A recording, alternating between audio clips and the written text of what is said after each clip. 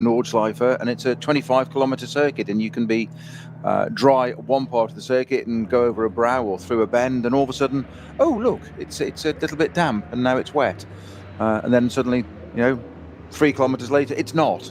And that's it's so different to any conventional race circuit, and that, of course, is its appeal. I think that's what draws everyone here from both a competitor and a fan perspective. So at the moment, the drivers all going out of pit lane around the Grand Prix circuit, ready to take their positions on the grid before a full formation lap. And again, that's another unique thing we have here, Snowy, is for a driver, that must be a bit of a dream, actually, to have 25 kilometres. I presume the car must be fully warmed up, tyres up to temperature and brakes ready to go, coming to the green flag, I guess. Well, you'd hope so. You've got plenty of time, haven't you? Yes, no excuses. Exactly. No real excuses. I can hear the pit to car radio now to me. What do you mean it's not warmed up? Or going off at the first corner on cold tyres. Not really that acceptable around here. No, definitely not. Although I was watching the last NLS, of course, we did see one of the Get Speed Mercedes that got caught out at turn 1. So drivers have already been out for...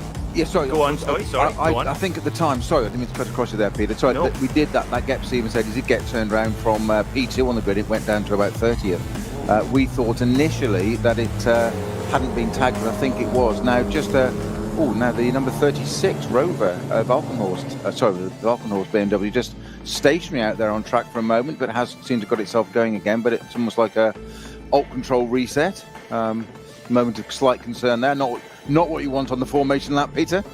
Well, that was during qualifying this morning, actually. My apologies, you're quite right. Sorry, highlights. Yes, my apologies, yes. The 36, no problem. 36 Walkenhorst BMW did. It was Sami Matti-Trogen actually got that car back going again and had a really, really strong run in qualifying. We'll go through the grid in a moment. But qualifying was very much affected by a slow zone at Schwalbenschwanz, right at the end of the lap here on the Nürburgring Nordschleife, and it meant that there was a lot of drivers who had to keep going around and having whatever lap they'd built up effectively ruined. But it did finally lift in the very last moments of the session, and we saw a real dash for the cash at the end, and Frank Stippler putting in a rocketing lap to go second quickest. But actually, Snowy, really exciting, we've got the Lamborghini, the Conrad Motorsport Lamborghini, on pole position. Cooper Gazmiak putting that on pole. And this is a car which has had so much one-lap pace in various hands, but getting it done in the race, this is a big weekend for this team. Yeah, huge. And we've said this many a time over the NLS that, but we were talking about it off air, weren't we? That it doesn't seem to sort of favour the Italian teams quite as much. And you quite rightly opine that it might be just sort of safety in numbers. It's predominantly German. It is Audi, Mercedes, Porsche, BMW, as you'd expect at the Nürburgring. But just looking at our top 10, it is exactly that. It's reverse order, BMW, Mercedes, Audi, etc., Porsche, all the way through until you get to that top car, the pole position car, Di Martina Gamazak in the Conrad Lamborghini with a 7:54.893 to take pole position. Quite extraordinary. They had it was the last race, NLS 4, a couple of weeks ago. They were leading at one point and then had a puncture, dropped right down the order, and they were fourth on the road, but they were promoted on the slowing down lap because of a penalty, so they did actually get onto the podium. So I think we used the phrase, didn't we, before off air, that we don't like flatter to deceive because it's a bit negative, but it's like to see the Italian cars up at the front. It to be no Ferraris again in the top 10. What a shame.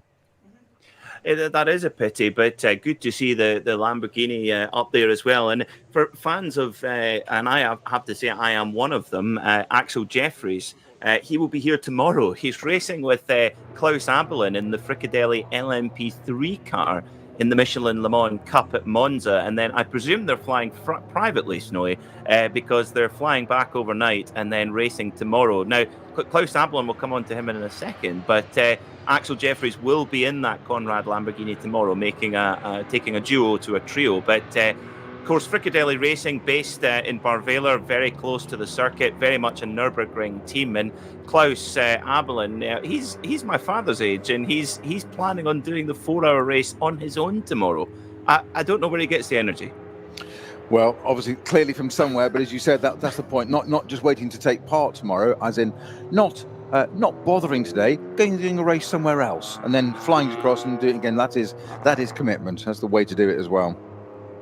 That's a true racer spirit. Yeah, I do love it. And of course, LMP3 prototype, he'll have a sore neck when he comes home tonight. I am sure. So we're going to have a great multi, as always, as we do here on the Nürburgring Nordschleife. We're going to have a great multi-manufacturer battle with the Italian Lamborghini in there as well. But very evenly matched now between the Audi, the Porsche, and the Mercedes. But a little bit of news on balance of performance update. You know, we've seen the BMW M6, probably the car that's been adjusted both up and down most over the last little while, certainly since the 24-hour race. But the BMW M6 has a turbo boost reduction after the last race, which of course was won by the brilliant BMW Junior team.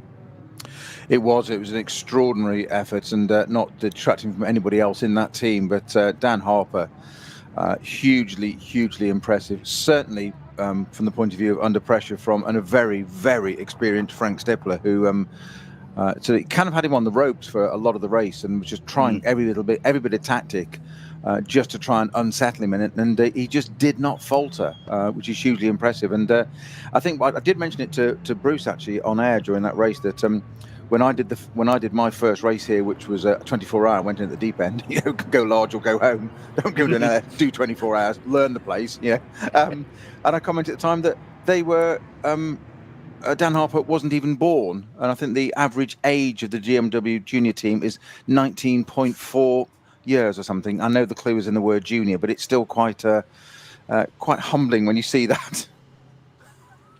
It is, and isn't it encouraging as well that BMW as a manufacturer, you know what, they could have a pretty strong pick of drivers of who they'd like to have in their cars, but I think it's a wonderful initiative that they put all their young guns in together. Of course, they had the help of Augusto Farfus in the 24-hour race, but I think it's absolutely fantastic the effort that BMW are putting in to give young drivers a chance to race professionally at the top level. And my goodness me, have they've really restored that faith. They've paid back that faith already. They certainly have. And we saw it a little bit earlier in the year. I think it was Dan Harper again, actually. That or was it Ben Tuckton that went into? It was Ben that went into one of the M2 competition BMW run cars, just again to get data, get experience, and took it on the chin. Off he goes. He's a factory driver, and that's what he went and did. And next thing you know, he's back in the M6. And of course, we're awaiting the debut of the new M4, which should have been at the last round. Unfortunately, didn't happen. Because it was damaged in free practice, wasn't it, on the Friday, with a still undisclosed technical error that caused the car to leave the track. I'm sure we'll find out more about that at some point when appropriate. Yeah, well, hopefully I think wouldn't it be nice if that car could be launched at the next NLS race in September, or I think it may be two races ahead in September, when of course the Sabine Schmitz curve is officially inaugurated. That corner, just the double left-hander going onto the Nordschleife proper. And of course Sabine, who we sadly lost back in March, and there was some wonderful tributes for her at the 24-hour race. But that would be quite nice. What a nice event to launch the new BMW race car when that corner is officially installed in a few months' time. Yeah, and what an apt corner of all the 170 odd corners you're going to go and pick a name for, but the very beginning of the Nordschleife, where you go from the current Grand Prix circuit and suddenly you don't go right and go back towards the pits and start again. You swing left on that huge hairpin round, and a real pinch point on the circuit there as well, Peter. We've seen it many a time where they get to the end of this Grand Prix loop, this modern, luxurious Grand Prix loop with lots of runoff area and gravel traps, and all of a sudden it just a hairpin pinch point with no runoff area, just barriers literally just atwixt your door handle, and all of a sudden you're onto the Nordschleife, the fabled Nordschleife and the Hatzenbach. So a great corner to name after Sabine Schmitz, a lady that won the 24-hour not once but twice, and indeed the following year was a full VLN champion. So her credentials are, I think the phrase is incontestable. I would totally agree. And of course, in the very early days of Frickadeli racing, getting on the overall podium when it went to full GT, we went much more to a GT race than glorified touring cars. It when, of course, her with her husband Klaus came to race every year in the Frickadeli Porsche, and it's brilliant to see the team carry on, because for Klaus Abelin to lose Sabina, it's you kind of worry, would the team then carry on? But it's brilliant to see those Frickadeli cars. In fact, if anything, they've stamped on the gas harder. And the 24-hour race didn't go their way, but it's actually going to be strange not having them in the race today at least until tomorrow. Yeah, but I think that's how Sabine would have wanted it, I'm sure. Yeah. Get on with it. She was a racer through and through. That's exactly why she and her husband set up Frickadeli, and it's so successful. There's reasons for that. It didn't happen by accident, and I'm sure she'd have. It's in the spirit of what is it? I noticed that they also still, I'm sure we'll see it tomorrow, they carry her name on the car. Roof still adorns the roof of the car to this day. Brilliant. A wonderful, wonderful tribute indeed. Well, we certainly there's a huge variety of machinery on show here at the Nürburgring Nordschleife. And now I know that I'm sure I haven't had the chance to look at the online stream comments yet, Snowy, but I could guarantee that there'll be some questions about the Foxtail Manta and the Dacia Logan. And I've got good news on both fronts. Both of those cars are in the race today. They're back. Wonderful. That's what we need. Of course, the Dacia Logan, which did finish the 24-hour race. And what I loved was as well that the car, when Kevin Estre came over the line to win the Nürburgring 24-hour, or the 9.5 hour as it became, the little Dacia is sort of photobombing in the foreground, making sure it gets in the press shots. Absolutely. It's unfortunately gave himself, I think it was time we did another lap to go, didn't we? And we thought if it just slowed took the devil there, we've got it right in front of us. It was it wouldn't have had to do a whole another lap, but of course in terms of getting the great media and photo opportunity, then had to do another lap round as well. Hope they had enough fuel on board the little Dacia. Watching some of the onboard it probably footage, uses a bit less than some other cars. I suggest it's a bit more frugal than some of the SB9 cars. Just a thought. just a bit, yeah. Speaking of the SB9 cars, the full GT3 spec, when you do watch the onboards of the Dacia, it is terrifying how fast the GT3s go by. I mean, genuinely, you're watching it almost looking through your fingers. Nah, it's normal. It's all fun. It's racing. It's quite natural. What's wrong with you, man? This is the difference between you and I, Snowy. I just talk about it. You do it. No, you have a brain. That's the difference. Yes. More imagination, maybe. Absolutely. Yeah. The Conrad Racing Lamborghini pulls up to the spot, and Mr. Conrad himself, Franz Conrad, as ever, getting his hands dirty, as he always does. He's always involved. He's always there, isn't he? Omnipresent. And of course, in the last race, he even had his Allen key out. I didn't actually realise an Allen key was what you could use for a Lamborghini GT3. I thought there'd be a special tool required, but no, pocket Allen key does the job. I think it was subterfuge. I think it was done for the camera. Look, our car is so basic. We use an Allen key, yes. And it was almost as if you sort of played to the camera with it, wasn't it? If you saw that little bit of VT, it was like almost look, we can do this, because it wasn't quite clear what he was adjusting either. So I'm perhaps being a little bit Machiavellian there. I don't know. This is like our dear colleague Joe Bradley, who used to be in the police force. He said, as long as you're standing there with a clipboard, doesn't have to be anything on the clipboard, you'll get on the telly. Yeah, and you've just defined Joe so well. Yes. Joe covering Warden Law karting this weekend. A big event for them with one of our colleagues as well, Nick Damon. It's a busy old weekend for RSL commentators and the crew, isn't it? It is, yeah, absolutely. It's wonderful. We've got racing going on, and this is one of the we have such a long winter, and then waiting for racing to begin, especially this year. But now we've got racing coming out of our ears, all different categories, all the time, and how exciting! The moment that you're on the front row of the grid, we have the number 5 Phoenix Audi. Qualified on second on the grid by Frank Stippler, one of the most experienced drivers in the field and really of all time, actually, on the Nürburgring Nordschleife. But his teammate Vincent Kolb actually leading the SP9 Pro Championship here in the Nürburgring Langstrecken Series at the moment. And Vincent actually is not a full-time racing driver. In fact, his day job is he's an investment banker. I've used the right term. He works for a private equity firm and drives a classic 911. So I wouldn't mind a bit of that lifestyle. You know what to do then. We can go. Yeah. We can help you with that. That's not a problem. Yeah, well, driving the classic 911, I think that'd be easy. I wouldn't have a clue what I'm doing in the private equity. I think that would lose a lot of people a lot of money, I think. But does a bit of classic racing as well, does Vincent? He's races a classic Shelby Cobra. That's a proper car, you see. Big front engine V8. There you go. Can't argue with that. What a man. What a man. Yeah, of course, the Kolb family very, very much present here in the Nürburgring Langstrecken series, and spread out across the whole field. So we'll have, as always here in the Nürburgring Langstrecken series, we have 3 groups of cars which will be released in parts, and will go into the 4-hour race. So they're spread out a little bit, but of course, Snowy, with the pace of these SP9 cars, it's not long before those top guys are hitting the back of the field and having to make their way through traffic. And looking back to the last round, that was really the secret, I think, to Dan Harper getting the win for the BMW Junior team, because, as you mentioned, he read the traffic so well.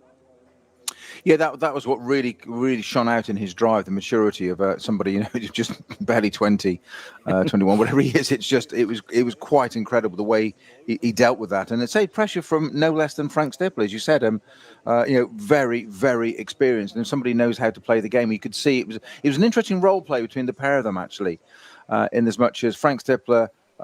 There were no lunges, no pushing for gaps, no ever. He was just pushing in different parts and eyeing them, basically doing the classic old phrase of filling his mirrors to put him off, to see if he could make a mistake. So it was more a psychological game of, can I put him off? Can I see what he does?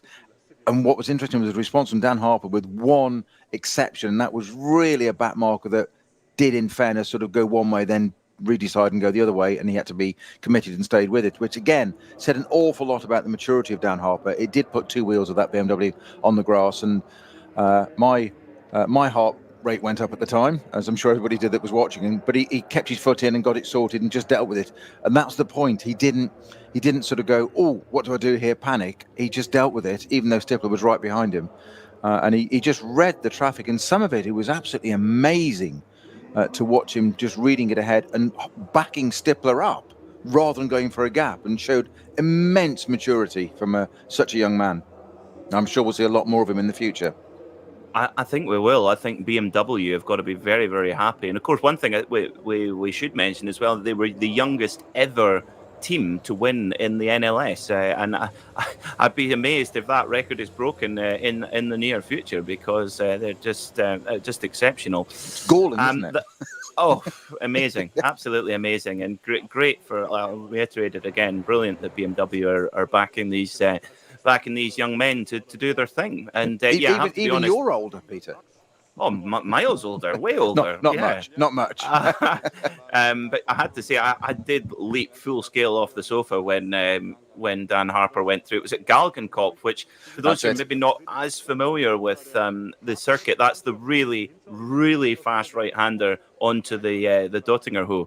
And, full, yeah. Do you know what? He probably didn't even break a sweat, though. I know I did. I suspect there was a little bit of Anglo-Saxon rhetoric in the car to himself, let's just say. Yes, oh bother. Yeah. Yes, oops. Yes, 2 wheels on the grass. The fact was, it actually, when it went on the grass, that wasn't the issue. It was coming back onto the track. Difference in grip, one side to the other, natural, it's just law of physics. But it did have a twitch where I just thought, that could have so easily gone the wrong way. But it didn't, and that's the point. He controlled it, dealt with it, and it was ultra calm. And as I said, you can't even say it was a mistake. It was, if anything, it was an accolade to him that he was kind of put in a position unwittingly by the back marker. It's not a problem. It's just one of those things that does happen. You can try and stay out of the way, but he second guessed and changed his mind, and it wasn't a jump out of the way. It was just, there's an M6 BMW behind, and then happens to be the leader. And Dan Harper just got on with it. I bet Frank Stippler was thinking, this is it. This is my moment. He's dealt with that as well. Oh, What do I do? What else do I have in the box to do? What's left to get this guy not off the track, but to get ahead? You must think for Frank Stippler, of course, such a experienced driver, he's thinking, what do I have to do to unseat these young whippersnappers who come to challenge my throne? Well, we've been in perfect, typical Nürburgring efficiency. We've been given the 5-minute board, so the drivers now beginning to get their hands devices and helmets on, get on board the cockpit of their machines, and at 42 minutes past the hour, which is 11:42 local time, 10:42 in the UK, the drivers of Group 1 will pull off for their formation lap, a full formation lap around the Nürburgring Nordschleife as well. Max Hesse putting on his protective gloves and getting ready for the start as well. And Snowy, what's this like for a driver? There's a lot of preparation involved. There's so much that goes into getting on the grid at any level of motorsport. What's this moment like when you're putting your helmet on? Hopefully remarkably calm. That's bit all the work's done really. It's time to get on and do the job in hand. And sometimes in some ways it's peace and quiet, because there is an awful lot that goes on behind the scenes from a team point of view. The driver is the bit that we focus on naturally, and they get all the sort of the attention, the coverage and whatever. But it's a huge team effort, obviously, in prepping the car. And you are, they always say that the driver is the most easily changed component on a racing car. The sort of loosen up behind the wheel kind of thing. And it's this is where it all comes to fruition, and you sit there and it's everybody disappears off the grid, and you can just get on with it and concentrate on what you're doing. And the big thing you say there is not to go and mess it up on the formation lap. You mentioned groups there, Peter. Of course, we've got these 3 groups, and you were just talking a few minutes ago about the free run that they get before they catch traffic. This first group, it is because of the scale of the circuit. I think Bruce and I worked it out last time. It's approximately 1 lap. Would you believe that's about all they get? Where it's they're free, and they're just basically SP9 cars having a battle. It's that opening lap, and towards the end of it, because of the way the 3 batches are set and the delays between them, by the time the pace difference, obviously, it's virtually end of lap 1, beginning of lap 2, when this category catches up with the 3rd batch. So they're immediately into traffic. So they get one lap roughly, and then 3 odd hours rest of it sort of dealing with traffic. And that's the speed differentials. That's where it really comes into play. So if there's anyone with ambitions of breaking the lap record, they've got to get it done on the first flyer, effectively. Yeah, but they will go and break the rule book. Being racing drivers, they never follow the rules, and they do it at the end instead. Yeah, that would be the working theory to see that. Well, in qualifying so far, the fastest time we've seen in qualifying this season in the NLS was the last time out, NLS 4, 7 minutes and 52.3 seconds, with the number 24 Audi actually qualifying on pole, which I think, forgive me if I'm wrong, Snowy, Patrick Niederhauser setting that? Correct. Yeah. Yes. It's a 7:53 for the Conrad today, isn't it? So it's only a second. A touch off. Yeah, just a touch off. And really, actually, the Conrad car, the Lamborghini on pole position, and the number 5 Phoenix Audi in second, very much in their own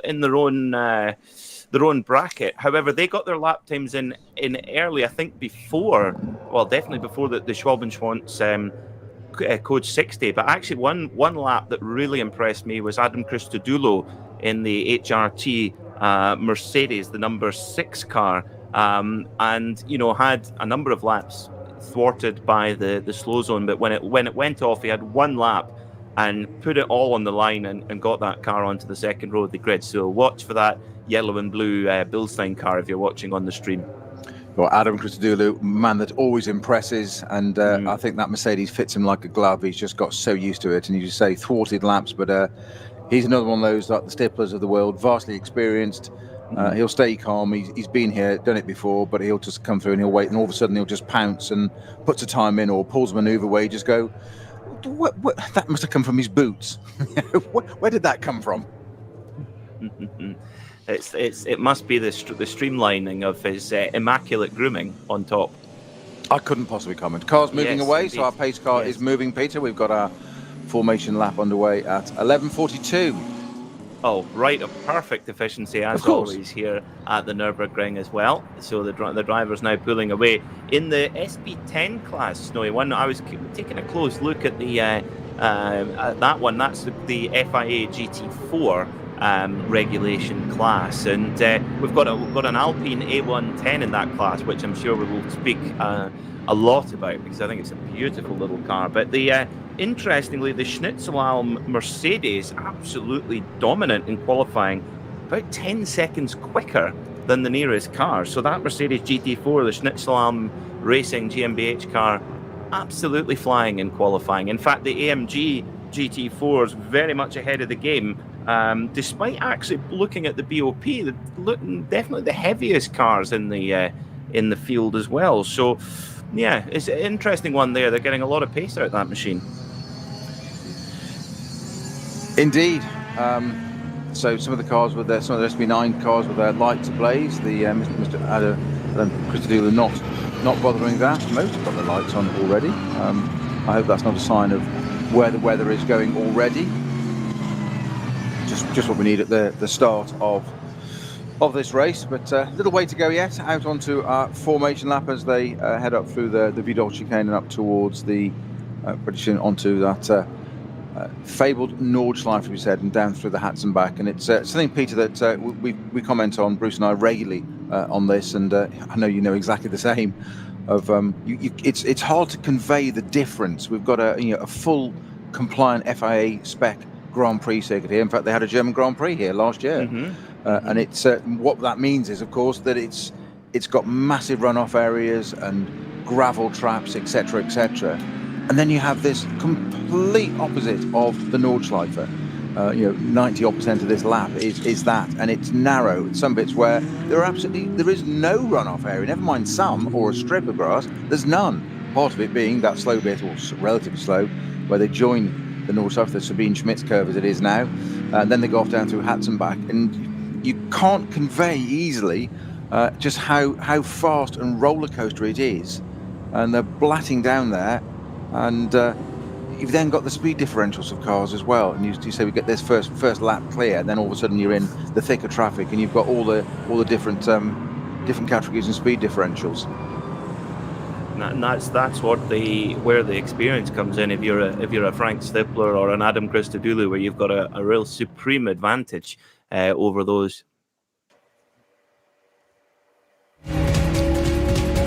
So we'll just start off our first group. We're heading down the hatchback at the moment, so still a leg of warm-up.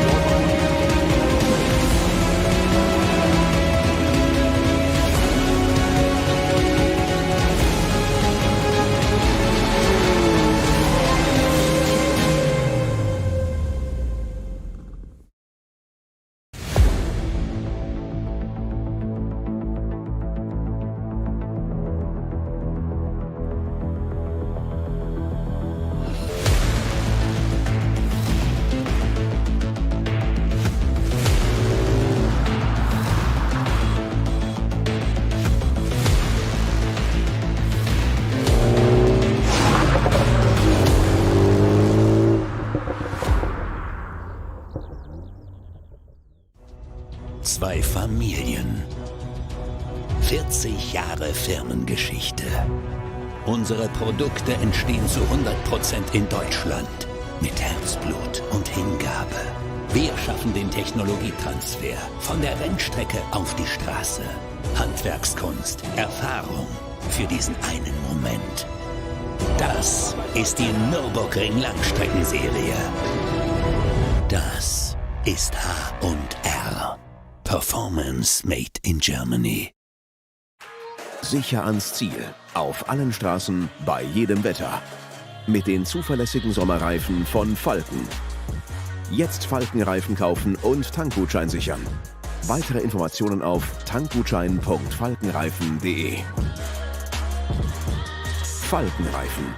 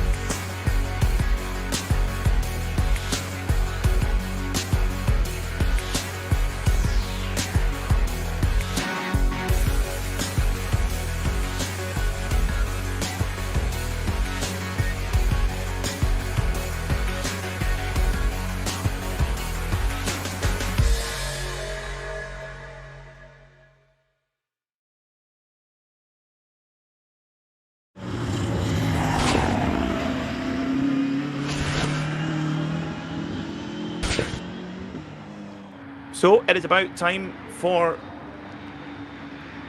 So we are about ready to go racing here at the Nürburgring Nordschleife. The next groups are making their way onto the circuit now. Some of the lower class cars, the Porsche Caymans, BMWs, and also some of the alternatively fueled class cars, including a Ford Mustang, an alternatively fueled Ford Mustang, very much the spirit of the Nordschleife, and of course the Foxtail Opel Manta as well, which with, of course, its mandatory Foxtail flapping away on the top of the roof of that car. And I was reading a bit up about it this week, Snowy. It's actually an ex-rally car, that machine. Well, it certainly had a life, hasn't it? And it is a fan favourite, the Opel Manta 400. Going back, what year is it? In fact, just going past us right now as it sees with its it's foxtail on the aerial, very distinctive red. It's almost like sort of Bastos BMW colours at a distance, isn't it? Which is probably very unfair to it, but that's just caught my eye. I just thought, looks like a Bastos 6 Series Alpina BMW from its day. But there's me showing my age. I've seen photographs. Well, it does have bits and pieces from other manufacturers. There's a Porsche wing. The rear wing is a Porsche rear wing, and I believe some of the front bodywork is from a BMW. So there's something there, Snowy. Very lightweight, 930 kilos, that Opel Manta, with 255 horsepower on tap. Was converted from a rally car in 1990. Not enough power. Oh, it's according to weight, Snowy. Goodness. No, it's not. That's a racing driver. That's not. You always need power, much more power. That's just a rule. And 255 brake to just under 1,000 kilos. That's nothing. Okay, thank you, Mark Donahue. But it's been racing here on the Nordschleife since 1994. That they call it life in components. That's getting your money's worth. That's like your discovery. I can see why it appeals to you. just doing the stereotyping again. No, you're going to be mean to me all day. Not at all. Not at all. It was the pre-show conversation we had, wasn't it? No, it's great to see it out there. It is a fan favourite. It's one of those daft things that we always want to see it, and when we don't, we actually miss it, and it becomes a bit of a highlight that it gets missed. But so we're not terribly far off race start now, Peter. I'm gonna put it back to you now. What are your thoughts for outcome? Give me the podium. What do you think is going to be the podium? The podium. Oh well. Like I said, I've got a strong feeling about the number 4 Falcon Tire Porsche of Dennis Olsen, Tobias Muller. I think the BMW Junior boys, they're going to be an ever-present threat. I think they're going to be on there, and the Phoenix Audi as well. I think Vincent Kolb leading the championship with sharing the driving with Frank Stippler, and it's going to be right there. But I think you can guarantee that I've probably just jinxed all 3 of those cars now. Sorry about that. The curse of the commentator. It's alive and well. Yes, indeed. A couple of cars are starting from the pit lane. One, interestingly, up on its jack still, which does surprise me. I can't see what number. I can indeed. It's number 75. That is up on its jacks. That is, when I can find it. Oh, great! I've got a 76 and a 78, not a 75. We'll come back to that in a minute. But also there was one of the BMWs there. We've got a GT4 Cayman at the end of the pit lane that hasn't sold. So 3 cars starting from the pit lane.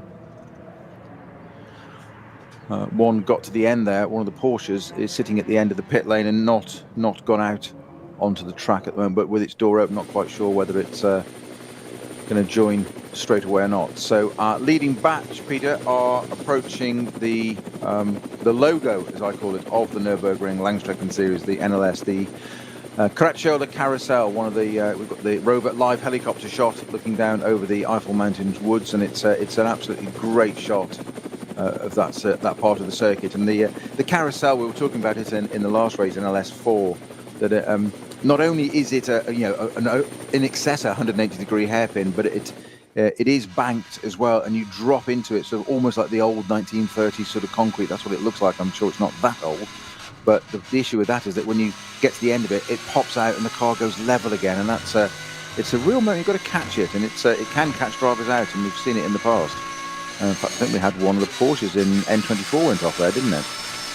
Yes, there was. I do recall that, and you can. It's very clear to see how the suspension manufacturers and the tyre manufacturers use the circuit, both in competition and also in road car testing as well, to make the most of their componentry. I mean, Falcon Tyre, the number 4, and Falcon obviously they've got two, in fact, number 3 and number 4, 2 cars in the field today with their Porsche 911s. They used to have 2 different cars, a BMW and a Porsche, but 2 Porsches now for Falcon, and what a great way to develop tyres for both race and the roads. Yes, the Carousel, of course, I think is definitely the most recognisable part of the circuit, named after Rudolf Caracciola, who won the first ever race here at the Nordschleife in a compressor Mercedes on the 19th of June 1927. Only had to change his Continental tyres once, and still managed an average speed of 96.5 kilometres an hour in 1927. He must have been pretty hairy chested, I think. Yeah, yes, upper body strength. Yes. I was just thinking that when you read that stat out, thinking average speed was it 90? What was it, Peter? 1927. Yes, no, the speed, average speed of 96.5 k's, so above 60 mile an hour average across the whole race.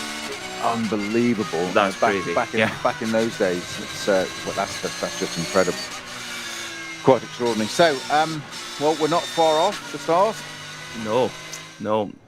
It's that anticipation, that trepidation you can sense now from the drivers who are weaving the car back and forward, trying to generate that vital tyre and indeed brake temperature as well. Of course, the coming down into turn 1 on the Grand Prix circuit, it's a tricky braking zone and a heavy braking zone at that, Snowy.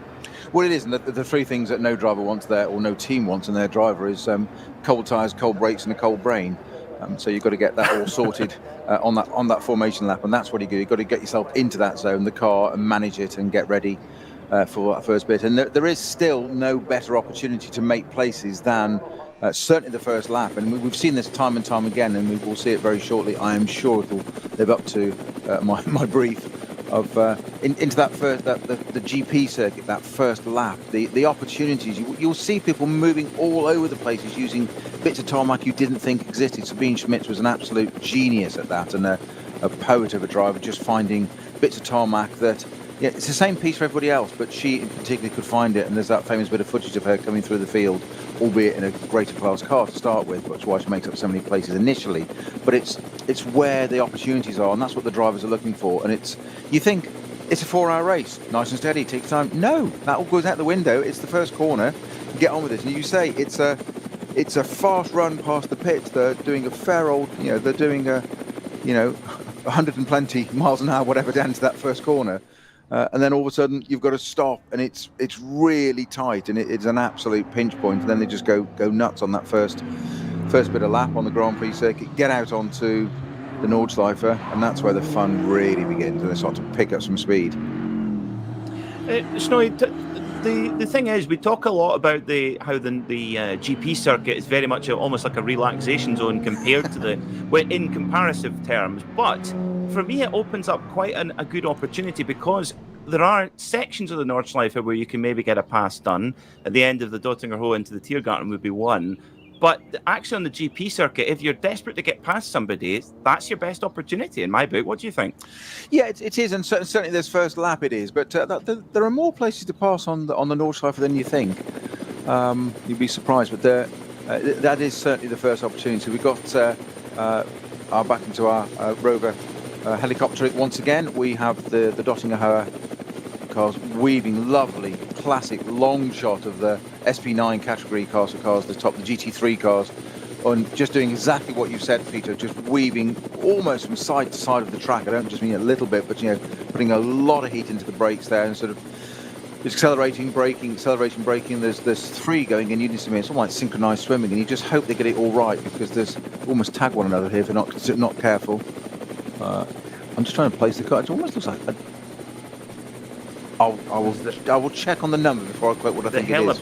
the Helipagid Ferrari. That's what I was thinking. That was the car. That's just what I was going to say. Yeah. Got one of the, I think the Huber Porsche right behind. That's exactly what I was just spotting. I was just a bit close for comfort, I would say.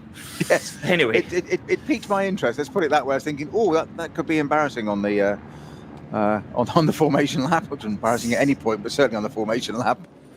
Indeed, I saw that happen at a Scottish Legends race a couple of weeks ago, and yeah, embarrassing. It would be maybe the best way.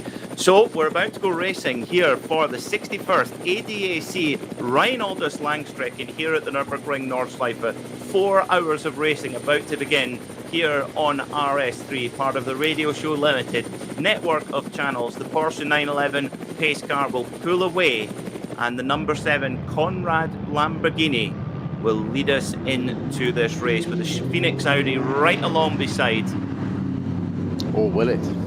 Or will it? Mm-hmm. Well, Frank Stipler's got other ideas. Could you get any closer to the door of that Conrad Lamborghini? The Lamborghini holding them all back there and really holding them back. And the Falcon Porsche's down the outside. We've changed position already, and we've got the Mercedes into second place already. The Lamborghini is sticking down the inside, Peter, but it's those 2 Porsches that you had an eye on. So good spot there. Turn 1, here it all goes. The Lamborghini running deep, and that's going to allow the BMW almost up onto the outside. Nearly going around the long way. That's got the BMW into second place already, Peter. So as we predicted, tons of action. We're only at turn 2 on lap 1 of 4 hours. Yeah, quite a messy start here at the Nürburgring, I have to say. A real mix-up of the order already as we come on to the Grand Prix circuit. So Conrad Lamborghini, our pole sitter, leading away safely. The BMW Junior team of Max Hesse, number 44, into second position with the one of the Falcon Porsches behind. Number 4 Falcon Porsche, the 3 car just a couple of spots behind. We'll get a note on starting drivers in a minute when we get over the timing beams. But dearie me, that was a little bit messy in my books. Noy, what do you think? Well, it did appear, and I don't like to speculate, but it did appear that the Conrad Lamborghini held them back a bit longer than I was expecting. I thought he'd go a bit earlier. They normally pick up a bit of pace after the Tiergarten, not full pace, then they suddenly surge through to the lights, like a phase 2 of it. That didn't seem to happen, and the guys behind, certainly in the Falcon Porsches, they weren't having any of that, and suddenly the fan, it spread out and they fanned around, and Adam Christodoulou actually got up into second place going into turn 1, but then dropped down the order again as it all had to sort of make space for one another. So everybody was polite, no incidents, like we had the Get Speed Mercedes rotating 180 degrees at the first corner of the last race. None of that on this occasion, so it's all clean and free. But it is the Lamborghini making a slight break for it at the moment, sort of 3, 4, 5 potentially car lengths back. Yeah, I would say it is 5 or 6 car lengths now, pulling away as he's off down the bit where there is absolutely no runoff whatsoever, so not a place to get it wrong now. You don't want to get it wrong anywhere on the Nordschleife, really. You said about being a really fast corner. There's not many slow corners on the Nordschleife, to be honest. Second batch about to go, Peter. KTM's at the front of that. Indeed, yeah, 2 beautifully painted KTM crossbows, number 930 and number 921, about to take us away into Group 2. And a little bit tidier getaway, the 2 KTMs gassing up those machines. Real space tech machines, those Austrian-built cars. And over they go with lights already flashing, and goodness me, this is a potpourri of horsepower trying to get their position on track, and this is typical Nürburgring Nordschleife. Well, we're not even onto the Nordschleife yet, and the drivers trying to find their position on track, and I have to say, brilliant respect from the drivers to make their whoop. Nearly jinxed it, one of the Hyundais having a bit of a spin there at the back, but just about, drivers getting through clean, and I've never seen so many Porsche Caymans in one place. Well, I keep Porsche very happy. That's keeping the Porsche Cayman sales up. But yeah, there was a little bit of something going on in the background there. I think it was just maybe a tiny bit of contact a bit further down this second batch. And of course, we've got a third batch to go yet, whilst the SB9 category, the first group, are off and sort of probably a third to halfway round this lap already. We've still got a third batch to go. As you say, KTM's there, one a bit further down the field. Somebody on the grass there doing a little bit of mowing for us out on the left-hand side, just coming, I think, the Vidal. But all back into the right place and back onto the grey stuff, which is important. Certainly on the opening lap of a 4-hour race, that's where you want to be. Yeah, you don't want to be taking too many chances at this stage. 3 hours and 56 minutes to go. Now, our timing screen briefly showing up a yellow flag at Wipperman and S-Back. I actually don't think the leaders are there yet, but it's gone back to clear again at Marshall Post 1:59, so that's good. It's quite a strange one, Snowy. Maybe just a glitch on the timing screen possibly, but hopefully nothing sinister going on there. No, I'm sure it was. It does tend to sort of settle down after the first lap. So the string of Porsche Caymans leading their way down the Hatzenbach as well. And the Porsche Cayman GT4 very close to the actual road car, only about 100 kilograms lighter than the road car it's based upon, but built with proper carbon composite panels as well. Natural fibre composite. Is Group 3 about to get going? And off they go. So all the cars now over the green flag here for the 61st ADAC Rheinaldus Langstrecken. And great to see something we didn't see in the N24, Snowy. There's some Renault Clios in the field. Do you drive a Renault Clio, by any chance? I do. I've got an RS200 how did just I like guess? that. Yes. Kelsey Breeze car. Oh, dear, a little bit of argy-bargy going into that perilously. I don't think there's many That's more. Not argy-bargy. A little bit of argy-bargy. Rubbings racing.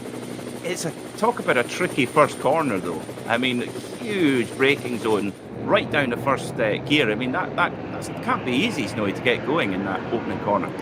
No, but the leading Porsche in that batch 3 is certainly taking advantage over the 1, 2, 3, 4, 5 BMW. Then we get into some of the Caymans, but he's managed to make a really good break for it there.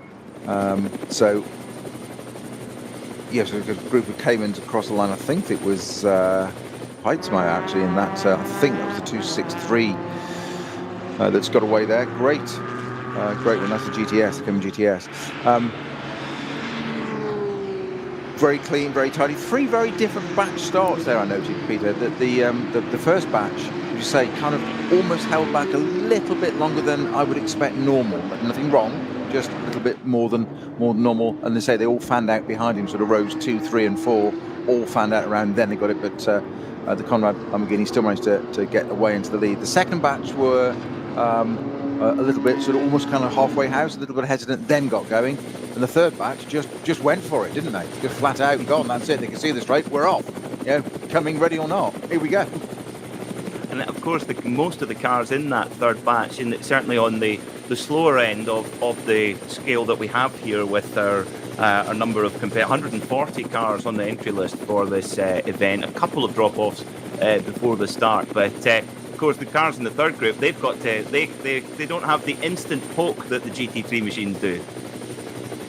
No, but it's all relative. They're all peer group, peer pressure. They all drive accordingly, and it's as we said earlier. I think it was about Dan Harper driving in the BMW Junior team, junior category as well in the M2. It's you think I'm an M6 GT3 driver, SP9 class, but you get put into a lesser category car. It's all relevant and it's all good experience, and he'll have learned a great deal from that.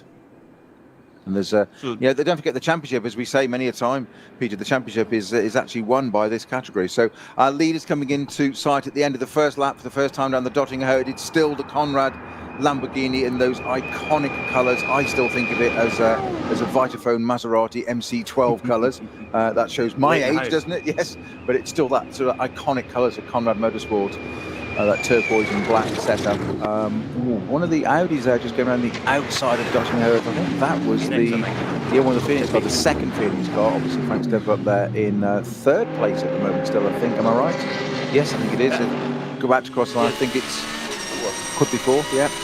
We'll get the first flying laps. So, tis the Conrad Lamborghini takes the line first. Gumaziak driving around. Hesse it is that's in second place in the BMW Junior M6. Piccarello in the Falcon Motorsports. You were absolutely right, Peter, to mention that car, the Piccarello car, in third place already. Assenheimer it is in the Hout Racing Mercedes in third place, and Stipper I said third, you said fourth, it's actually fifth for the Frank Stipper and number 5 Phoenix Racing Audi. So we've got to keep an eye on that one. I'm surprised that's dropped out there. It was a bit of a messy first corner, I think, was afraid to use. Quite rightly there, Peter. Yeah, I think that the one thing that I think, yes, didn't work out exactly how I'm sure Frank Stippler would have liked, but the thing about Frank Stippler is that he's this is not his first rodeo, to say the least, and I think he's maybe thinking, okay, if you guys want to take that much risk in the first couple of corners, that's fine. I'll just work up to this, and I think now that we're into a bit of clean air now and everything's settled down, we'll see Stippler really get going into a nice pace in that Audi, and by far the leading Audi as well in SP9 Pro. In SP9 Pro Am, leading at the moment is Patrick Kolb. So we've got Vincent Kolb in the SP9 Pro car and Patrick Kolb in the leading number 24 Lion Speed by Car Collection Audi, and his teammate Lorenzo Rocco. They both lead the SP9 Pro Am class at the moment in the championship. You missed off the vital bit of the Toro Padula. Is it a double barreled, is it? Yeah, absolutely. It's all there. It's all there. Oh, Lorenzo okay. Rocco de Toro Padula is our man that led this round 4 a couple of weeks ago. So I'll tee it up with the Rocco and you do the second part. Absolutely. They're proper teamwork. And look, teamwork makes the dream work and all that. So 8:06 was the first, it's the best lap of the race, funnily enough, for the leading car. But the point of me mentioning that is that at 7:53 was qualifying time, and we've just seen a little bit of a slow-mo footage there of the Conrad Lamborghini coming up through Tiergarten, and all four, is it Tiergarten? It is, all four wheels in the air. On that opening lap. I suppose it saves on tyre wear. That's one way of looking at it. And the junior BMW behind you, exactly the same. Hesse doing exactly the same. Just grabbing that little bit of air. Yes, indeed, they are. Cool. I think that might be Flant's car. I think it probably is, yes. I'll just mentally correct myself when I said that. For our radio listeners, well worth, if you've got access to a mobile phone or something to get a quick look, there is a brilliant slow motion camera set up for us here at Plantsgarten, which is sponsored by Bilstein Suspension, and talk about perfect placement for sponsorship, Snowy, because that's where, regardless of what brand of suspension you choose, it's being put to full use at that point. Well, absolutely, goes airborne, goes into full droop, and then lands onto full compression. So it's a good way. It's a good damper test, isn't it? There. Indeed. Well, I'm glad to see I've got allies in the Renault Clio Owners Club against you, Snowy. Our lovely producer Kerry is a fellow Renault Clio owner, so you're outnumbered, my friend.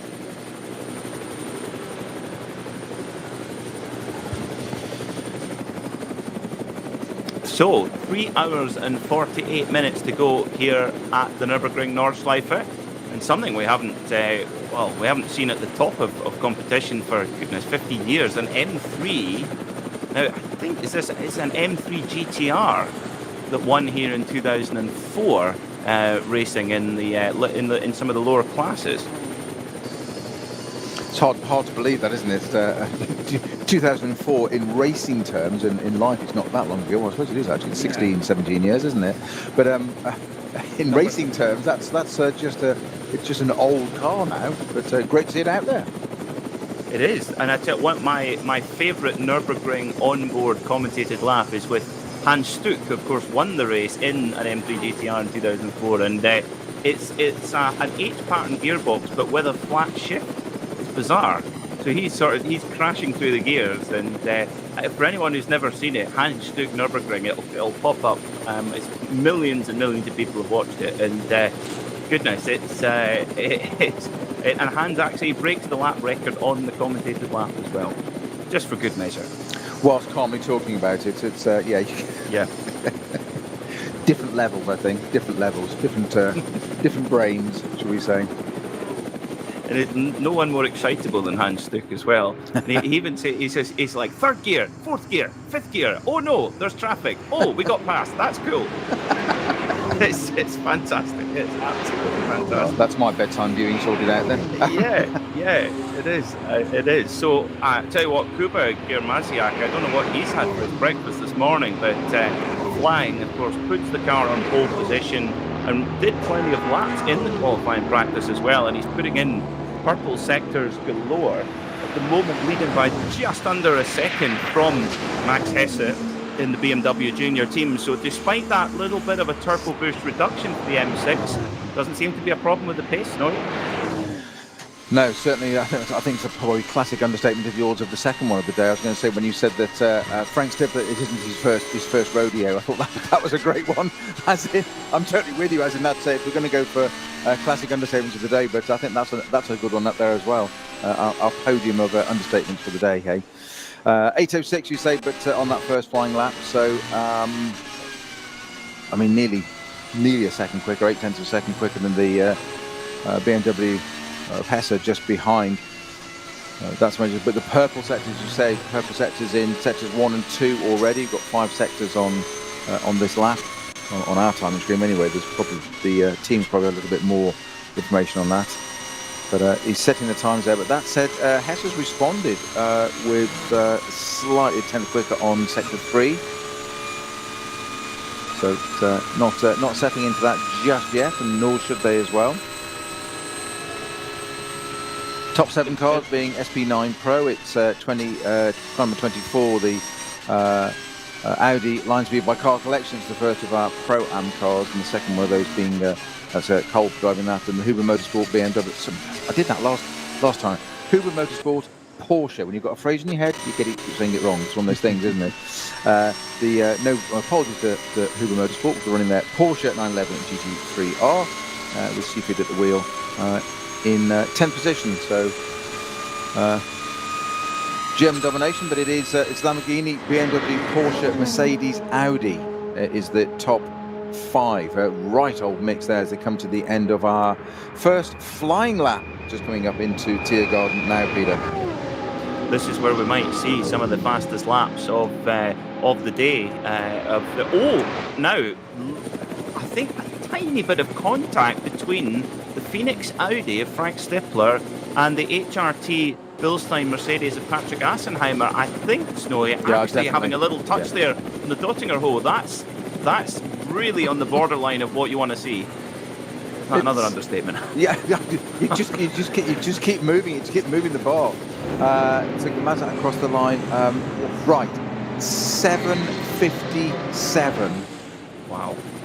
Followed by a 7:58 from Hesse in the M6. These boys are knocking out the pace at the beginning of this. The first flying lap of the race, a 7:57, a sub-8 minute, the top 2.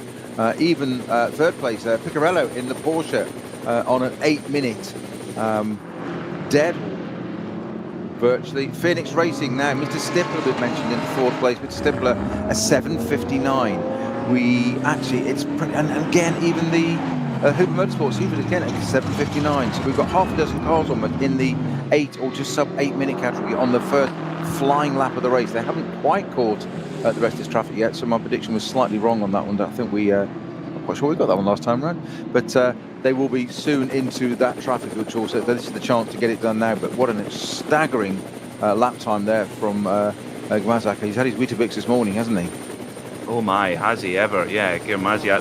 I can tell you what, Franz Conrad's been busy with the Allen key getting that car ready for the start of the race. His pocket Allen key, but to give an impression of that lap time, 7:57. That's very, very close to the qualifying times. I mean, Adam Christodoulou is 7:56.5 in qualifying, and you know it's within a couple of seconds of the pole pace in race conditions. And you know, in one of these SP9 cars, they won't have qualified with that much fuel on board. Of course, they will have full fuel on board at the moment. So that the car. I mean, how does the car behave with that much more fuel on board, Snowy? Well, obviously, it does behave differently. The big thing, of course, is tyre wear. Weight, and it just grains everything up a bit quick. So you've got to really manage tyre management, and that's the big thing. And to get these stints, and we usually see sort of 6-7 lap stints, and we'll sort of talk to you a bit more about that as it unfolds during this race. We've got a couple of. We just had a slow zone upgraded from code 62 at Schwalbenschwanz. Yeah, but it was yellow flag and very quickly upgraded to a code 60. So yeah, it's car 140 that's off there. It's Schwalbenschwanz, which is the SB4T and SB8T class VLN 24 specials. That's the Black Falcon Mercedes-AMG GT4 that's offered to Schwalbenschwanz. I'm not sure whether that's an incident, but it's parked on the left hand. According to our tracker, it's on the left hand side. Schaubenschwanz being a right hand, then a left, and the left out. It's halfway along on the sort of left hand side by the look of our tracker, and completely stationary. No intervention vehicles getting to it yet. So a 60 zone into a 120 zone into it, then becomes a 60 and clears just on the exit of that. So I'm thinking maybe it's something mechanical for the 140 Black Falcon Mercedes GT4 at the moment. Well, let's hope it's that rather than an accident, because that is certainly very, very quick down there. And of course, this is something that can also thwart fast lap attempts if that's what the drivers are interested in. Because a slow zone, we saw that in qualifying, that having a slow zone anywhere is enough to really take the take the shine off a lap time. So the leaders, Max Hesse, giving very much hot pursuit to the Lamborghini of Kuba Girmasiak as they hit the first stages of traffic now as well. So this will be, Snowy, this will be constant now throughout the race. There'll be no more rest for the SB9 cars coming through, or indeed for the slower class cars with the big guys coming up behind them. Well, absolutely, it's a double-edged sword, isn't it? They want to get through, and it's we've said time and time again that the track, that the Nürburgring, the Nordschleife, give it and it taketh away. And you've got the leading cars coming through. The one thing you want is these leading drivers, or the front-running drivers, pace-wise, in the SB9 cars, is you want everybody else that you come up behind just to stay where they are and take their line. It's their job to get around it. We've repeated it many a time that it's always the faster car's responsibility to get around the slower car, and that you just need, the only compliance you need from a slower car is to stay where they are and take the racing line. Do your thing. You've got as much right to be there on the track, but just stick to it. Don't be kind, don't be considerate, don't get out of the way unless it's really easy. Obviously, dodging a hoe or something, stay one side or something, but just let these go through. Because of course the thing is, it's a great opportunity for these SB9 category drivers, because you've suddenly got a train of them. So for instance, here we've got 5 in a train, and this is the BMW at the back of the train there, just sitting behind one of the Falcon Porsches, and absolutely just proven there. So it's coming up towards, I think it's towards Carousel, is it? Hospital, yeah. And they're sitting there behind the traffic, and the BMW just nearly clipped the back of the Falcon Porsche in front. So he jinked left, and the reason he nearly clipped the back was the Porsche was just missing a slower back marker, and he almost misread it, and the BMW had to go back the other way, and it's almost caught it twice. And that's you've got to be on your toes so much. You say this, you use the phrase, there's no chance to relax, there's no let up now for the next 3.5 hours. Just 3.5 hours. Yeah, 2 Grand Prix. Frank Stippler is no more Mr. Nice Guy. What a move, coming up out of the exit of Klostertal up towards the Caracciolo Carousel. It was a slower BMW up ahead in 3 Series, and Stippler going to the berm basically of the Carousel, the actual bank part, and the Falcon Porsche, the 4 of Piccarello going to the outside and got completely blocked in. Stippler got by. He'd been in a hurry for a couple of sectors before that, and Frank Stippler is now gone. He has dropped Piccarello almost instantly, and I think Frank Stippler, I wonder if he's maybe playing on his mind of the last race, Snowy, where he definitely gave Dan Harper a little bit of, he kept him under pressure but kept a kind of safe distance. I feel like he's notched up the aggression today, it seems, already.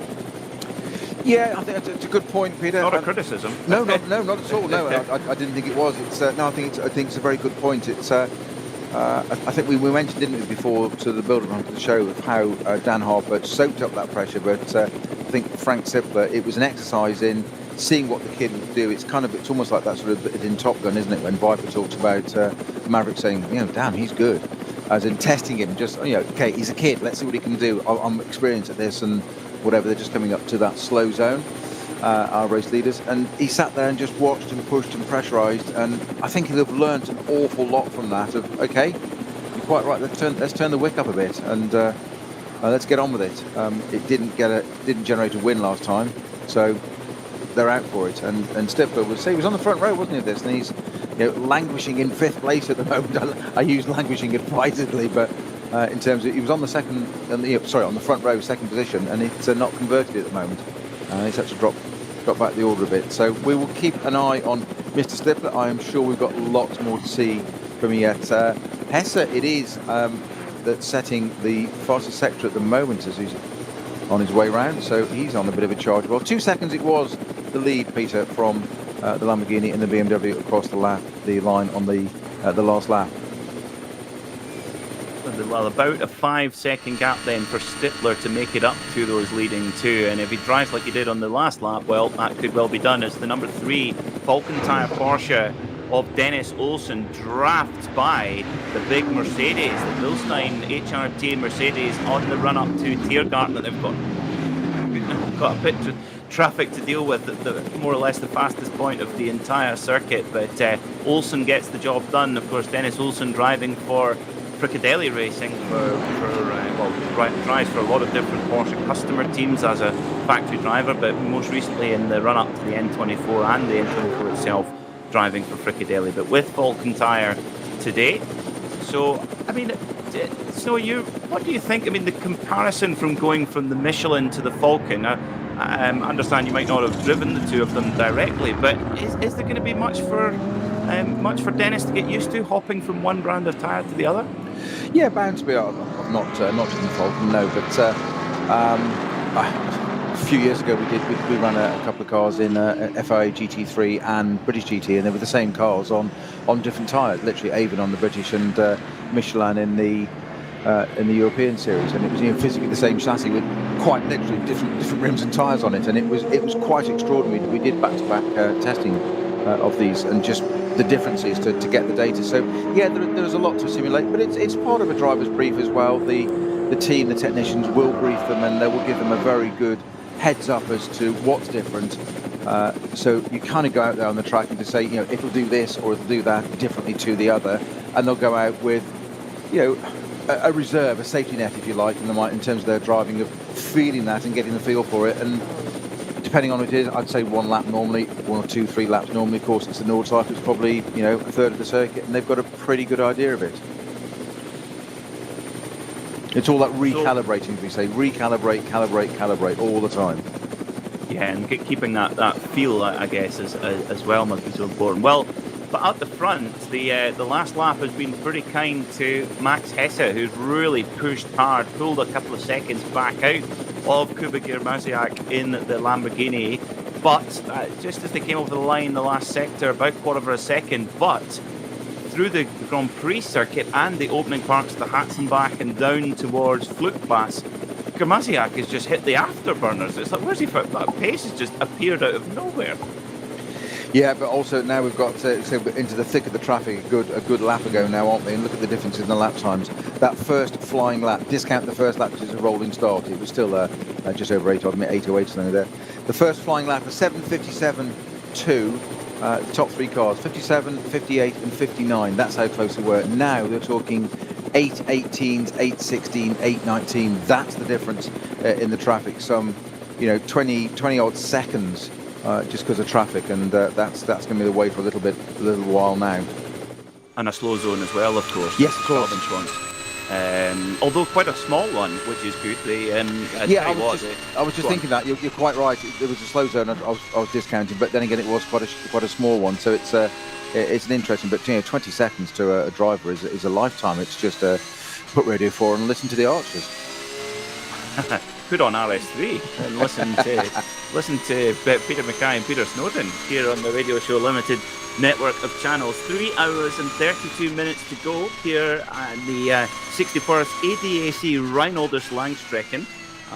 And, well, pit stops. Of course, pit stops here at the Nürburgring Snowy are quite unique, to say the least. One thing that it certainly transfers over from the roads is the fact that it's pretty much a Tesco supermarket petrol pump. But, of course, the pit stop timings the drivers have got and the teams got a lot to think about there and how they play that one out. Yeah, where strategy comes into play, doesn't it? We've got our aggregator, which we'll talk about a bit more because it's more relevant the further into the race, isn't it? But yeah, as to what pit stops you do, how soon you stop, and how long your pit stops must be. I think we've got a change of position between the 2 Falcon motorsport cars. Number 4 getting past its teammate, the number 3.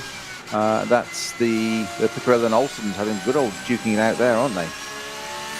Yeah, it seemed to me there that the number 4 car driven by Alessio Picarello, the 27-year-old Belgian, has effectively let Dennis Olsen by there. However, straight away, Picarello right back on the engine cover of the rear of Olsen's Porsche. So now, maybe the two Peter, of them can kind of work together. change of lead. Looks we've got the Porsches. The BMW's got through. The Max Hesse in the junior team's got was on flying the junior team. I think the Conrad Lamborghini's got a problem. I think the Lamborghini has got a problem. It's slowing.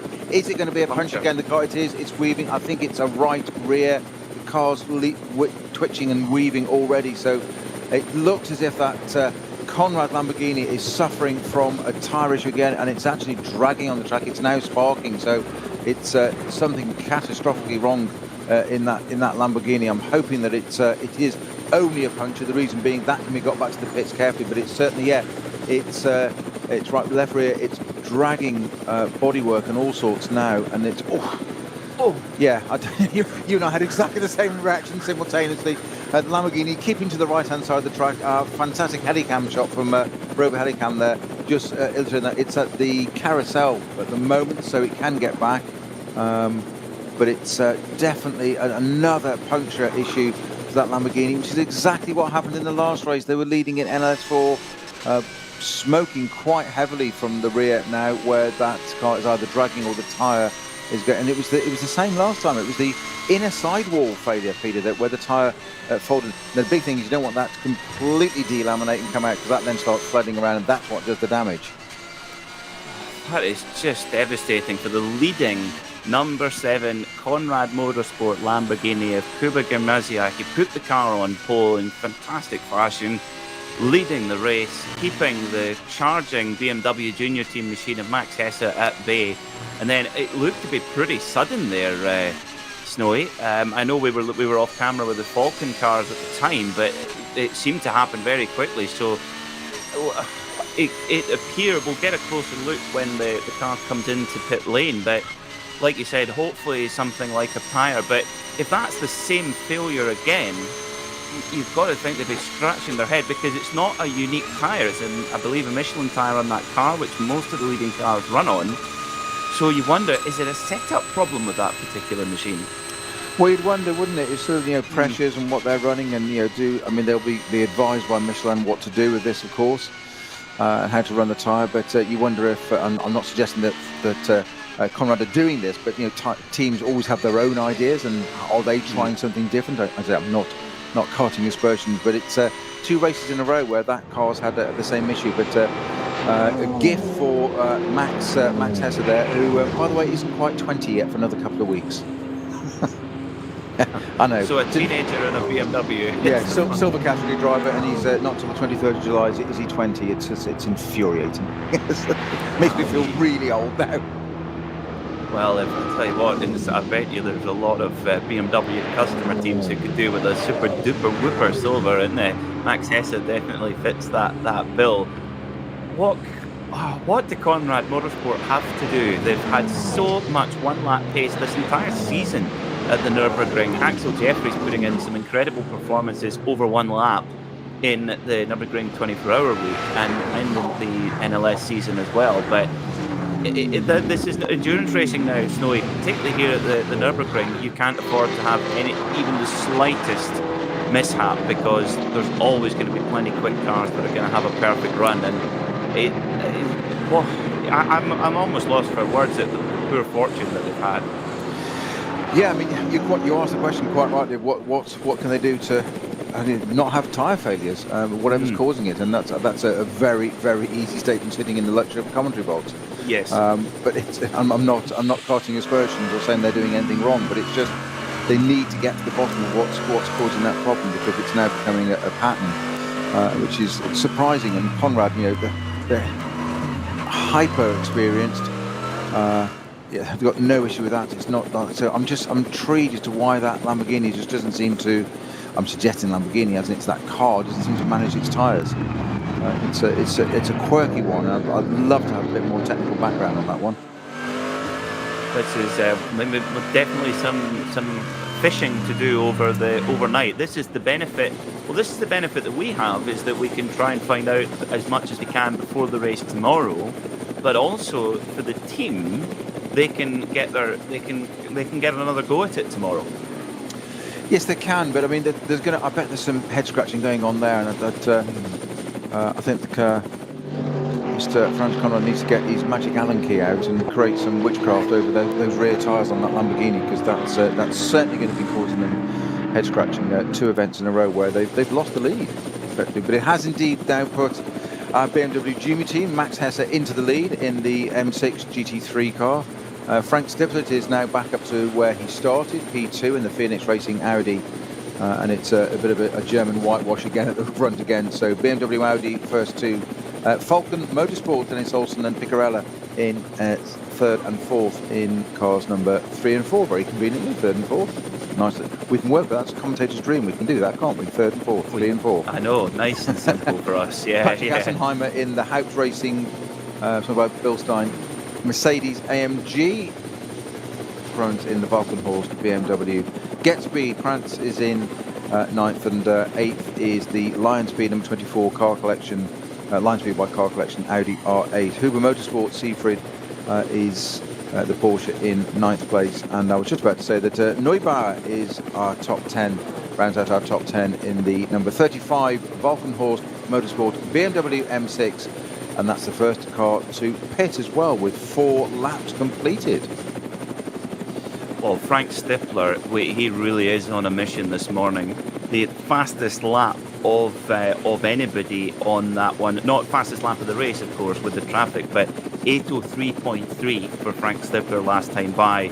Max Hesse an 8:07, an 8:05 for the leading Falcon car, an 8:10 for Picarello, the second Falcon car, the number 4. So Stippy, he's on the move, and now the gap 5 seconds from Hesse to Frank Stippler. So it's BMW versus Audi, and I'm getting a deja vu here, Snowy. That sounds familiar. Yeah, just interesting, by the way. I just scrolled my screen a bit further down there, but Valkenhorst pitting both their M6s on the same lap, number 35 and 36 from 10th and 13th.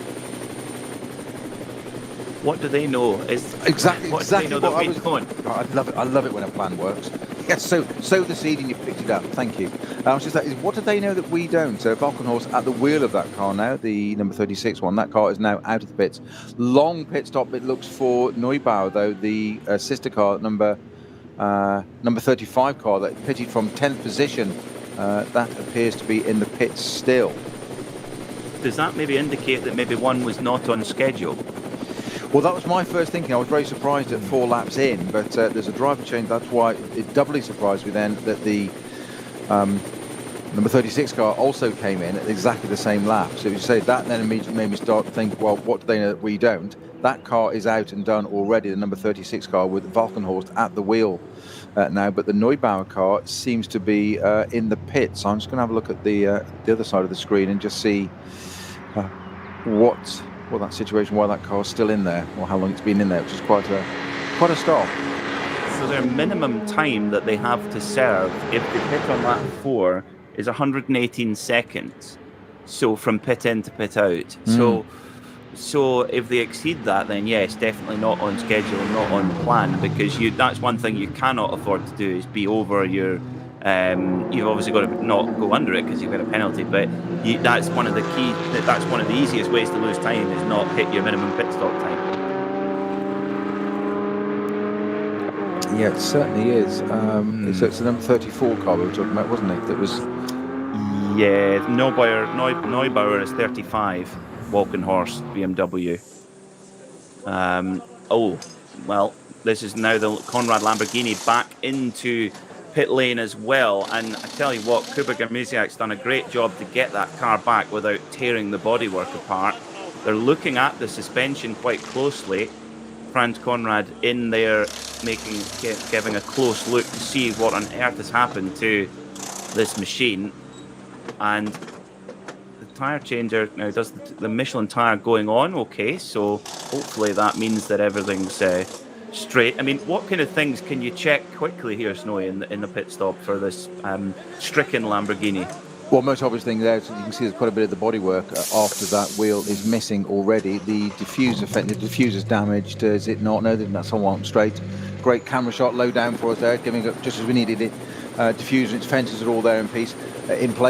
Obviously, a quick check round. It's two things. It's reactive and proactive. What's happened? What damage has the tyre caused? But what's caused it to do that in the first place? So is it a broken? So if there's been any kind of contact, as toe link that's broken and caused it, that's really obvious. Okay, not the case in this particular instance. But again, it just. I'm always wary of speculating unless you're around there on the ground and can go and talk to people.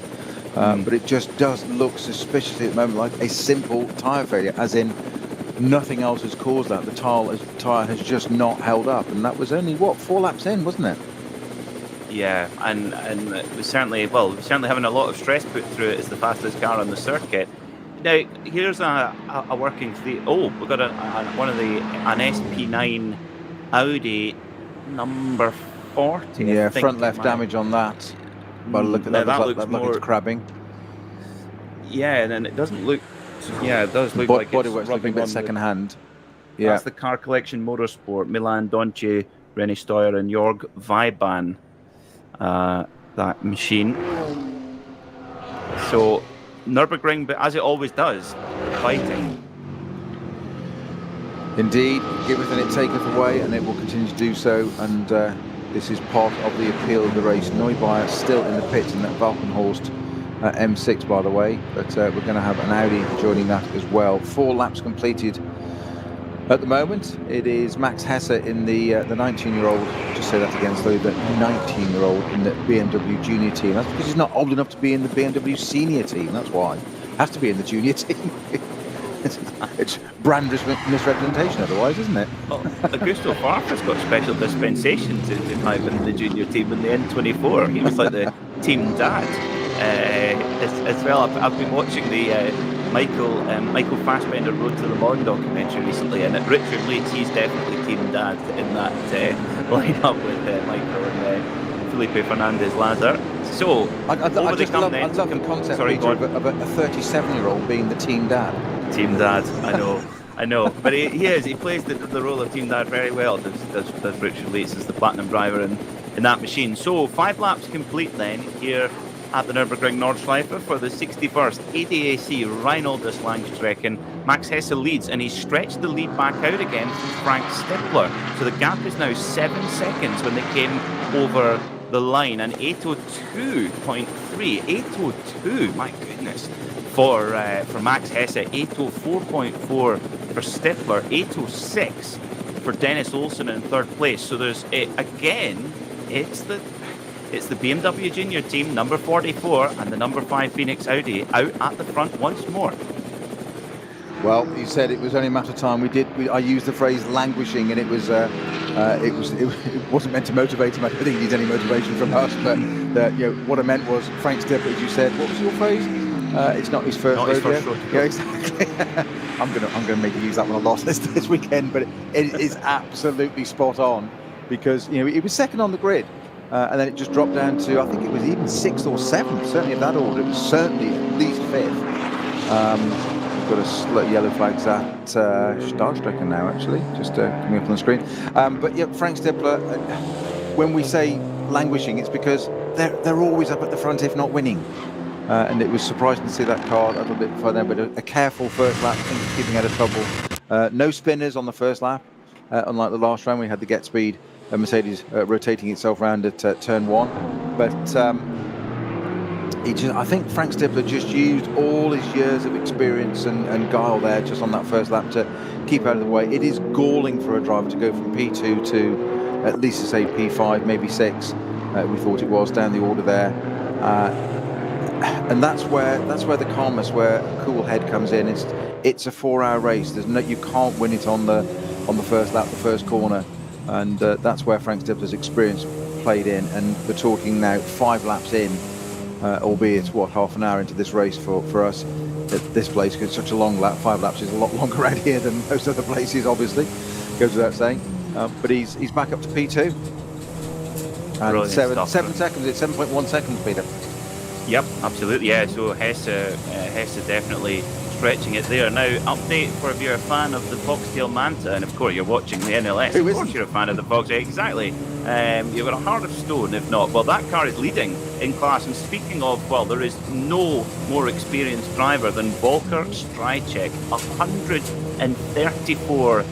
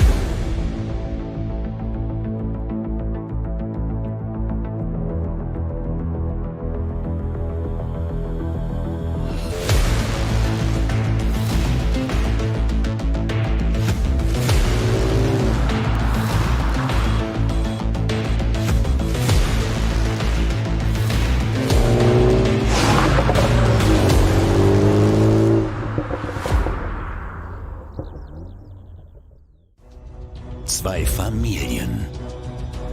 40 Jahre Firmengeschichte.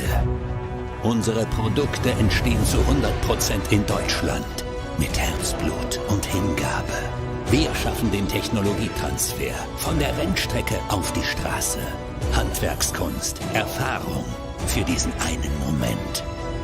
Das ist die Nürburgring Langstreckenserie. Das ist H&R. Performance made in Germany. Sicher ans Ziel. Auf allen Straßen, bei jedem Wetter. Mit den zuverlässigen Sommerreifen von Falken. Jetzt Falkenreifen kaufen und Tankgutschein sichern. Weitere Informationen auf tankgutschein.falkenreifen.de. Falkenreifen.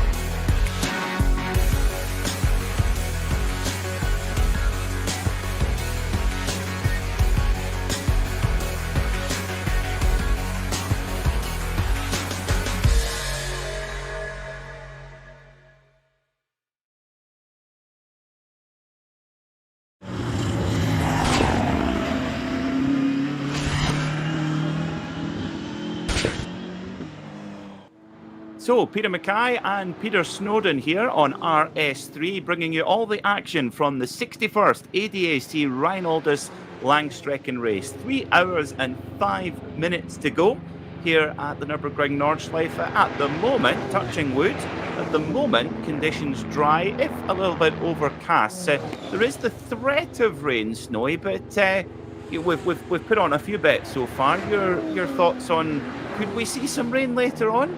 It's always a possibility here, but I wouldn't want to be the team who's trying to call that strategy.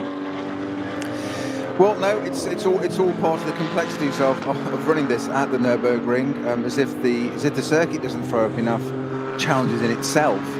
Then we have multi-class racing over the biggest circuit in the world, the longest lap, and we've got a Porsche coming into the pit. I thought he was just locking up there for the 60k line. What he was, that's because the left rear tyre is delaminating and tearing itself. That looks like one of the GT4 Caymans, I think it is, Peter.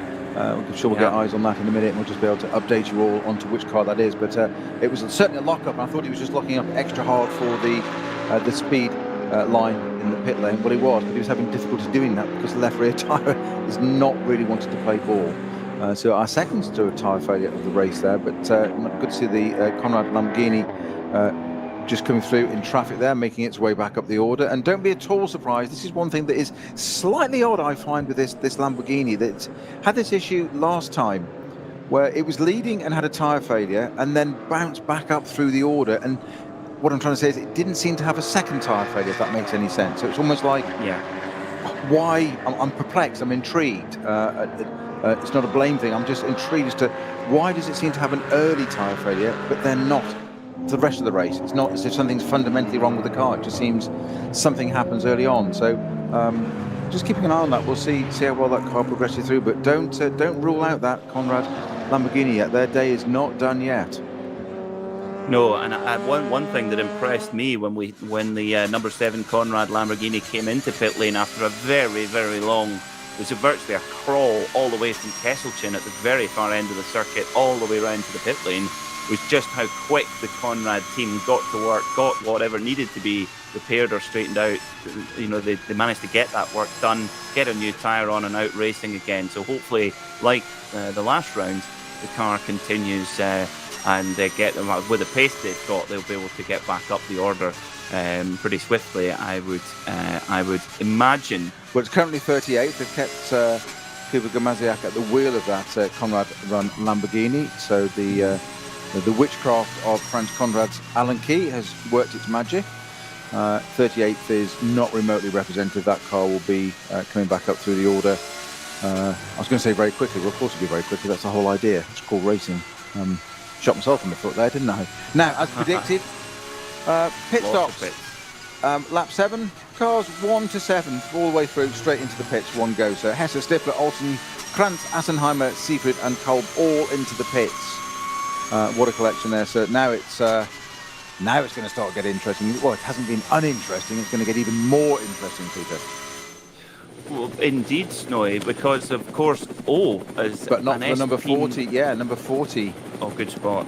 Yeah, off at the side of the track there. That's that car's already had problems. Yeah, that's the one of the Audis. That's the same. It's car collection. Yeah, number 40. Well, yeah.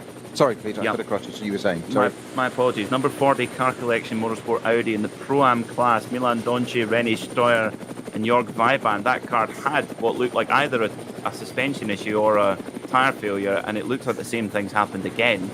And well, it's crawling back under its own steam. There's an absolute narrow ribbon of grass there. Yeah, and he's keeping it on that very safely out of the way, so that's very conveniently will hopefully only require a yellow flag zone for warning to everybody else. It shouldn't have to then cause an issue for code 60 or a 120, maybe a 120, but it looks like it's going to stay at a yellow. No, it's gone to a code 60 for Flansgarten. Okay, well, I think that's a good call, because to give you an idea how narrow the runoff is at Flansgarten, that number 40 car collection Audi was on the grass and virtually no more room left. So the grass runoff is about as wide as an Audi R8, if you're listening on radio, which isn't much. So yeah, no, I think that's a good call from the organisers, and hopefully that car can get back to pit lane and keep going, because this is what endurance racing is about. Even if it's not your day, it's all about keeping the wheels turning, because you just never know what could fall in your lap later on. Well, indeed, and as you say, it's a great description of that narrow bit of track then, strip of runoff area to the side. Very sensibly keeping it down the side of that, but it's there's only so much that it can do. Now, it's had a spin before that, so I just wonder if, it's catching a little of a replay, 10-minute spin, I wonder if it was that you mentioned a suspension issue with that car, and I wonder if something's failed again on that car. It's rotated itself round and a full 360 and not contacted anything. I couldn't see the beginning of that, but there was no contact with anything else to start. So it's on its own done a full 360 and sort of reset and pulled himself onto the right hand side of the grass, onto the grass, onto the right hand side of the track there, and it's currently stationary, that between Flansgarten and Schwalbenschwanz. That's our number 40 Audi that doesn't appear to be moving at all now. Okay, so let's have an hourly rundown here on RS3, part of the radio show limited network of channels. 2 hours and 58 minutes to go. At the moment, leading into the pit lane was the BMW Junior Team car of Dan Harper on board. So he's taken over from Max Hesse in the number 44. Leading in SP9 AM, Janine Schaffner in the Get Speed Mercedes, with the Huber Motorsport Porsche number 25 leading in SP9 Pro Am. Your class leader in SP7 at the moment, Alexander Mies in the Huber Motorsport Porsche 911 Cup. Cup X, the number 920 KTM Teichmann racing car leading in that machine, with the Schnitzel Alm Racing Mercedes number 165 leading in SP10. In Cup 3, the number 960 Porsche Cayman 718 GT4 CS of WNS Motorsport leading in that class. SP4T and SP8T running collectively today. The number 159 BMW M4 of Christina Nielsen, the double IMSA champion, and of course SP8 class winner at the Nürburgring 24-hour.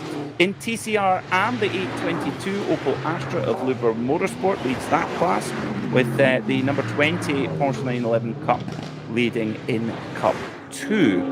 In the alternatively fueled class, it's the four motors Porsche Cayman GT4, number 420 leading there, with the 888 Walkenhorst Motorsport BMW N2 leading in Cup 5. In H4 class, it's the BMW M3 GTR, number 610, Offer Racing.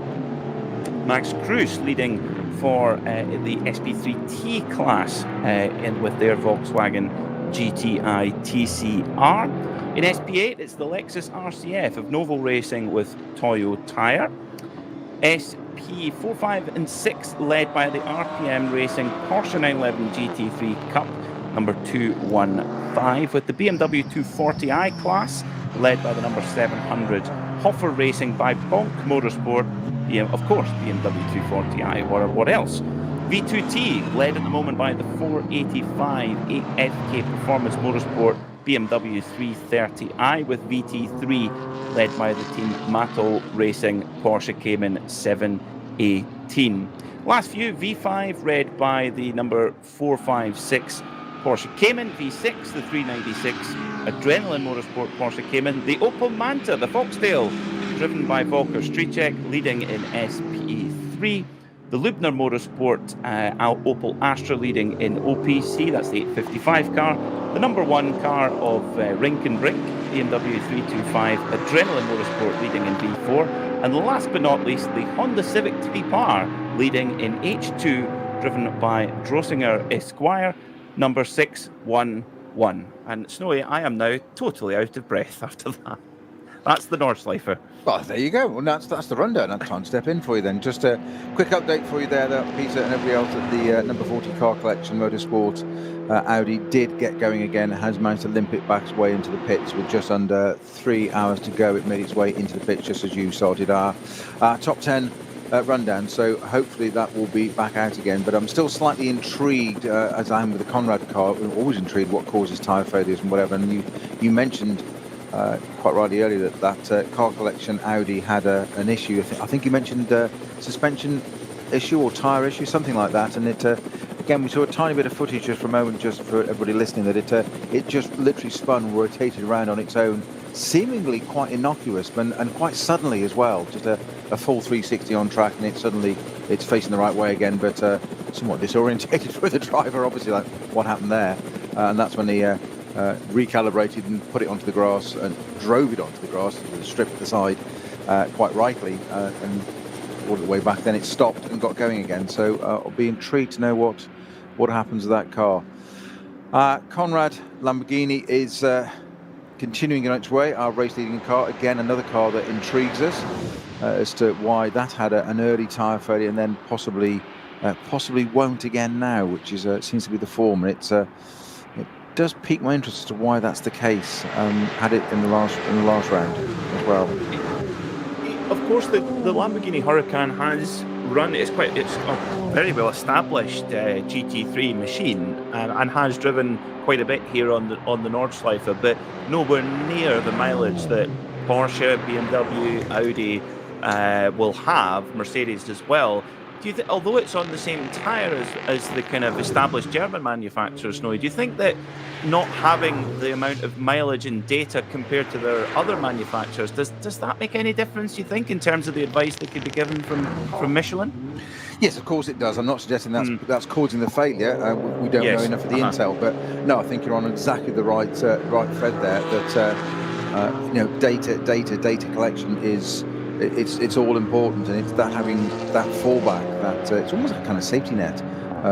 What's happened in these previous conditions, and that's what these technicians and strategists do. They look through different permutations and all that information. You can't have enough information and just tell the driver what to do at the end. One of the 718, one of the Porsches, going straight on at turn 1. That's Young at the wheel of that in the 969 car.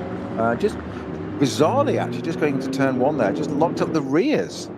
Right, there's contact. There's damage on the left-hand side of the car. There's some evidence of bodywork damage, contact with the barriers there. So I wonder if that's just got an issue, that car. I'm pretty certain that's the car that limped into pit lane about 10 minutes ago. I could be wrong. You're absolutely spot on. You're absolutely right. That's the one that we saw the rear shot of it braking for the 60k line, and then realised it was having an issue because its left rear was deflated, to say the very least. But there is quite a bit of damage there, and that's from barrier damage. So that's what's caused that tyre to go off. That's gone off somewhere else, slapped the left rear of the car. And it looks like there's still a bit of an issue. In fact, it's still wriggling around a little bit, trying to, it's squibbling under braking there, so it might be a bit of an issue for this number 969 Cayman. Yeah, well, the thing that car should not lock up because it's got ABS. So there's something not right there. The driver not happy, weaving back and forward on the Grand Prix circuit. The good thing about being on the Grand Prix circuit is you can go back into the pits. And get some repairs should that be necessary. But at the moment, looks like the car we're talking about is the Walnut Motorsport 718 Cayman. Yeah, 969. Yeah, but carried onto the Nordschleife. So obviously not so bad that it's caused the driver to come in. So that's got to be an encouraging sign that the driver's happy to take it on to really no going back for the next 20 kilometres or so. I was going to say, you've got to have enough confidence to get onto the Nordschleife in any conditions, but with a car that's got dubious braking, tyres, whatever combination, it's you've got to be certain it's going to make that round, and it clearly has. Now, interestingly, one car that has gone 8 laps is now. Frugal and Ferrari are not two words you hear in the same sentence, but the Hella Paget Racing Ferrari 488 GT3 has made that first stint last 8 laps. Yes, now we've seen this before with the Ferraris, that they do seem to be able to eke it out. They got very, very close. I think it was a race that John and I were covering last year where it was actually leading onto the last lap and then just had to do fuel saving. They'd eked it out as much as they could, and it was on vapors, and they had to let 2 of the Audis through, and it finished third. So it's a bit marginal on those Ferraris, but I look at it around here, just haven't quite got it quite sorted yet or perfected on the Nordschleife. No, it's been a very successful car in, as you say, in GT3 trim. I believe it's also one of the most expensive cars to run, about €40 a kilometre. From what I understand, €40 is nothing. It's no problem. €40, 25 quid. That's a problem. €1,000 a lap at the Nordschleife. That puts it in more perspective. I was hoping on the €40 bit. You see. Yeah, €40 a kilometre. Yeah, so it's. But don't you look good? I mean, particularly the Hella Paget car, beautiful blue paint scheme with gold wheels. Which, I mean, the gold wheels alone. That's got to be worth a few tenths. Well, currently in second place, although it's in the pits now, isn't it? It's just pitted as well, that car. So it's the Valkenhorst BMW that's currently leading. Number 34 car, the Hella Paget Racing 1 488 Ferrari that you're just talking about is now into the pits as well, as indeed is the Racing, as it's called, as in RACE, and then capital I-ing. Audi R8, Hensel in the pits. Martin Ragginger will inherit second place out of the pits, and the Ferrari's out already. So Ragginger not yet crossed the line in the Falcon Motorsport car. He's in the number 4 car now. So this is going to be interesting how this shakes out over the next hour or so before the drivers get in for their second pit stops, because with those interesting, the teams that pit later, they actually have a larger minimum pit stop time to serve, and so this is one of the unique challenges of the Nürburgring Nordschleife, but also from a spectator point of view, to keep a close eye on who's where in terms of the overall story. And you might think, they've leapt ahead, but it often evens itself out by the end of the race. Yeah, and just noticing, by the way, in fourth place in the BMW Junior M6, we have no less than Mr. Dan Harper at the wheel of that car now. Not creating any pressure for him. I'm sure the last thing he's doing is listening to us, Peter. Yes, I think they do take the radio out of as part of the weight-saving measures, and they need to save every last bit of weight in that big BMW. It's a colossal machine. Well, it's like everything on the BMW; it's all an optional extra. Including the indicators. I wasn't gonna be so obvious there. Low-hanging fruit. Come on. It's on the same stock as the headlight flash. We've got no problem with that one. That's not the point. You can't believe you went with that one so early as well. Dear. Just sorry. 2 3/4 hours to go, and you got that one in. That's 4 runs. That one down to the down. I was going to say 5 strikes and you're out.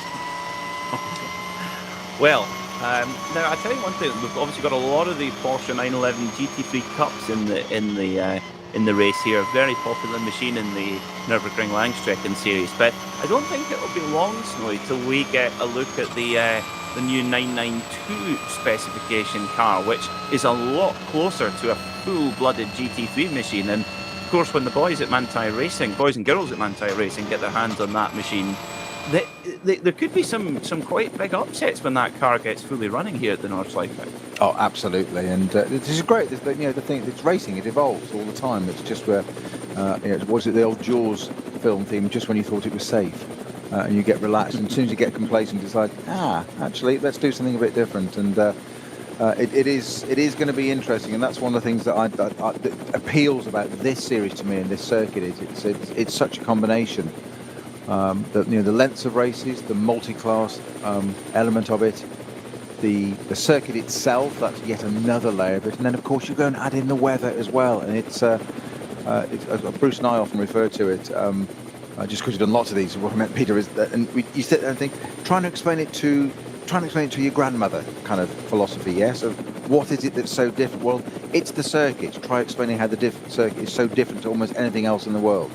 Then the levels of cars, the different categories, the complexities of it, and then, by the way, the weather can just completely change all that. And we saw it, didn't we, a few weeks ago when we did the N24 with us for Radio Show Limited, with yourself, John, and I, and Bruce and Joe, and just how much can happen. I think it was the shortest running of the N24 on record, 9.5 hours of a 24-hour race. No less exciting. No, exactly, and that's the point, and it is exciting from the outset, and it's just always the way.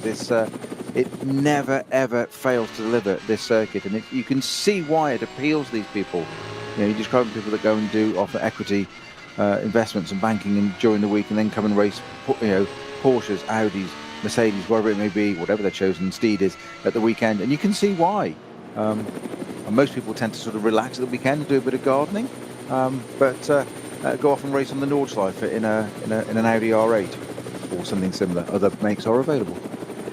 And you've got plenty of choice, whatever your flavour is, or what you like. And that's one of the joys of GT3 racing as well, is that you've got so much choice of machine that you can choose. You could even have, and what I would like to see is a Callaway Corvette coming to the Nordschleife, a C7 Callaway Corvette. That would be very cool. But that's me showing too much bias than I should do for being a commentator. It's allowed. We're allowed favourites. But and yes, of course, the point is that you mentioned the GT3 category. Of course, that's the highest level and therefore potentially the highest cost as well. But the GT4 categories and Cup 5s, and that's where the champions and that come from. And there's people that have equally high pressure jobs during the week, but they go off and do this. Not everybody can choose to or run or afford or whatever the reason to run a GT3 car, because they are phenomenally expensive. You were just saying the Ferrari there at what are you saying? About €1,000 a lap. €1,000 a lap, roughly, at the Nordschleife. Yeah. Well, that's motor racing. I'm sure that's before you've even kicked the ball with other stuff as well. Well, I was going to say, that's just I think that's quite conservative. Yes. Yeah, I think that's just running cost, which is scary. But what a machine! Plus, buying the car in the first place at nigh on, €500,000 is a bit punchy. But I think the new M4 is about €425,000. I think Ferrari, you're well over half a million for a Ferrari. I think again up the top of the price. Yeah, but there's a premium in the badge, isn't there? Oh yes. Not just yes. there isn't on a BMW, but there is. That's just the Ferrari world. Yes, and you're told how lucky you are to be allowed to buy one as well. I'm sure. Oh, the VIP Now, list to buy other cars as well, you see. And if you race with us and buy one of these, then we'll let you have one of these road cars as well. Fantastic. Great business model. Isn't it? Wouldn't it be nice? Well, Less is one more. car that we've actually been relatively quiet about so far today, which we had really strong qualifying in the hands of Adam Christodoulou, is the Haupt Racing Team Bilstein number 6 Mercedes, driven by team owner Hubert Haupt. Now, this is unusually, because this is a pro-class car, all pro lineup, but Hubert Haupt, the team owner, driving. Quite an unusual scenario nowadays. Normally, with the team owner would be it would be a pro-am car, but Hubert Haupt, of course, got an amazing racing pedigree. Won the 1999 Rolex 24-hour in the GT2 class, and drove in the DTM in the early 90s, and in 2001 in an Opel Astra coupe as well. So actually drove in Indy Lights as well, believe it or not, did Hubert Haupt. So he's got some credentials, then, hasn't he? Oh yeah, yeah. But one of the older drivers in the field, 52 years old, from Munich, and a very, understandably, very successful property developer. Well, there you go. That pays for the racing. It defines the category. It's always been the play of this level racing GT races, hasn't it? Being the sort of the pro-am lineups and the pros as well. That get to very few, as you say, get to drive professionally and get paid for it, and that's one of the great things of that BMW Junior team, which is now Dan Harper's back up onto divisional podium, as it were, so P3 in the BMW Junior M6. Falcon Motorsports it is in second place. Martin Ragginger in second placement, and the number 4 Falcon's car, and of course number 34 car, the Valkenhorst BMW M6 Krones at the head of the pack. Lap times, Peter, now just still sort of hovering quite nicely around the sort of 8:05 mark. It's slightly slower for the second place car, Martin Ragnar, an 8:07. But I say that in as much as there's 8:03 for third place. Dan Harper is just set the fastest last lap of the race. That makes sense, not fastest overall. Fastest lap overall of the race was set very early on. There's a staggering, I think it was 3-4 cars we had under the 8 minutes on the first flying lap. We did, yeah. I mean, absolutely exceptional. And I think there's always, the odd slow zone here, the odd, and of course, before you get into the traffic, I think it's going to be tough to eclipse those lap times. But 8:03 in the kind of race proper is, oh my goodness, that's quick from Dan Harper. Now we do have, unfortunately, we have a code 60 slow zone upgraded to code 60 at Flansgarten, and a very, very fast part of the circuit there, Snowy. So hopefully that doesn't. Hopefully there's. I don't know which car that's caused that on my timing screen. If you have any information on that. No, I was just looking for that myself. No. You're absolutely right. Yellow 120 zone into it becomes a 60, and I can't see a car listed at the moment into that area. If we do, as soon as we do, we'll find out for you, and we will let you all know. But it is. You're absolutely right. It's definitely a code 60, unknown as to which car at the moment. One car I'm desperate to talk about is the Alpine A110 GT4. What a beautiful little machine that is. And looking at the balance of performance of the SP10 class for those GT4 cars, of course, the Alpine in road form is very much underpowered compared to, say, a BMW M4 or a Aston Martin Vantage or Mercedes-AMG, which it's racing against. But, of course, it's a heck of a lot lighter. That car weighing in at 1,140 kilos in race form. The AMG that's leading the class, 1,470 kilos. So there's a huge, but of course the power, Mercedes running 445 horsepower and the Alpine on 365. So balanced out to about the same, but I bet you that Alpine must be a whole lot of fun throwing around the Nordschleife.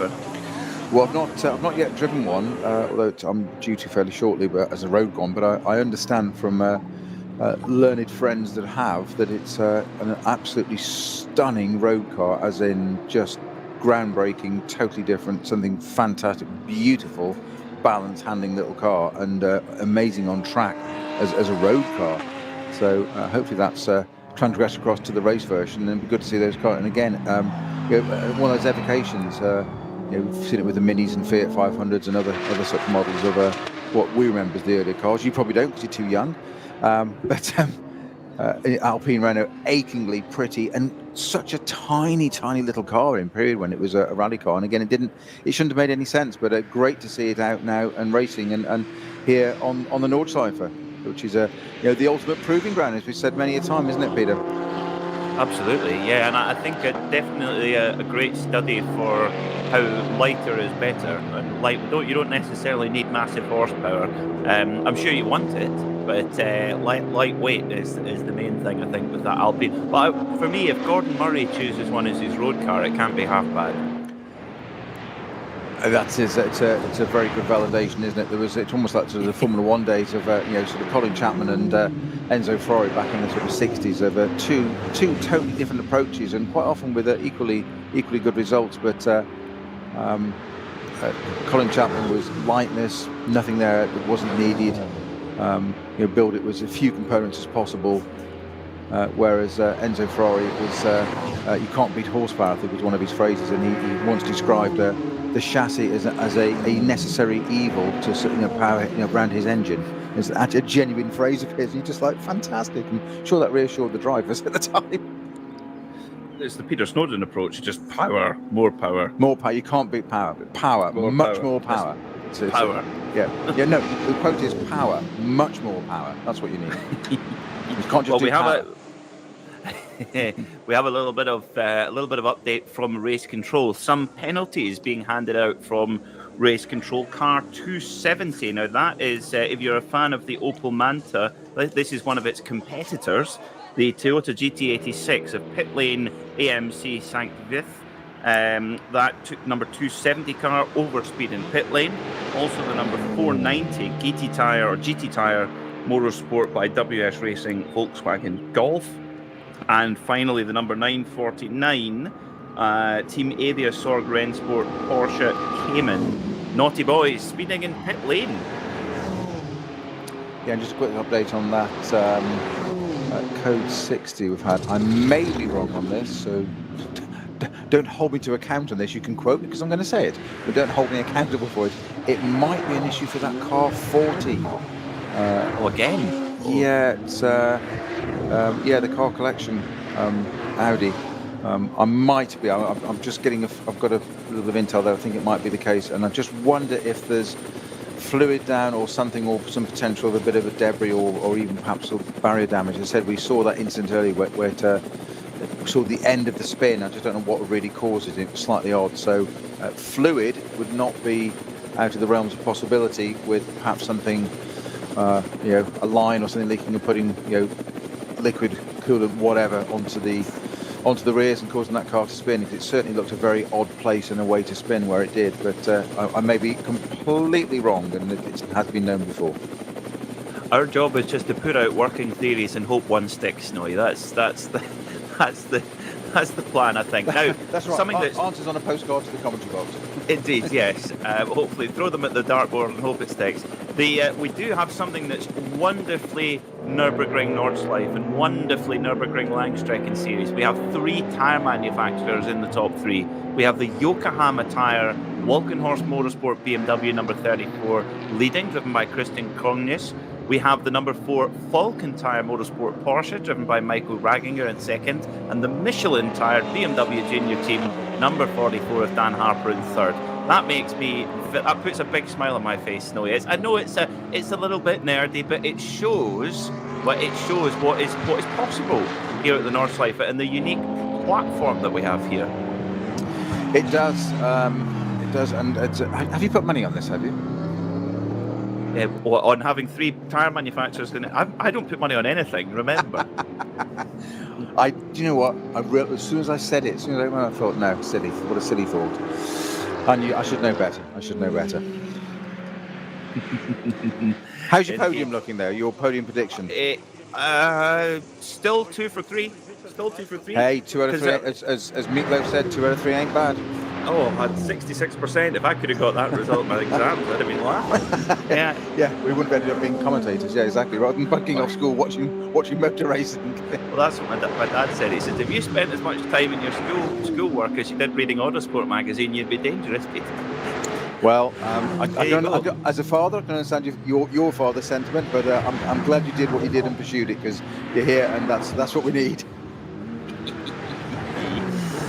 Brilliant stuff. Well, we're just coming up for 1:30 local time here at the Nürburgring Nordschleife, and let's keep our fingers crossed. The weather staying relatively stable even across this incredible 25-kilometre long circuit. About just coming up for 2.5 hours to go.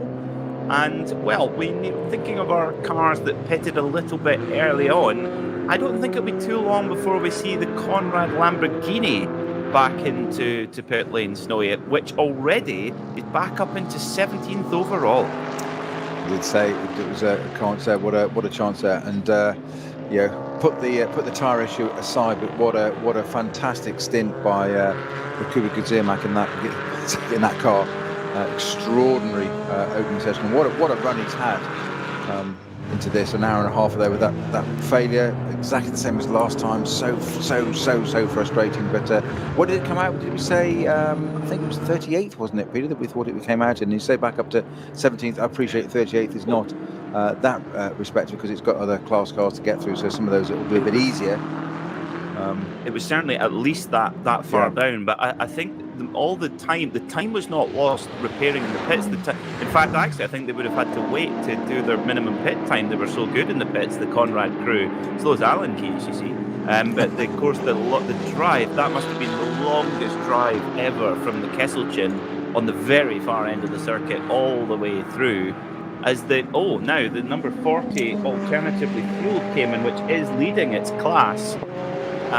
Is going very slow into pit lane at the moment, so the problem for that machine, Snowy. So although the weather is okay, a lot of cars falling foul to the perils of the Nordschleife at the moment. Yeah, I was just watching that coming in slowly. It wasn't slowing down for the pit lane speed line. It was slowing down a lot earlier. So it's turned right and disappeared off. So hopefully that will reappear or not. I still none the wiser as to what happens at Flansgarten. What's caused the I don't think it's a car off. There's nothing illustrating that or suggesting it, so I'm just wondering if it is, you say, something external, because they've got flags out there. Obviously it's a 120 going into it and becomes a 60. I just wonder if it's some kind of debris or something, or maybe even a bit of barrier damage or something, that we're not really sure of, something that's gone off and done that, but it's still not indicating a car off at that point anywhere, I'm afraid. I think your fluid theory could be a good one, actually, because you have to be absolutely sure to make sure that that's all sorted if there is any kind of fluid leak on the circuit. But that's the thing, is that we talk all the time about the importance, or the absolute, well, how essential it is to have marshals to go motor racing. It's completely essential. But here at the Nordschleife, we've got nearly 200 marshals posts.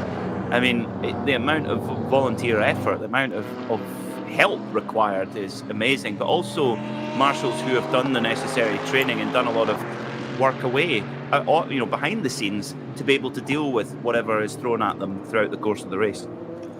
Yeah, I'm just looking at one of the KTMs. I think it's going a little bit slower than it should be. I'm not quite sure if my eyes deceived me, or it was the particular camera angle. I'm just checking up on the number on it that I've got as I go through my old school bits of notebook. All analog still here. Some of it, we do have great bits of digital stuff, but we've got a bit of analog paper as well. I'm just trying to find out if the KTM, not Cayman, KTM is the car I think it is. I will come back to you on that one. It certainly seems to be going a little bit slower than I expected. Maybe just keeping out the way of traffic.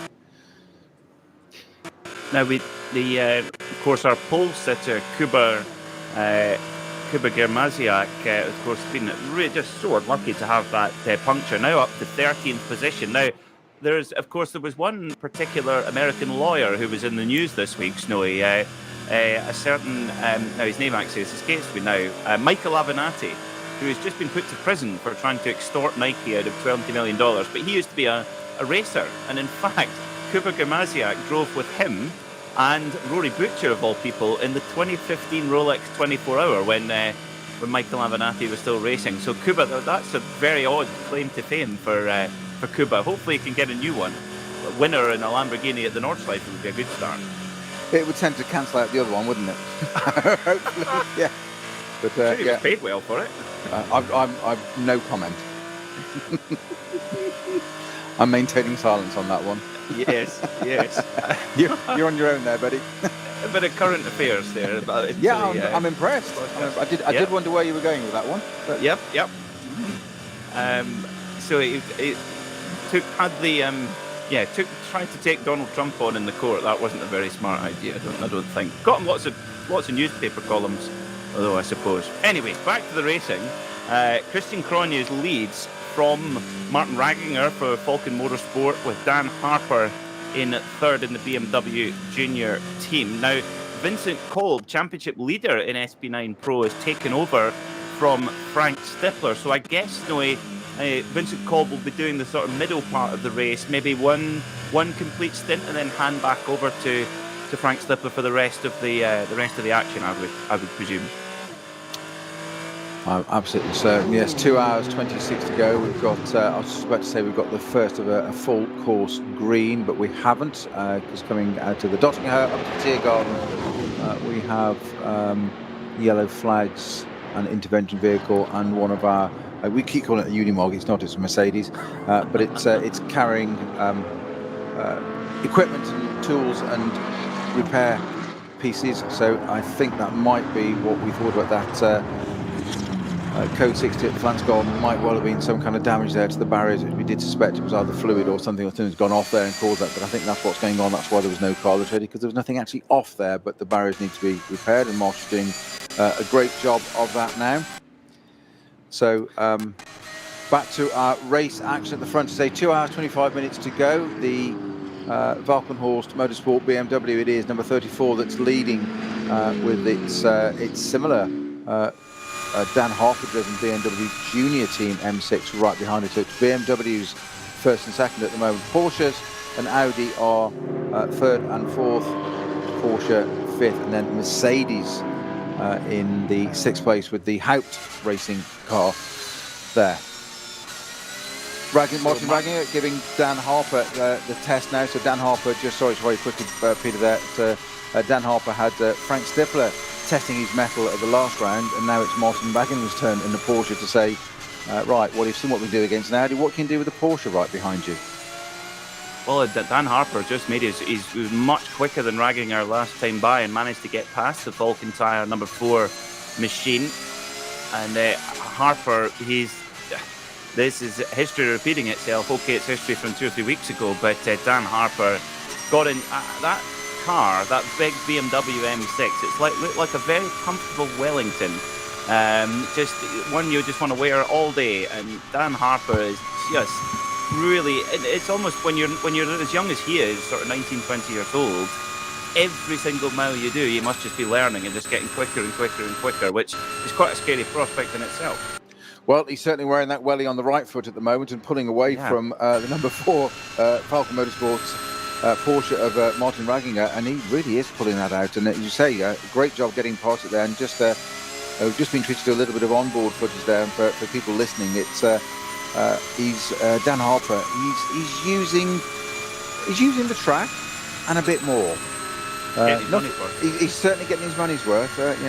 He's fully paid up junior team member. He's getting his money's worth. But it's now we're actually on board currently with number 4 Falcon Porsche of Martin Ragginger, and he's just pulling away, making out 1, 2, 3 car lengths already, and just proving his mettle and his credentials yet again. Young Dan Harper. I don't want to say any more because I really don't want to jinx it, but it was those 2 cars at Valkenhorst and BMW Junior Team rivals with the M6s, 11 laps each, completed 22 seconds.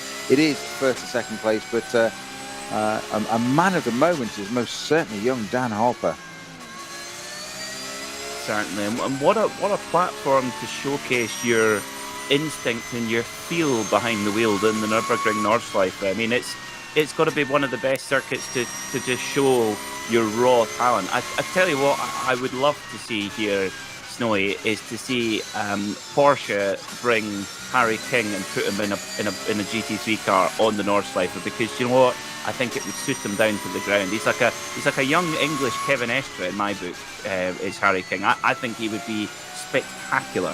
Don't get me started on Harry King. I know him really quite well and work a lot with him a lot at Thruxton, and his mentor, a certain British touring car champion, or British saloon cars it was in those days, no less than Mr. Chris Hodgetts.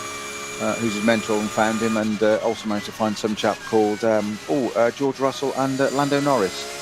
So he seems to do quite well, those in Ginettas, and he's at Elite Motorsport team. That I have said this, so he said we need to see Harry King on the Nordschleife, and again, Harry, he's so measured. He's something else in the car, as we know. But I'd love to see him in this race. I think you're absolutely spot on with that, Peter. It would suit him down to the ground. And I did ask Chris Hodges last year when he won so convincingly. I said, "What is it? What's the secret?" You know, in a kind of soundbite, give me an answer. And he said, "He's completely one with his car. Simple as that." And that's drivers are, but Harry, this thing else. It'd be great to see him in this series. I'm amazed that Porsche or somebody else haven't signed him up to do this already. So one to watch. Commentators' tips, hey, Harry King, NLS. Yeah, I think, well, you know how you were saying I was going to predict those lottery numbers. Well, why don't we just do that? We'll win the lottery. We'll get a PMAC and Snowy racing car. We'll put them in one if we have to. PMAC and Snowy Racer. There you go. There's a team name for it. PMAC Snowy Racer. That's one to try and say at 2 o'clock in the morning of Nordschleife, isn't it? Yes. Harry King's agents going, they sound dodgy. They sound well dodgy. Steer clear of them. You haven't met Chris Hodges then? If you've got the budget, go for it. Absolutely. Yeah, well, I had the great privilege of interviewing young Harry a couple of weeks ago, actually. And he's just got such a boyish enthusiasm for racing, but also real measured professionalism at the same time. It's a wonderful combination, actually. And talking about his first Super Cup experience at Monaco with about literally 10 minutes to get used to it. And most drivers, most really any normal human being would be like, oh, that's just so overwhelming. But he just got on with it. I think that's going to serve him very, very well indeed. And I was asking him about, of course, in the British Carrera Cup, so he's got to race the old spec, or the just current spec, if you like, 991 Cup car and the 992 car in the Super Cup. But he says he's loving that challenge of hopping back and forth between the two generations of machines, which is what a factory driver would have to do between an RSR and a GT3R, for example. Well, he will be a factory driver somewhere soon. I am absolutely certain that he's the real deal. Back at the Nürburgring, 2 hours, 20 minutes to go. We have BMWs at the front of the field, 1 and 2, but two different teams. Valkenhorst Motorsport leading currently from our BMW junior team, which just prompted the conversation we had of young Dan Harper there. Martin Ragginger, it is in third place in the Falcon Motorsports BMW SP9 Pro cars, my apologies, from first to sixth place. Valkenhorst Motorsport and BMW junior teams at the top. Falcon Motorsport, Porsche, Phoenix Racing, Kolb in the Audi R8, the car that started in second place in the hand of Frank Stippler, dropped down the order a little bit, then came back up to second again, but just after the pit stop, so it's levelled out at the moment of in fifth place. Muller it is in Falcon's Porsche in fifth place, Haupt Racing Mercedes in sixth. The Lion Speed by Car Collection, Audi number 24, Drudy now at the wheel of that car in seventh place. Huber Motorsport, Tyson with the Porsche in eighth. Get Speed, Christian Schoffner at the wheel. And our 10th place car is the other Valkenhorst Motorsport BMW. So first and 10th nicely rounding out their cars on 36 and 34 and 36 in that order. The Valkenhorst BMWs first and 10th. We're not even quite halfway through this race, Peter, and it's kind of, I wouldn't say it's calmed down, but it's settled down a little bit, hasn't it? It doesn't often do this, and of course, the moment I've said that, of course, all things will change. And of course, in my predictions, we are due rain in 18 minutes. I jest, but that was the theory. Well, the one thing that has lit up is the timing screen. Christian Cronjes, the 31-year-old Norwegian, at the wheel of the Yokohama-tired Walkenhorst BMW number 34, 7:59.983. That's the first time we've seen anywhere near a sub-8-minute lap since the clear opening flying lap. Now, that is, of course, because now I'm delighted to say no slow zones, no code 60s. So the track is now fully green. So we might see some other cars going quick as well. So that Yokohama tired Walkenhorst car is absolutely flying in the hands of Christian Cronjes, who of course won the 2018 Spa 24 Hour for Walkenhorst. So he's well thought of in that organisation, I would guess. Yeah, I think that's could be categorised as one of your understatements. Yep. You're doing it again. You're good at this. You're really good. You're noting them down. No, not at all. It's just I don't need to. You're doing it for us now. Now, Mr. Dan Harper, he has got Martin Ragnar back on the coattails again. It had closed up. It ebbed out a little bit again, and off. It seems to be now. It's interesting the difference in the two cars. You were talking about Dan Harper's BMW there, and what he was driving there. What a small, light, easy, nimble car just to go and throw around the Nordschleife at age 19 years old. An M6 GT3 BMW. They are massive. It's a big car. It's a road car. Never mind the GT3 version. It's amazing how imposing these are. But there is an ebb and a flow, and it appears that the BMW just seems to have a slight edge on there's two circuits here, as we've said, hasn't there, Peter? There's the tiny Grand Prix circuit, standard Grand Prix, FIA length Grand Prix circuit, and then there's the Nordschleife. And it does appear that the BMW is really quick over the GP circuit, but when we get it out onto the Nordschleife, or whether it's just Martin Ragnar and his experience and skills and talents and whatever, that Porsche, he just seems to able to really, and just again on board, a little bit of footage there, watching from Martin Ragnar's number 4 Porsche, and Dan Harper, just a little twitch mid-corner, he's absolutely on the ragged edge, no pun intended, trying to pull away from Martin Ragnar, and he's not being allowed to do so at the moment. Not at all. No, I think the BMW's got some good grunt from that twin turbocharged V8 up the front of it. It's got a bizarre noise for a V8, a little bit like its older car, bigger cousin, the M8 GTE or GTLM, which is also quite strange for a V8 sound as well. So 2 hours and 15 minutes to go, and Ragnar definitely back up to full pace again. A little bit more sedate last lap by, and Harper seemed to get away, but Ragnar really closed it up now, and the Porsche so strong on the round the corners. And this is what I love about the balance of performance formula. It does have its downsides, of course it does, but you've got two very different machines here, Snowy. Indeed, we have very, very, very different.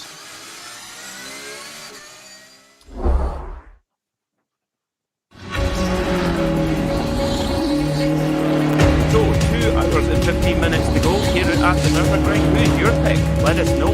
If you're listening on RS3, you can use the hashtag RSLNLS. Hashtag RSLNLS for myself, Peter Mackay, and Peter Snowden. I'll be delighted to hear how you're enjoying the race so far. And just talking about the comparisons between these two machines, Snowy, you wouldn't think, looking at them in the street, a GT3 RS and a M6 competition, or whatever the moniker of it is, those are not two cars you would maybe put together in the same class, but with the joy of BOP, it's possible. Yeah, absolutely. The balance of performance, that's the way the authorities are so good at that. You said you couldn't get more different cars. You say that the big V8 front engine BMW rear-wheel drive, classic BMW if you like. Although if it's a classic BMW, it should have a straight 6 in it for me. But again, that's just an age thing. But a big old V8 at the front and a rear-wheel drive, front-engine car, four-door saloon, effectively on the road, massive footprint, and then your Porsche, that rear-engine car, so very different, so very, very light on the front. So the handling is completely different. The Porsche absolutely zero weight on the front, apart from its fuel tank. And the BMW's got a massive V8 there, so totally different dynamics of the two cars. Performance But made very, in very equally Germany. matched. The balance of performance, as you said, Peter, Sicher ans helps Ziel. that. Auf allen These Straßen, two, bei jedem Wetter. Dan Harper and Mit Martin, den right, zuverlässigen just showing us what Sommerreifen these two von cars Falken. at their extreme, driven by Jetzt Falkenreifen guys at the top kaufen of the game und can do Tankgutschein around such an sichern. extraordinary Weitere circuit Informationen as auf the Nordschleife. tankgutschein.falkenreifen.de. And we have a slow zone being upgraded to a code 60 at Brünchen 1, which is just before the Flansgarten, where we had a slow zone before. Now, Brünchen, this is one of the very, very few, in fact, I think it might be the only gravel trap on the whole of the Nordschleife. Yeah, and So that's hopefully it's done its job if that is the case. yeah, and I think that.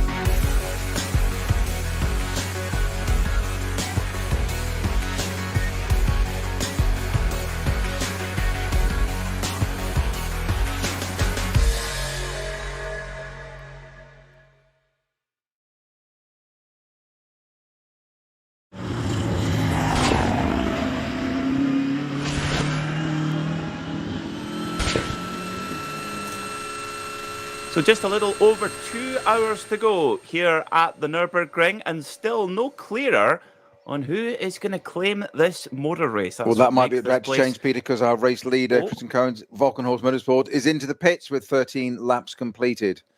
Okay, good spot, Snowy. Good spot. Well, Christian Kronya is now. This is of course they've got a brilliant driver roster: David Pittard and Ben Tuck, two flying Britons. Now, Cronya's, he appears to be in the groove. Do you take him out right now, or what do you think? I personally, let's go for it. I'd leave him in it. Yeah, I was going to say the same actually as well. I might definitely hit a mark there because we're agreeing on something, Snowy, for a change. Well, no, that's good. I think what happens is, though, obviously the pits, the crew in the pits down there, they're listening and they're going, what do Peter? Oh, and they're just very quickly Conrad Lamborghini has stopped out on track now. We've got a yellow flag section that is completely out on. It's stationary again, and there's a bit of tyre on the track again. So has it had yet another tyre failure? Can he believe it? We said earlier if it didn't have any bad luck, it wouldn't have any luck at all. It looks as if it might be, or that Lamborghini's had yet another issue, but it is stationary on track, which is a shame. We've also got that tyre they're showing us is actually at Tiergarten, isn't it? Yeah, coming so onto the straight. That's something else. That's a totally separate thing. I thought the two were linked, but maybe not. Well, if you're at Marshall Course 204, give us a wave. Maybe listening to German language commentary, possibly.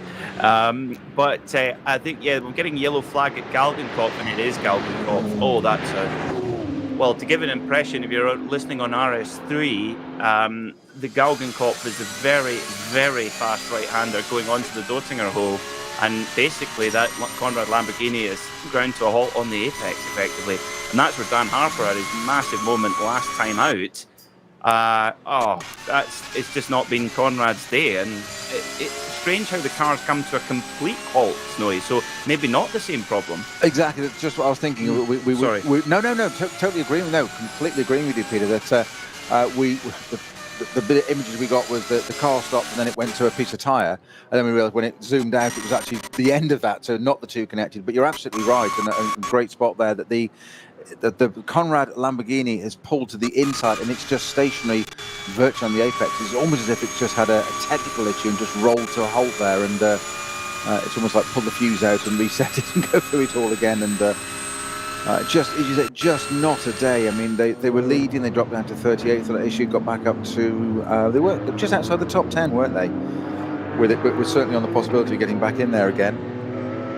And absolute heartbreak again for Conrad Motorsport. The 34 BMW on the run again. That's the Walkenhorst car, and Ben Tuck at the wheel. Rightly, yes, I was about to say, probably quite rightly, they've ignored the Paymack and Snowy strategy call, and they've taken Chris and Cronjes out and they've put Ben Tuck in. The thing is, Snowy, there is no bad answers with that driver lineup. 3 absolute hot shoes, and I'm sure that car will be running at just the same pace as it was before on those Yokohama tyres. Quite unique in that sense, the Walkenhorst car is running on those Yokohamas. Yeah, and that was just what I was alluding to before we went to the stationary Conrad. That was about to say that obviously the pit crews are down there in the garages and they listen to our commentary, and basically whatever we say they should do, they do the complete opposite, which is good advice and a sound strategy. So when we say leave him in the car, right, PMAC and Snowy have said leave him in the car, change the driver. they're right. This is why they win races and we talk about it, you see. But yes. Ben Tuck at the wheel of that car now, but we have got the Pitbull Pittard to go into that car yet. We've said that a few times over the last few races, and we do call him the Pitbull because that's what he appears to do out on the track. He can just get something extra out of this BMW, and he is utterly relentless. Unbelievable. Well, if he's the Pitbull, the BMW M6, it's the what would it be? A Bernese Mountain Dog or a Newfoundland or something. It's massive.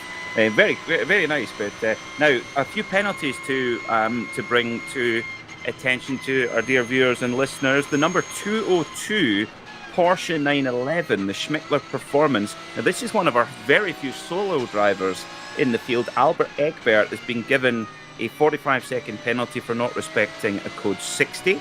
Also the number 435 Porsche Cayman S, that's the Team Mathol racing car, 150 seconds for non-respecting code 60. So I suppose an even more lack of respect is probably the grading there. Now the number 949 is also, now that car I think has already had one, Team Avia Sorg Rennsport being given a 45-second penalty for not respecting code 60. It's something you just cannot afford to do, and of course this was something that cost Manta the 24-hour back in 2019, blowing through a code 60.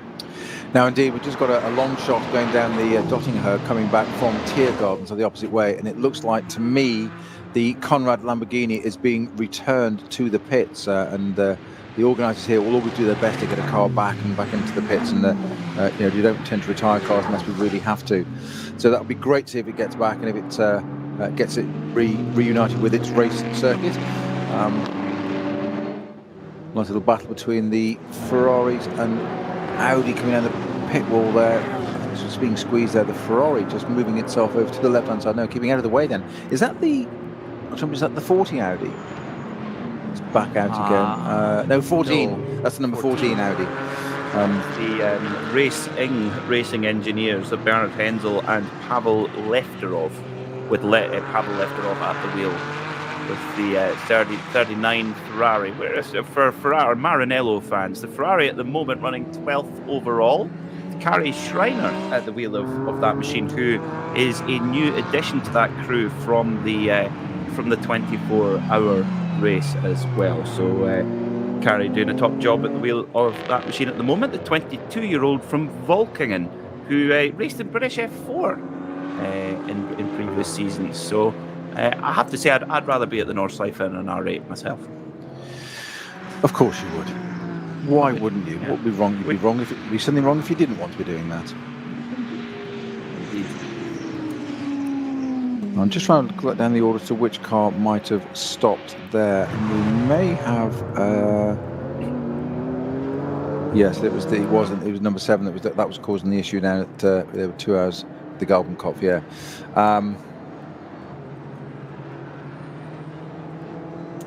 It looked like it wasn't coming back on its own power either. It looked to be being towed back to the pit lane, the number 7 Conrad Motorsport Lamborghini. Maybe an opportunity just to get the car into the garage, and they've got 22 hours or so till they're back on track tomorrow. Maybe a chance just to take the car apart and give it a complete rebuild overnight, maybe, Snowy, just to try and, I don't know, just try and eradicate any of those problems that they seem to keep having. You slightly worried me there when you said we've got 22 hours to go. I was thinking, hang on, we've got 2 hours, 2 minutes to go. Of course, 22 hours to go till tomorrow. But I was thinking, hang on, are we doing the N24? Have I gone through some time portal or something? But no, that does tend to say that car being towed back by an intervention vehicle does tend to verify what we said as to why it just sort of stopped on an apex. A driver wouldn't normally stop the car on the apex of a corner, certainly somebody that experienced. And it indicates that it's, I'm guessing, almost a power, and I'm saying power, I mean electrical power failure, as in, I don't know why I'm second guessing that, it's just stopped, as in it's got no guts, no power to make it go, never mind engine power. Of course, it will be proven completely wrong, and it will be something else, like a fuel pump, which is electrical. There you go. Perhaps I am right. Maybe. The dreaded limp home mode. Which is, I think, has struck most people over their motoring life. Don't. I can tell you a very galling story about that in British GT with a certain English brand where it hadn't had the upgrade for, would you believe, from road to race, because it was a race-based car being a GT4 car, and they hadn't done the upgrade of flashing the ECU to allow the increase in oil temperature that was allowed in racing. So sitting in traffic, it overheated in a line of traffic and went into limp mode whilst leading. Oh. Yes. Oh, I was a rabbit of negative euphoria about that, shall we say? Oh my! Yes. Oh my! Yes, I wasn't best impressed. So yes.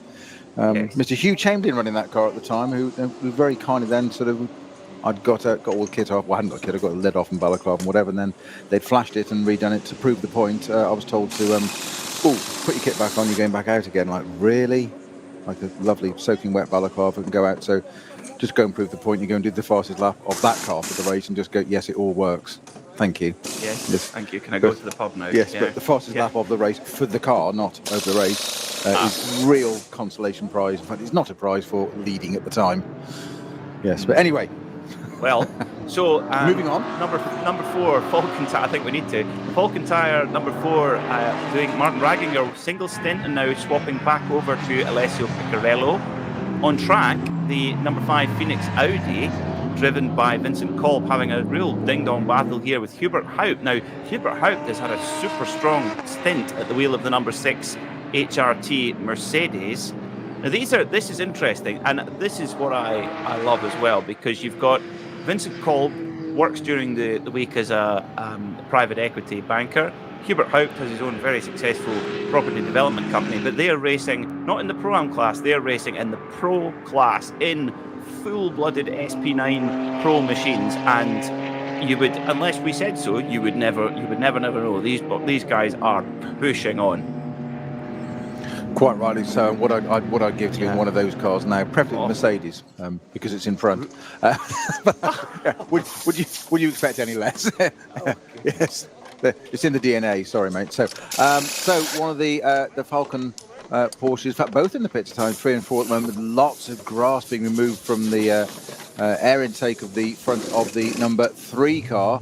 And a great deal of it actually down there. Great camera shot of it right down the pit lane. Lots and lots of grass. They need to sweep out the way for pick it up on the new tyres going out. Don't need that. Number 4 car alongside should be ready to go any moment now. We've just tipped the 2-hour mark. We're just over halfway through, Peter. So I think we probably need a rundown at sort of top of the hour, don't we? We do indeed. 2 hours to go. The halfway point here at the Nürburgring for the 61st ADAC Reinaldus Langstrecken race. So at the moment, leading overall is the number 44 BMW Junior Team machine driven by Dan Harper, with the SP9 Pro-Am led by the number 24 Lion Speed by Car Collection. Car Collection, very much a up and down day for that squad. But the number 9 Get Speed Mercedes, driven by Janine Schaffner, leads in SB9 AM. Janine leading that championship as well. So all going to plan for that squad as well. So in Cup X, we have the Teichmann Racing KTM Crossbow, number 920, with SB7 led by the Huber Motorsport Porsche. So still a very good day for the Huber guys, with SB10 still led by the Schnitzelalm Racing Mercedes, number 165. That's the kind of main top categories at the moment in this race. And it's, still in SP9, the 2 Falcon cars come in for their pit service. Now, I believe that must have been Tobias Müller who brought the car in, and brought the car in with a bit of the scenery involved with it as well. I wonder where that actually was, where that happened, Snowy. I don't know. It just might be just run wide and just picked it up. There's no damage to go with it at all. But it was just so the split and all that was intact and whatever. It's just absolutely full of grass on the air intakes. Of course, you don't want that because it's going to cause overheating issues. So that's why they're clearing it all out. They was putting a lot of it down on the pit lane, as you say. It's the code 6 we've got at Arenberg, Peter, is for the number 149 Vulcan Horst Motorsport BMW, don't panic, M240i, of the SP8T class. So don't panic, it's just as important to them, but it's not one of the front-running cars in the GT3. So we've got a Porsche in the pit lane being pushed in as our number 9 car comes in past it. One of the Get Speed. Yeah, coming in past that. Just seeing a Porsche Cayman being pushed, and GT4 being pushed into the pit lane. Janine Schaffner, you say, into the pits. Formerly Janine Hill, a two-star 3-day eventer. So she likes her high adrenaline activity. I was going to say racing horses, but no, that's not true. Eventing horses and also racing at the Nordschleife. That's my kind of adrenaline junkie. It's proper, isn't it? That fully committed.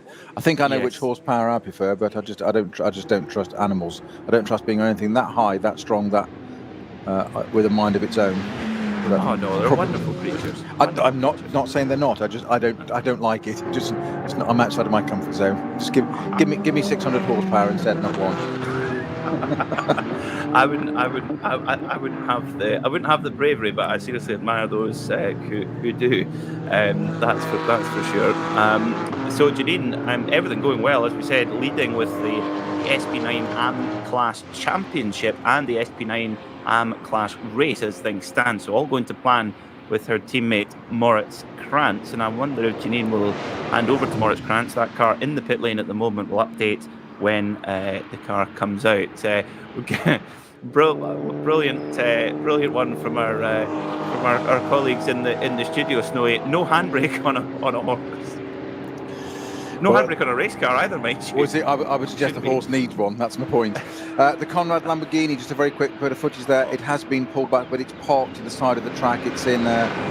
It's off track in a safe area. It hasn't got all the way back, and the driver's crash helmet is sitting on the roof of it. So that car is, I would say, it's out of it. A bit of deja vu, though, not only for the Conrad Lamborghini that did so well in the last round but had punctures. It seems terminal on this one, but at the top of the timesheet, it's that number 44 car, the BMW Junior team, BMW M6, driven by Dan Harper at the moment. I know there is 1 hour 54 minutes to go, so I'm not keeping my powder dry to an extent, but it's young Dan Harper there again at the top of the timesheet at the Nürburgring for the second meeting in a row. And I bet he's saying, will you stop talking about me, please? Well, the thing is that you don't often get consecutive winners in the SP9 class very often. Just come out straight with it. Don't sit on the fence and say it. Hey? No. Sorry, Dan, you're not winning this one. What I was about to say is that emphasises how impressive that squad have been, and how much of a purple patch of form they've been on. I'm reminded of typical negative racing drivers. Trying to blame somebody else. No, it's not about blame. There's the racing driver book of excuses, of course. That's well known and well published. Everybody's got their own version and makes additions to it. But I'm just what you just said there about Dan Harper. I'm reminded of Johnny Herbert quote years ago on a Formula One grid when the immortal Murray Walker interviewed him and said, asked him, anything to say, and he said, "Yes, don't mention me, please." I said, every time I mentioned it, the car broke down or something. Yeah, it was just like, yeah, Murray, don't talk about me, please. I might be in the Grand Prix, but don't talk about me. That's superstition, isn't it? But absolutely. He's probably poor Johnny. He's probably regretting that now. God, I wish I told him that. That's got to be one of the great, at the time, must have been one of the greatest things as an up and coming racing driver. If you ever had Murray Walker announce your name on air, how cool would that be? Now, there's a question. Did you ever have that one, Snowy? What do you think I raced in? Come on. No. Well, no. Did you not do any GT stuff? There was around at Donington in about, I think it was 2003. Show my age again now. Yes, he was present there actually with I think even Ian Titchmarsh was in all. But back at the Nürburgring, Dan Harper has brought the leading BMW into the pits whilst there is a battle ensuing between the AMG Mercedes and the R8 Audi. Once again, it's front engine versus rear engine, or mid engine in the Audi's case. And it's hotting up yet again between these two. And both are going to dive into the pits at exactly the same time. That's what I love. Just when you think something's going to happen, they say, actually, no, we're going to go into the pits. So that's Brilliant the Phoenix stuff. Racing and Haupt teams cars into the pits. That's Picarella and Cole straight into their Haupt. Sorry, my apologies, into the pits there. The first three are in there now. So I would imagine that Hubert Haupt will be handing over to Adam Christodoulou, who qualified the car, started my Partagasenhaar, so I would think this will be Adam Christodoulou to the finish for the number 6 Haupt Racing Team machine. Now, Adam only racing today, he's not racing tomorrow, interestingly. Not entirely sure why, maybe something else to do, but the number 5 crew, the Phoenix Audi, I would imagine Vincent Kolb will be handing over to Frank Stippler, but we'll keep you up to date. Now, we have a code 60 in 8 different places on the circuit now. Wipperman, Schwedenkreuz, Esbach, and I think at the Foxhole as well. I was going to say, we just got a bit of on board, haven't we, there? The 75 car, and I think that's down to the Foxhole. By the look of it, just wonder why it was going slow for a minute, but it's a code 60. Back up to speed now. Gosh, so he's going past the intervention car. Cars, plural, Mercedes, on the right-hand side of the track. So back up to speed. The car that we're talking about is the 75 entry. That's the... I completely lost it. Where is it, Peter? The 75, and that is... Oh, yeah, you're testing me now. I wonder that now I wasn't doing that deliberately. Just no subterfuge there, my friend. It was just I haven't got a 75 on my entry list, but we've got a 75 on the windscreen, which is not helpful. What we're saying here, Snowy, is that we've been so prepared that we printed our entry list out just before it closed off, and that car snuck in at the end. So we've got the NLS round 2014 entry list, is what you're saying? No. 75. Well, what we can say is the clarity. Schmickler Performance Porsche Cayman GT4 CS, currently 6th in Cup 3. Thank you, timing screen. Indeed, and a driver change in the number 44 leading BMW Junior Team M6. We have no less than now Neil Verhagen at the wheel of that car, the car that did so well, his little crew last time out. Little as in age, as in, I think what was it say, with average age, just under 19 and a half years or something between them? Yeah, Dan Harper is 20, Neil Verhagen is 20, and Max Hesse is the young whippersnapper of the crew in 19. And Verhagen has actually he's come up from the single-seater department. He's a 2016 USA F1600 champion and also won the SCCA runoffs that year as well. Big club event in the States. Absolutely. So no mean thing to go and win that, is it? Oh yeah, it's kind of like, in a way, I know the cars are slightly different, but it's a similar essence to the Formula Ford Festival in Europe, actually, I would say, the SCCA runoff. That sort of, everybody comes from far and near and far to to compete. And there's a brilliant story about Level 5 Racing and Scott Tucker, who another guy who's in the jail now actually, about building a D-Sports racer that would go under 2 minutes at Road America, and they spent millions on this. And do you know what the prize was? A $200 Applebee's gift card. Right. It's quite hard to follow that one. Yeah, I swear. For you think Tumbleweed. Well, it is. It's tumbleweed in my head as well. Going right, you've spent millions of dollars to do a less than 2 minute lap at Road America in the runoffs, and obviously they won by an absolute postcode. But poor old Colin Brown, he was the guy that did the development for it, and he would be doing 150s at Road America, which is that's chuffing on.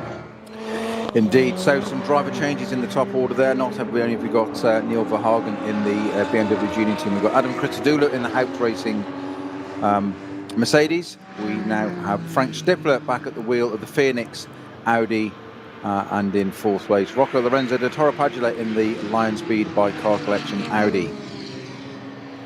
You've been hanging on to that all day. You've been desperate for him to get in that car. I have, like a coiled spring, yes. Yep, indeed. So a whole new cast of drivers at the front. Dennis Olsen back at the wheel of the now degrassed number 3 Falcon Motorsport Porsche,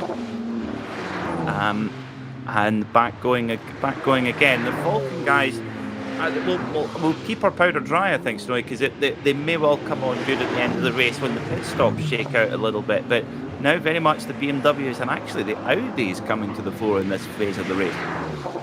Indeed, and it's one of the another element, another layer of this race that always captivates me about how it ebbs and flows. And you say something just doesn't do so well at the beginning, and then all of a sudden it just seems to come through the order and its strategy and how they do it. It's quite extraordinary. We're only just under 2 hours to go. It seems like ages ago that we said we just reached the 2 hour mark. Well, we've got 1 hour 46 still to go. And this is in terms of sort of more popular TV or motorsport, as in Formula One, more high profile. This is basically, we've got a whole Grand Prix to go now, and we've had one and a bit of one already, which always amazes me just how long this. And this is this is what we call we're talking about sprint races in Formula One happening next weekend for the first time, the British rounds, and these 4 hours for these sprint races for these guys. They do 4 hours, they do a 6 hour, and then they do 24 hours. Proper endurance racing. Yeah, this is what it's. You're right. This is what it's all about. And you've got the opportunity, if something doesn't go quite to plan, at least you've got the opportunity to salvage a result at that point as well. And it's a real pity that the number 7 Lamborghini, the pole-sitting car, of course, wasn't able to run to the end of the race. But they will come back tomorrow. And, of course, they'll come back tomorrow with a 3-driver lineup with, of course, the arrival of Axel Jeffries, who was really the start, for me, one of the, arguably the man of the meeting, actually, the Nürburgring 24. So fast over one lap and really, really impressing every time he gets in that car. And he's actually sharing an LMP3 machine with Klaus Abelin over at Monza as we speak. And again, you were talking about this recalibration of drivers, Peter, there, and an LMP 3 car, Monza, the temple of speed, one of the fastest circuits on the European tour, and an LMP3 car so totally different to the Porsche that he's going to drive tomorrow, Klaus Abelin. Just, you couldn't get more different. But as you say, jump on a plane, come back and go and do it tomorrow. Some people think it's madness. I totally get it. Why wouldn't I would do it if I could. I think so would I, mate. Yeah, I bet, and I'm sure. Well, I would imagine they'll be flying private in, I presume, Klaus Abelin's personal airborne transport. He's also the kind of mindset that he might just go and drive. I think it was a drive back Alan McNeish when he won Le Mans in 98, wasn't it, with the Porsche, the first time in the GT1 Porsche. He did the duties he needed to do, but he and Johnny Molan jumped into their road car and drove back to England within half an hour of finishing their duties, however long after the race that was. But there was no hanging around and partying, whatever. It was back on and back to work kind of thing.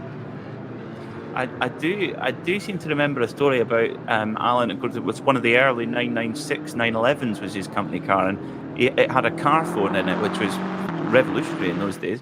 And he ran up quite a large phone bill, which obviously Alan being Scottish like me, I think that was quite painful for him, the phone bill that he racked up, obviously phoning all his friends after winning Le Mans, as you would. Well, it's understandable, but I can understand the pain and wincing at the phone bill. I remember actually just after that Le Mans, the UK launch of the 996, which was quite a revolutionary car at the time here. We worked on that, I think we were down at Castle Combe and Johnny Molam and Alan McNeish doing fast laps. And I remember them coming in, he just won it, and it was... I think it was just starting to sink in that 2 weeks ago he'd won Le Mans, but I think he probably just got off the phone 2 weeks later as well. Hence the bill. Is that when you were winding him up, saying it was lucky? I wasn't going to mention that one. And he showed you otherwise that it wasn't. He did, very very rightly so. He responded to he was the bait, and I goaded him, and he did respond exactly as I wanted and demonstrated just what a 996 Porsche road car could do and why he'd won Le Mans, which is exactly what I wanted to see. Brilliant. I'm sure he's forgiven you for it. I'm sure we've seen him many a time since, but I think let's just say he delivered and proved his credentials, which he didn't need to, but it was quite amusing amongst a group of people at the time around Castle Combe of all places. Yeah. A scary place. Yeah. It wasn't going straight a lot of the time, put it that way. I bet. I bet. Well, at the moment, we're waiting for. Now, pit stops wise, and in fact, this is looking pretty good at the moment for BMW Junior team. Neil Verhagen leading in the number 44 machine, which would be, if they can hang on to this lead, would be 2 in a row for that squad and really put them right back in. Now, in terms of the championship points, Snowy, given that this is a relatively steady trio, they're racing together throughout the season, this could put them right back in the hunt for the championship, I guess. Of the class, of course, the championship is one a bit further down in the Cup 5 category. True, but in terms of the SB9 category, which is the sort of bragging rights, yes.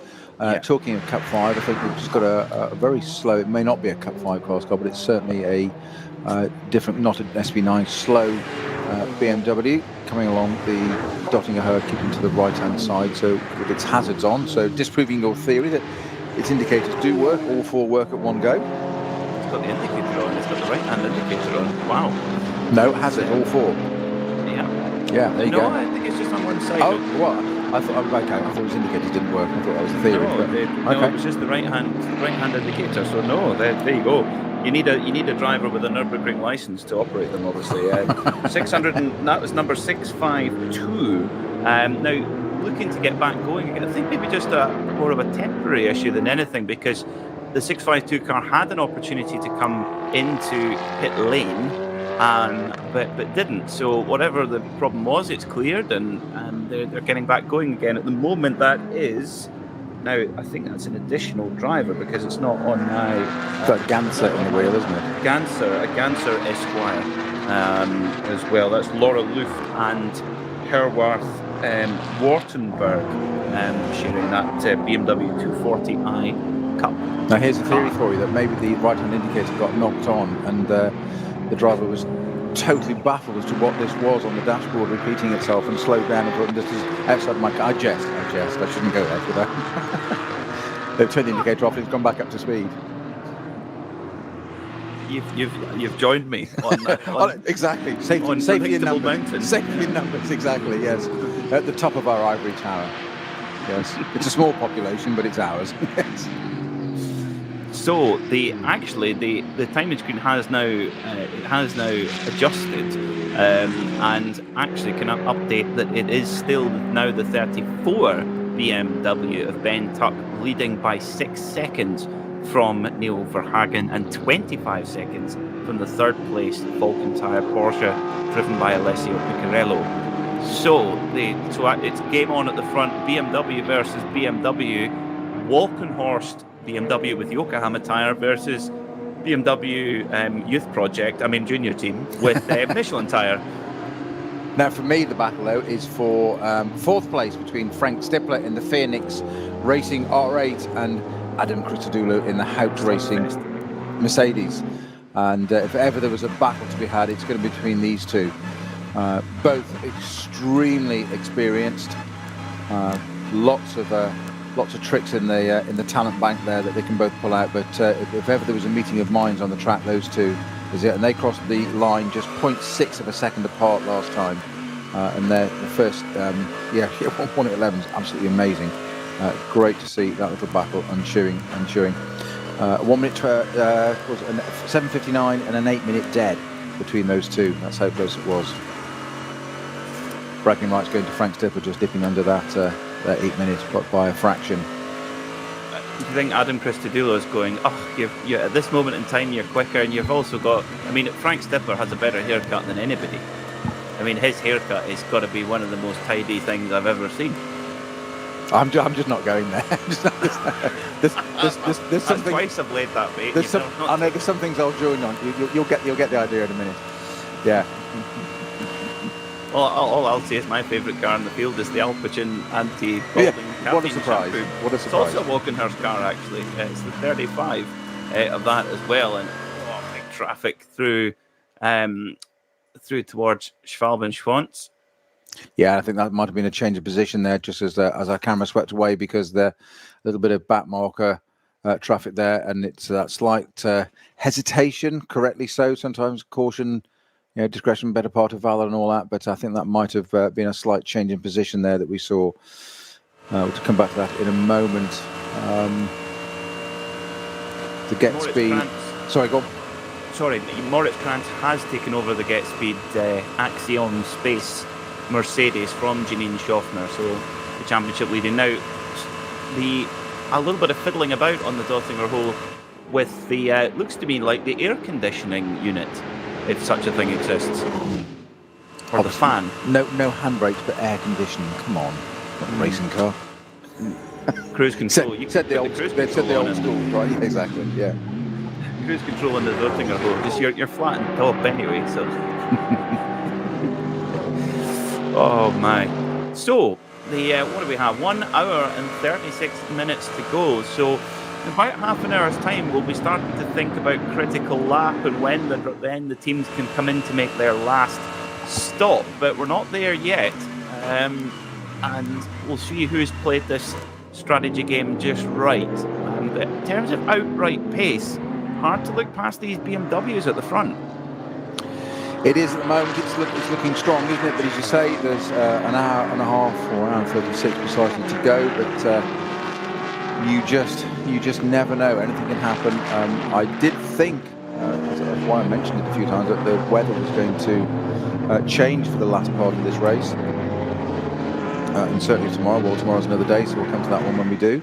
But I did think the weather was going to have an effect on this one, and it doesn't. It seems to be holding out for the moment. I should go and have a look at my trusty weather app and get an update on that. I'll just go and put some more coal into the phone and make it work a bit better. Well, a huge thank you to the Team Walkenhorst BMW fan page who got in touch and said Adam Christodoulou is running in the Fun Cup, the VW Fun Cup at Spa tomorrow. So he is right. He's relinquished his seat in the HRT Mercedes to go and drive in the VW Fun Cup at Spa. Well, there you go. There is an increasing chance of rain around about 2 o'clock local time. So that's now. So it hasn't, between 2 and 5. So we will see. It's an increase from 15 to 45%. So when you say 45% chance of rain, there's also a 55% chance of it not raining. Indeed, yes. I think this could, the timing of the weather, if it arrives and where it arrives, could well influence when we see the leading SP9 cars take their last stop, or will it be their last stop? Do they take 2 shorter ones? That's the thing. Being on the right tyre, but again, with the Nürburgring Nordschleife not being like any other track in the world, 25 kilometers to cover, it's you can be on the right tyre in one part and the wrong tyre everywhere else. So this is where the unique challenge of the Nordschleife comes in, and no more so than the 24-hour race this year, Snowy, where we had to see drivers really taking a leap of faith on, let's say, unsuitable rubber at large parts of the circuit. Yes, and we had that piece of rubber, didn't we, sitting up at Tiergarten for a while. It was obviously a little while before the marshals were safe to go and remove that. I don't think we saw what that came off. We thought initially it was the Conrad car. That sadly expired. Ben Tuck it is that's leading at the moment in the number 34 M6, about to just exit Tiergarten and start his will be 17th lap. The number 34 car, the leading Walkenhorst BMW, has got quite a bit of grass in the front, in the front grille as well. I hope that won't be causing any kind of cooling issues in the warm German summer air for that car. Hopefully there's enough air flowing through to stop that car from overheating. But the gap has come down ever so slightly. It's now 5 seconds, the gap between the leader Ben Tuck in the Walkenhorst number 34 BMW and the number 44 BMW junior team car of Neil Verhagen. Is the gap 8 minutes and 19.1 seconds for Verhagen, and exactly a second slower for Ben Tuck. So those are their outlaps coming out of the pit lane. So we'll see now what they have on a clear run. We do still have a slow zone at Wipperman. In fact, we have code 60 zones now at Wipperman and Esbach. So a very popular spot for spectators at that part of the circuit, Snowy, but unfortunately they're not going to see the cars at racing speed at this moment. No, and again, I think it's barrier repairs for, I think it was the 469 car that went off there at Wipperman. My apologies, I misled. I said start their 17th lap. 17 laps completed to about start their 18th lap. Slight correction there. So the battle is on between the BMWs, the two rival teams, Walkenhorst Motorsport and BMW Junior Team, wanting to make it a double if they can from NLS 4, NLS 5 this weekend today, and of course we've got the 6th round tomorrow. 5 seconds it is between them, as you've said, Peter, and all to play for now. So sector time, just have a look at this, is where the gap's going to start to come down now. Neil Verhagen on a charge nearly already half a second up on sector 1, but it is only that part of it, so let's just see. But this could start to get very interesting. Last laps, as you said quite rightly, an 8:20 and an 8:19.1 each, so exactly a second between them. 8:20.140 and 8:19.108. It's Neil Verhagen that's slightly quicker and has proven to be, over the course of the race so far, the fastest lap for the Walkenhorst BMW being a 7:59.8, sorry, 7:59.9, my apologies, and Neil Verhagen's junior team car 7:58.5. So all to play for now, and of course don't discount the Porsche continue, as you say, the Falken Motorsport number 3 car with Corello at the wheel. You never know what they've got up their sleeve. Absolutely. They could just be holding something in reserve, maybe. But we've got a couple of updates on penalties. The number 460, huge penalty for them. A 270-second stop-go penalty for not respecting a code 60. So a lot of those today, Snowy. Yeah, and it's something that they're very strict on here. We've talked about you talked about the Nürburgring license a little bit earlier on, Peter, and it's something that. We've said before, I think it was John Hindhoff made a very valid point during our N24-hour show that such as the level of the licensing and testing you've got to come and do here, and the rules you've got to go through, that Lewis Hamilton, 7-time Formula 1 world champion, cannot come and start and do this race. It doesn't matter how experienced you are in other categories of life or motorsport life. You can't come and do this. You've got to go through a process, and you've got to build up to it and do it in different classes, etc., etc. And that's how they run it, and that's why, because we have no safety cars, we have these code 60s, code 120s, obviously to initially slow it down. So we've got one precisely at the moment at Wipperman. So we've got yellow flag starts, it becomes a 120 zone, then it goes into a 60 as they go past, while the workers are out there repairing the barriers or whatever it is they're doing at this particular moment in time, or dealing with the incident that needs resolving. They're doing that, and everything has to go by slowly. Any breach of that is punished, and punished harshly, as you've just said there. 270-second, which basically just puts you out of contention for the race, but on the basis that you won't do it again, hopefully. You certainly hope not, anyway. Well, Klaus Raeder at the wheel of the number 25 Huber Motorsport Porsche. Now, the last time Klaus was racing here at the Nürburgring Nordschleife, now my memory serves me. No, I'm thinking. My apologies. I'm thinking of somebody else. Of course, actually, Klaus Rader, winner of the SP7 class in NLS 2. Now, I think he may have had an off. No, I am remembering it correctly. He did have an off in the last NLS race in an SP7 car, which is the 911 Cup, but he's now up to the full spec GT3R is Klaus Rader, and he's the owner of the L'Osteria restaurant chain, and actually owned a McDonald's right on the East-West Germany border when the Berlin Wall came down, and made his riches in the restaurant business. I can't imagine owning McDonald's though. It's imagine being a quite lucrative enterprise. well, there's that one. You can take the boy out of Scotland. Are you going to be all Waitrose and hoity-toity here that you would Not never be don't start. No, I was supporting you there. I was backing you. Were you? Were you? Didn't sound like it. You've got a funny way of showing it. No, misinterpretation, dear boy. Now, I'm sure we're not watching highlights, but there's a blue, sort of teal blue and black Lamborghini going around the track. This is confusing me, because I was convinced the number 7 Lamborghini was out. We saw it parked up at the side of the road. I'm totally with you, but helmet on the top. Yeah, it was exactly. That was the visual that we described, or I described. So you can lay that blame of that one entirely at my feet. That's what I saw that too. Yeah, that's what we saw. But it does appear to be out on track again, and you're quite right. It's not with a 1 hour 27 minutes to go, and it's live. It's not highlights, so we'll have a look. So the thing to do is have a little look on let's have a look on my tracker. Bear with me, Peter. I'll do that whilst you talk amongst yourselves. Well, my theory would be it is. It's out on track. It is. Wow.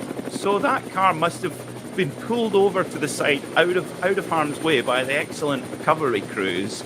Pulled over, drivers got out of the car, found a mobile phone from somewhere, phoned the pit garage, or given that the car was experiencing some sort of electrical issue, we thought, but so somehow made contact to the pits, got the car fixed, and somehow refired it, and it's back running again. And probably a couple of laps down, right in the draft of the HRT Mercedes of Adam Christodoulou. I think that's making a bit of a nuisance. I think that's what doubly confuses. It's just come up through Bergwerk. It's coming up to the slow zone now. It's just at Hoax, isn't it? Yes. And it's the fact that it's running with a pier has completely put me out as well. So hang on, but how many laps down is it? I'm just trying to find it. It is in 116th place. 6 laps down. That's the spirit of endurance. And in fact, you'll like this one. The next car up, it's a lap down on the number 2 Dacia Logan. Yes. Not for long, I suspect. The Dacia Logan is beating a Lamborghini. There you go. That's the strap line. The Dacia Logan, faster than a Lamborghini. You should be in marketing. You probably are. Absolutely. Well, there is a tin hat conspiracy theory that the Dacia marketing department ordered Dacia to photobomb Kevin Estre when he went over the line for the money shot, taking the checkered flag. I wouldn't even want to comment one way or the other. You just did. Oh, well, did I? Oh, no, I'm just stating fact. That's all. Anyway, but one thing we do know, we've got the number 44 Shell liveried BMW Junior team. The yellow and red flashes over the mainly white bodywork, and that gap visibly is coming down, and 4.2 seconds on the time screen. Indeed it is 0.8 of a second, so a second quicker for Hagen over Tuck last time by, and then this lap 0.8 of a second quicker. So they're not big gaps, but it's enough to really be putting that Walkenhorst crew under pressure. Well, it most certainly is, and it's. I thought he might just make a bit more of an impression that lap at 0.8.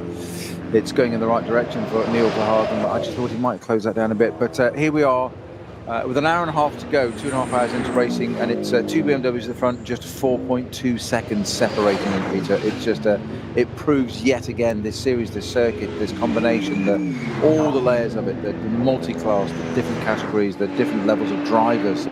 the circuit itself. And once again, I'm looking at that Lamborghini chasing the Mercedes as the Lamborghini dives into the pits. It's the last place that car needs to be now, surely. But in at full speed, as if it was just coming out of the sort of lead of the race again. That was certainly sent to test us, that's sure. Well, I have quite an important update now on yet another penalty, and this is right up the sharp end. The number 25 Huber Motorsport 911 GT3R, and currently being driven by Klaus Rader, who we just mentioned, a 270-second stop-and-go penalty for not respecting Code 60. So the stewards do not miss anything, and Code 60 there for a reason. Well, Klaus Rader, he will be able to have maybe a plate of tasty pasta from the L'Osteria restaurant, or indeed, you could have a McDonald's drive-thru in that length of time. I know not of these things you speak. You're a liar. You're a liar. You are Peter Snowden. You are lying on live air, live on air broadcast, live on air. You've just lied to our viewers. It's more of a Joe Bradley thing, a drive-through McDonald's. Well, I'll be having one with Joe then. I'll be sharing. If we're going on site somewhere, I'll be sharing with Joe, so I'm not judged by the stick-thin racing driver. Anyway, but now you're onto the realm of fantasy stick-thin. That's just brilliant. Fantastic. Oh dear. And an hour and 22 minutes to go here. As ironically, the Schnitzel Mercedes goes blasting past on the Dottinger hole. Do you need a flight-in Porsche to complete the picture, don't we? Indeed. Well, we'll have a Frickadeli, shall we? Yes, we'll have the meatball machine. Now, Frickadeli have got the right sponsors. They obviously have the Abelin meatball sponsorship of Klaus Abelin, team owner, but also Fru Lager or Fru beer from Cologne, just north of the Nürburgring. It's a Johnny Palmer dream, that is, meatballs and beer. Beer, yeah, and likewise. So I'd literally share anybody else apart from you, Snowy, on a road trip then, basically. You're making it personal now. No, I'm not. I know what I'm going to have after this. I'm going to McDonald's. Just as a matter of principle now, to prove the point. Just to spite you. Exactly. Yeah, I'm going to send you a picture of me stuff in my face. Yeah. Anyway, now, one car I want to talk about is number 503, a Hyundai i30N. Now, is it Sportback or Fastback? I think it's Fastback. This is a circuit where Hyundai have really focused hard on implementing the road cars. Here, of course, in the Nürburgring 24, they had their new i20N in just a normal street trim with a roll cage, and it finished the race. No problem. Proves it can be done. We have seen the odd, I think Bruce refers to them, the odd car that resembles a taxi driving around here in these races, and there's as you say, the 503 car there, just looking just like an ordinary road car with a very nice paint scheme. And then with a Nürburgring Uber, there's the business idea. He's full of business ideas, isn't he, Kerry? Yeah. The man's a wasted talent. They're wasted, full stop. 80 minutes to go, and it's still BMW war here between Ben Tuck and the Yoka. Now, this is interesting, Snowy, how is there going to be much of a difference between Yokohama tired car and Michelin tired car? Because at the moment the lap times are very, very close, but of course tyres behave in different ways over a stint, I suppose. Well, certainly so, and you say that they're absolutely spot on, that they're very evenly matched, but of course there's one thing that not taken away from any of the drivers in there. We've got Mr. David Pittard to get into one of those cars just yet, and that might just change things in terms of his style, is what I mean. I'm not saying he's any quicker or better or more efficient than anybody else, but he has certainly a very, very attacking style, and if he's got a sniff of an opportunity, these cars stay in this order. We'll be 18 laps completed, so how far are we off the next pit stops for these cars? How many laps are we into this? So we can't be that far off, can we yet? Well, this is, and it's actually right at the tipping point as well, because we know that the cars can do an 8-lap stint with a light foot, with some fuel saving. An 8-lap stint is about 64 minutes. So I wonder if maybe there'll be that could be what the Falcon Porsche is thinking. They're a little bit off the pace of the leading BMWs, which are absolutely charging at the moment. But I wonder maybe if that's the Falcon team are just keeping an eye on that fuel gauge at the moment, Snowy.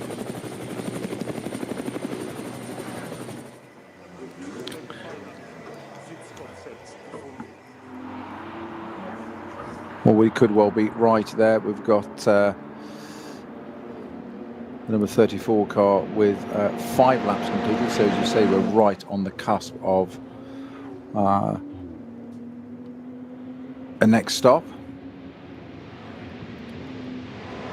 As you say, it's into that part of the race where the strategy really does just count now, doesn't it, as well, as to what can be done, how long we've got in the pit. You've got our aggregator to come into play, which I know I can hear it in your hand that you're rustling a bit of paper. I'm trying to be quiet and make it look like I've got it on the top of my head. The tension is it's palpable. Well, if you were coming in right now, it would be, so what have we got? We've got 78 minutes remaining. Well, still, the sliding scale begins at, ironically, in front of what I've got here, the 69 minutes to go. That's a minimum box time of 188 seconds. Then it slides down from there. So I feel we're going to have to keep an eye on that. And I think this may well be a race now of fuel economy and a balance of that and lap speed over the next hour or so.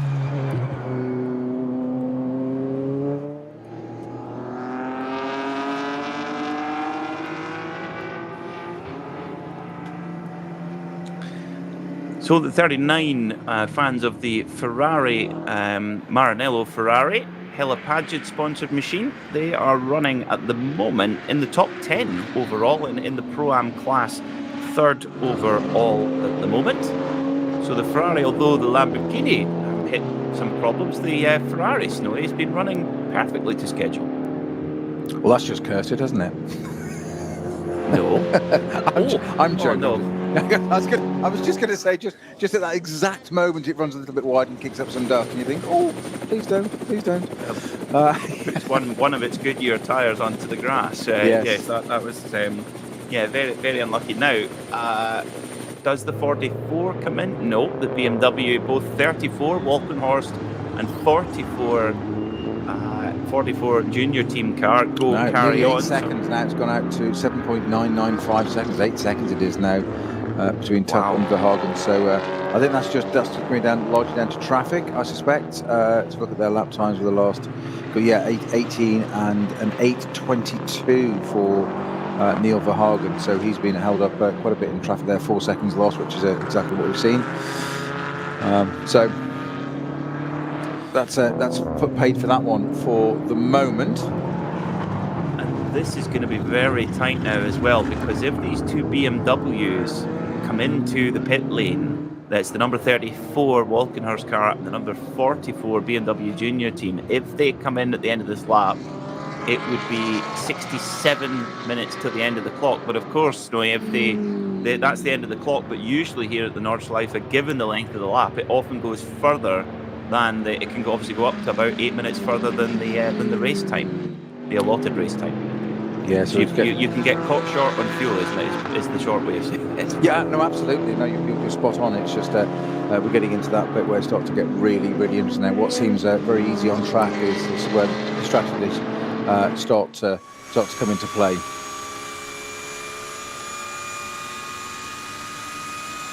So at the moment, the runners on the podium: Ben Tuck for Walkenhorst, Neil Verhagen for BMW Junior Team, and Alessio Piccarello for Falcon Tire Porsche is your top 3 at the moment. And at the moment is the most important part of that sentence, because there's plenty to change here at the Nürburgring Nordschleife.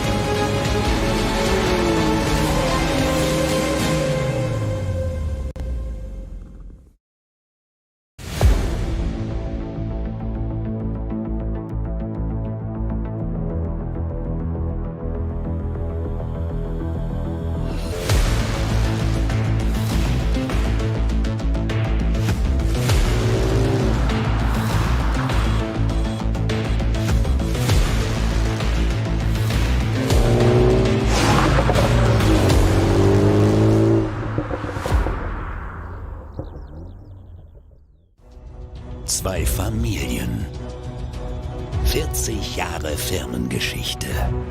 Unsere Produkte entstehen zu 100% in Deutschland. Mit Herzblut und Hingabe. Wir schaffen den Technologietransfer von der Rennstrecke auf die Straße. Handwerkskunst, Erfahrung für diesen einen Moment. Das ist die Nürburgring Langstreckenserie. Das ist H&R. Performance made in Germany. Sicher ans Ziel. Auf allen Straßen, bei jedem Wetter. Mit den zuverlässigen Sommerreifen von Falken.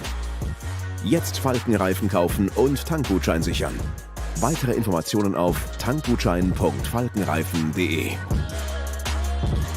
Falkenreifen.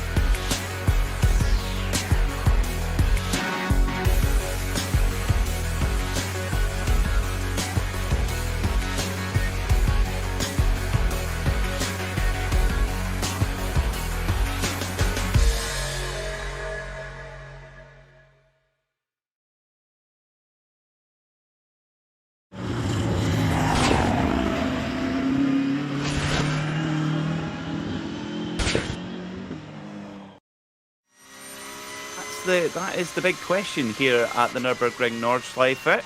Is it BMW? Is it Porsche? Maybe. Is it the Audi of Frank Stippler? Let us know via the hashtag RSL NLS. RSL NLS. Get in touch with myself, Peter Mackay, and Peter Snowden here in the Radio Show Limited commentary box. 70 minutes to go of racing here at the Nürburgring Nordschleife for the 61st ADAC Reinaldus Langstrecken. And I will answer your question now, Snowy. Is my money still on BMW? That at the moment it's hard. Their pace is very impressive, and particularly on this lap, Ben Tuck flying late on in the stint on that Yokohama tyre. But I feel that both Piccarello, Stippler, maybe even the Mercedes of Christodoulou, they might have something up their sleeve for the final stint, which is just in front of us. Yeah, I think Spread bet. I didn't answer your question. No, you did fine. You did. I think in a roundabout way, what's interesting to me is the power play between the two BMWs here. You said different teams, different tyres. Ben Tuck doing a great job, but of course we've yet to see young. I use the word advisedly, David Pittard in that car yet. As in, one thing he's not young in is experience, as in very, very experienced. But Neil Verhagen in second place.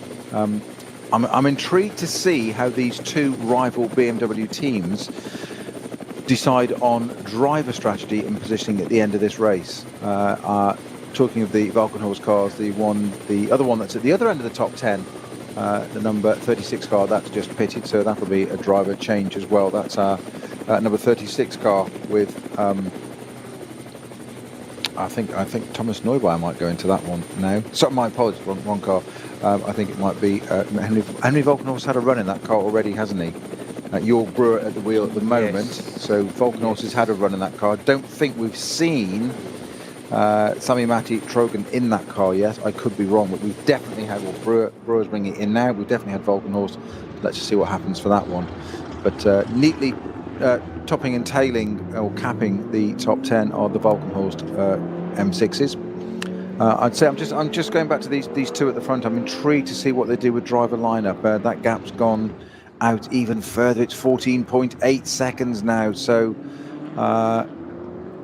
the time's being lost there. It's an 8:16 for the leading car and an 8:23 for the second place car. So Neil Verhagen either just not falling lucky with traffic or what's causing there, but that gap was 5 seconds, 4 seconds, 4.2 seconds, and suddenly it went to 8. That was one lap. We put it down to one lap. That can happen. But it's now suddenly 14.8 seconds. So that, again, may just change a little bit of strategy, a little bit of thinking in the team. But they can't afford to be complacent. 20 laps completed onto the 21st lap of this round 5 of NLS Series 2021. Just over an hour to go, an hour and 17 minutes. So we do have we were talking about an Italian contingent earlier on, Peter, and we have got... not the car we expected, the pole-sitting car and leading car at one point, the Conrad Lamborghini, but we do have the Helipagid Racing 1 488 Ferrari in the top 10. In fact, it's 9th at the moment with Jaeger at the wheel of that, and it is Mike Jaeger at the wheel of that car, yes. Yeah. He looks like, I don't know what Mike's day-to-day occupation is, but he obviously spends a lot of time in the gym because he looks like a bodybuilder, does Mike Jaeger. He must have to have a big seat insert for that, what I have to say, beautiful Helipagid. I mean, there's no ugly Ferraris really, but the Helipagid car, that light blue and white sort of speckled paintwork with gold wheels, it's really, really nice. And Christian Kohlhaas and Kari Schreiner sharing that car, and Kari's already had her stint in that machine. At the moment, the Ferrari, the sole Ferrari, I don't think we've got the Octane 126 Ferrari with us this time. The number 39 Ferrari, second in class and 9th overall. And so, you're right, Snowy, Sami-Matti Trojan has got into the number 36 Pro-Am BMW M6, and it was Sami-Matti who did the qualifying duties as well. So he's had plenty of time to go and put his feet up and have a cup of tea in between then and now. Yeah, just going back to Mike Jaeger there. He's a bit of a Nürburgring 24-hour specialist, as in most of his career has been, driving history has been in 24-hour races. He's done the Dubai and then the Nürburgring for 2010, 11, 12, 14, 16, 17, 20, etc. But NLS is a bit of a new one for him. He did that in last year, first time in this car, the Helipagid Ferrari, and he's back at the wheel of it now and seemingly enjoying it. But a respectable run for that car at the moment, being in just inside the top 10, say 9th. Good to see that. A little bit of an Italian flavour in there as well. I think it's an interesting one. I think this phase of the race could be critical to the BMW Junior team. As you mentioned, Snowy, could have been a poor luck in traffic, but Neil Verhagen hasn't been able to match the pace of his teammates, Max Hesse and Dan Harper. And Ben Tuck, meanwhile, has been super, super impressive at the wheel of the Yokohama-tired Walkenhorst car. But I tell you one driver who is absolutely on it again, Frank Stippler. What did we say? Not his first rodeo. 8:14 last time by, a good few seconds quicker than the next quickest car, which was our leader, Ben Tuck. So Stippler, watch out for Quick Stippy. Yeah, well, he's still, he's 32 seconds, isn't he, behind the Alessio Piccarello-driven Falcon Motorsports Porsche, but he might do it yet. And as you say, I know it's your catchphrase for him, but it ain't his first rodeo. Well, there's a reason why he's done that, and it'd be interesting to watch that. I thought Adam Christodoulou would shine a bit more, but he's 6 seconds behind, isn't he, Frank Stippler? So that might come into play yet. I am intrigued as to what's going to happen at the top of the screen here in terms of, we've got David Pittard to get into the BMW yet, and I just think that say Ben Tuck doing a great job, and it's just Neil Verhagen. It's, I don't like to say it's faded, but the lap times have, and that's is that alluding to maybe an issue with the car? Because it's quite a bit of a fade, isn't it, to be honest? And I wouldn't have thought that was down to driver and traffic. And Neil Verhagen, I know it's a junior team, but they're there for a reason. They're there on merit, and I just wonder if there's something external, i.e. not about his driving. It's not like he can't deal with the traffic. You see Ben Tuck, shot his way through quite happily. So 14.8 seconds it was on the last lap. We'll find out fairly shortly what the gap is at the end of this lap. I would agree, Snowy. I think it could be a whole number of factors. Of course, they make the leading car, Walking Horses, on a Yokohama tyre. The Porsche, Falcon Motorsports Porsche, obviously on a Falcon tyre in third, but still a little bit off compared to the other Michelin runners recently as well. Christodoulou, very quick. He was quite close to Stifler, 8:16 for Christodoulou last time by. So really, really pushing on. But I get a feeling the Falcon Porsches have got something up their sleeve in the pit stop. I don't know what. That's probably why it's still hidden up their sleeve. But we'll see. But yeah, I think if you're the BMW junior team, I think you've got the time to do it in the pit stop. I think you've got to make a driver change, and you've got to put either Hesse or Harper in. Maybe Hesse, given he'll be pretty fresh now after doing just the opening stint.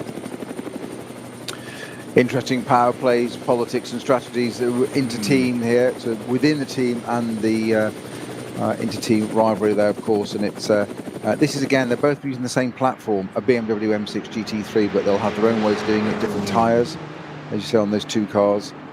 So lots to come into play here, multi layers of interest as to what they can do to get the advantage there. But 14.8 seconds may sound very surprising, as we'd literally come up to just a minute and a half short of 1 hour to go. It is 14.8 seconds lead. That is actually quite a comfortable lead in NLS. That sounds really strange after virtually 3 hours of racing. 14 seconds. We've seen a lot closer over the past few rounds of the season. This is our 5th round of the season. We've got the 6th one tomorrow, of course, as if it's a weekend where no motorsport is too much. There is not such a thing. And definitely not. You just can't get enough. Another 4-hour race on this circuit tomorrow. The weather is bright and sunny, which is not what was predicted. We are literally ticking into our final hour of this NLS 5. Well, what a perfect time to have a quick run through before the pit lane goes bananas. So the number 34, Ben Tuck for Walkenhorst Motorsport, BMW leads in SP9 Pro. In SP9 Pro Am is the number 24 machine of Lorenzo Rocco for line speed by car collection. SP9 Am led by Moritz Krantz, and then Get Speed Mercedes, a car he shares with Janine Schaffner. Now we'll come back to the rest of the classes, but our overall leader is in the pit lane, so pitting right on schedule here is Ben Tuck, who, and speaking of pitting, David Pittard is waiting can't even stand still, Snowy. He's dancing about on those Puma boots, waiting. He's like, let me in, I want to get going. Out, my turn.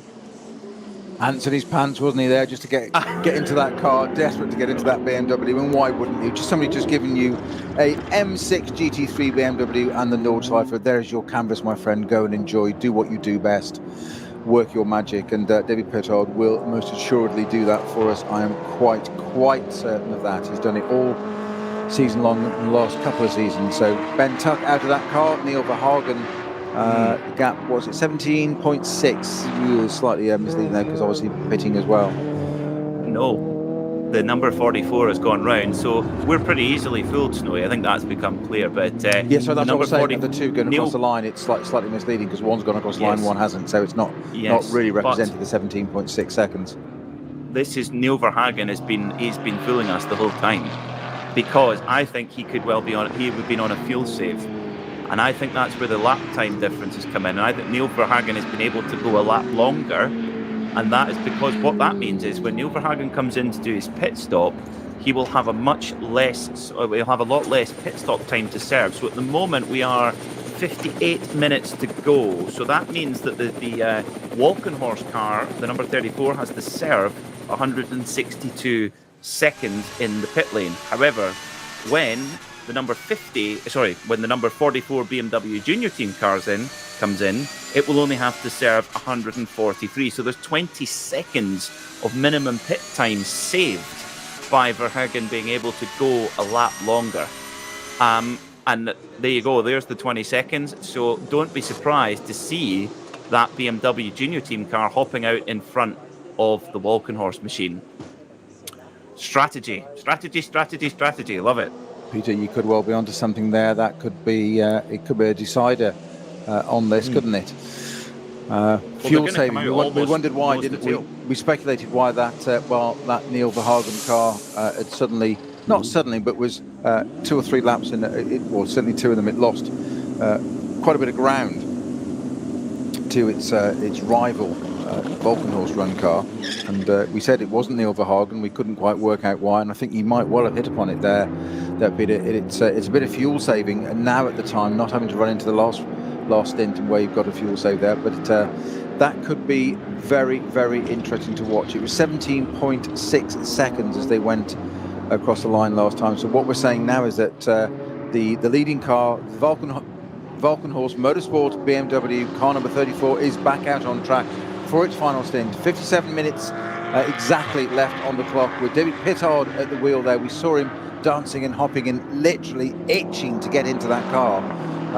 It should be quite calm in there, but he will now start to push that M6, and let's see what he can get out of it now. 21 laps completed, 56 minutes of the race left to go, 57 minutes of the race left to go. It's down to the 2 BMWs at the moment to duke it out to the 2 rival teams. Rival tyres, but it's still the BMW M6 for honours at the moment. Is it going to be a BMW day? Is it going to be a Walkenhorst day? Or is it going to be a BMW Junior Team day? They had their day in the sun the last round. Can they repeat it? Can they make it a double? And Peter, you could be absolutely right about this fuel strategy bit. It's not gone to sleep, this race, but it's certainly come alive even more with an hour to go. Well, this is what, although it might be confusing on the surface, the Nürburgring minimum pit stop times, it actually does work out to gives us quite good grandstand finishes. And I think if my very basic mathematics is even close, I think these 2 leading BMWs, the 34 Walkenhorst car and the 44 BMW Junior Team car, I think when the 44 Junior Team car has done its pit stop, I think they're going to be nose to tail, or certainly close enough where they're close enough on track to have a proper wheel-to-wheel battle. And who knows, goodness knows what the Phoenix Audi and the Falcon Porsche have up their sleeve. Well, exactly. They're just sitting there waiting in the wings, aren't they, just to pick up any metaphorical pieces of whatever may happen in front of what may play out in front of them. But wouldn't that be great, just to have the 2 on track fighting it out side by side, as it were, quite literally side by side, and I relish that opportunity. Let's hope it happens. Well, we can see what, as you mentioned, David Pittard, the Pitbull Pittard. Let's see what he can do in the BMW M6 for Walkenhorst Motorsport. Now looking at the moment, we've got 4 slow zones at the moment, 2 code 60s. The Wippermann S-Bach, I believe there's barrier repairs, which is always usually the cause for the lengthiest of code 60s, Snowy. Yeah, it's on the outside of Wippermann there. I think they're nearly done. There was a big gap while they took out some of the damaged arm posts. Obviously, some kind of impact caused that, taking the barriers away. That is now certainly back in place. Whether it's all bolted up and signed off, as it were, I'm not quite sure yet. But I'm sure it won't be very much long before that is done. That's one of them. Now, where on your wonderful iPhone GPS, Snowy, where is the 44 at the moment? Because a slow zone has just gone to a code 60 at the Carousel. Is the 44 BMW past that point? It's just coming up to the highest part of the circuit, Hoher. Yeah. Oh, might have just missed it. Now, so that might have just sneaked through, hasn't it? Slipped through. Oh, that could be critical, because the number 34 car will hit that slow zone. So if the number 44 car, the BMW Junior team, has got through without being impeded by that slow zone, that could be critical to the outcome of this race. Well, it's at the slow zone of Differman now, the number 44. Which is the one that's been around for a while. For a while, yeah. That's just going through that now, sitting behind, I think it's one of the Clios or something by the look of it. Minutes, it's sitting. Astra. I think it's. I didn't think it could be an Astra. My brain and instinct said that's an Astra, and I thought no, it can't be. You're absolutely right, Peter. Thank you. It's an Opel Astra, of course, not a Vauxhall Astra. Well, of course. Yes. The number 858, which for those watching on stream have got an onboard from the 858 machine, as opposed to a Holden Astra. Yes, Joachim Schulz and Benjamin Zerfeld. Yeah, no, they don't mess about with 4 cylinders. No, 8. Exactly. Not for much longer, I'm afraid. Sadly, but there you go. Sadly not. No. Yeah. We're showing our collective. Yes, another avenue of pleasure closed off. Yes. The number 44 leading car, second place car for Hagen is at Flansgarden on its way through. Pittard it is that's leading. It was 17.6 seconds it was on the last lap. BMW from BMW, Porsche and Audi in 3rd and 4th. Mercedes and Porsche 5th and 6th. Now, only at the Nürburgring would you get on the timing screen ticker, number 950, Iceman has entered the pits in the Cup 3 class. Which, Cup 3 now, if my memory serves, that's KTM's, I think. If I'm saying it slowly because I'm not entirely certain. So my Top Gun Viper and Maverick quote earlier on wasn't so out of place after all. No. No. I'm furiously going up and down to try and get what the actual name of that driver is, because I'm sure he wasn't christened Iceman. No, probably not christened, but I think he's on the entry list as Iceman. I think good luck with finding his real names. I think we've had this issue before. No, well, he is an Iceman now. I've bought it. It's the Cayman GT4 trophy by Manta Racing. Black Falcon team at Techstar. Only he's doing a solo job is Iceman, and indeed you're right. He's a bit like Doom. His actual name is not on the race. Yeah. Well, so you could enter as Mickey Mouse. Well, I did for many years, but Iceman keeping his cool. No, I don't believe this. The number 44 BMW Junior Team car is carried on. Yeah, 22 laps completed. The race. So that further increases their advantage, because every minute that passes, the minimum pit stop time for that last pit stop comes down. So actually, the 44 Junior Team, Neil Verhagen he's tricked us, and I wonder if he's maybe tricked any of the rivals. Well, number 39 Ferrari, Helipage Racing 1 Ferrari also into the pits with its 21 laps completed, and indeed Alessio Piccarella in the Falcon Motorsport Porsche 911 from second place, number 4 car, that is also pitted, and I cannot believe that Neil Verhagen can get any more than this lap out of the fuel tank of that M6 BMW Junior car, but Junior Team car. Could they have absolutely called this right and sprung yet another surprise on us? 16 seconds was the gap between first and second, which of course is Verhagen and Piccarello at the moment, because the Piccarello car is now the pits. Is now in the pits, not is now in the pits. Yes, I know what I meant. Listen to what I mean, not what I say. We did know. We did know. I'm glad somebody supported me. Thank you. Yeah, I'm here for that. Adam Christodoulou comes over the line now. What lap time for Adam? A 9:05. So that's a pit stop time. So that car fueled up to the end. Frank Stippler currently 3rd overall, and 9:02 for Stippler. So Stippler's also taking his pit stop in the number 5 Phoenix Audi. So it's we can't really make any conclusions until that dastardly BMW, the number 44 Junior Team, takes its last stops. No. I said, how long can it go on a tank of fuel? It's well, clearly at least 22 laps is the answer. Yeah. But I'm stunned by that. It's not normal. But I think it was a really, really good call of yours there, Peter, that those times when they dropped down a bit and we couldn't quite get a head around why. I think we now know why. Yeah, we do. Well, Neil Verhagen, he's gonna say, and you thought I was driving slowly. Don't be ridiculous, chaps. Team that orders. was not. We knew that was not going to be the reason. So the number 4 Falcon Tire Porsche back on the move again. Piccarello out, Raginger back in. So very much splitting up the driving duties evenly. They've just done single stint each time. With Piccarello starting, then Raginger, then Piccarello, and now Raginger to the finish. And not for now, maybe, but I just wonder is this car running tomorrow? I'm sure it is, but maybe with a different lineup. Yes. It's possibly why they're getting these guys giving a whole load of experience now. And again, we were saying this about data collection, weren't we, earlier on, that it's all good for the team, and that the team is the most important bit there. The drivers are the plug-and-play element of it, really. So just more data acquisition, and such an opportunity this weekend to grab so much track time data. 2 4-hour races. It's enviable to be able to go and grab that amount of information in one go over a weekend. Well, they can confirm that the Falcon Tire same lineups for tomorrow. So same again tomorrow for those guys. Yeah, in fact, there's a lot of for SP9 at least, the lineups are very, very similar. Apart from Adam Christodoulou going for leaving HRT Mercedes duty for VW Fun Cup duty tomorrow. There's a reason it's called Fun Cup. Well, he's going to be like he's going to put his foot through the firewall, because he's going to be like, "Where's the power? Come on, where's my V8 grunt gone?" But I do.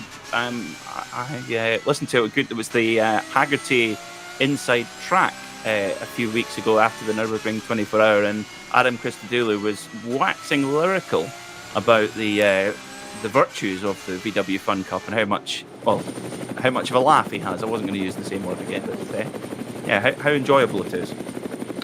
Well, there's something about it because it's so incredibly close, isn't it? And it's that's the point. It's really good experience again for what they're doing here. It's pack speed and power and all that's great, but it's there's close racing, and these drivers they love it. They'll race anything, anytime, any place. Give them an opportunity, and to be honest, to go and race anything at Spa doesn't really matter what it is. It could be a wheelbarrow, and provided everybody else is pretty level, then it's still Spa. So why wouldn't you go and do it? It's unashamedly, you can probably guess, it's my favourite circuit in the world. I can't imagine why. Although also my jinx circuit, because I've never stood on the top step of the podium. You've seen a lot of the pubs in and around Spa at times a little bit earlier than schedules, from what you've told me. No. You do me a disservice there. I meant the second step of the podium, as I've just never managed to get to the top one yet in different formulas. Okay. Nice try. Nice try. That wasn't yes. That was the story you told me. So you've just failed the audition for being my agent. Right. Okay.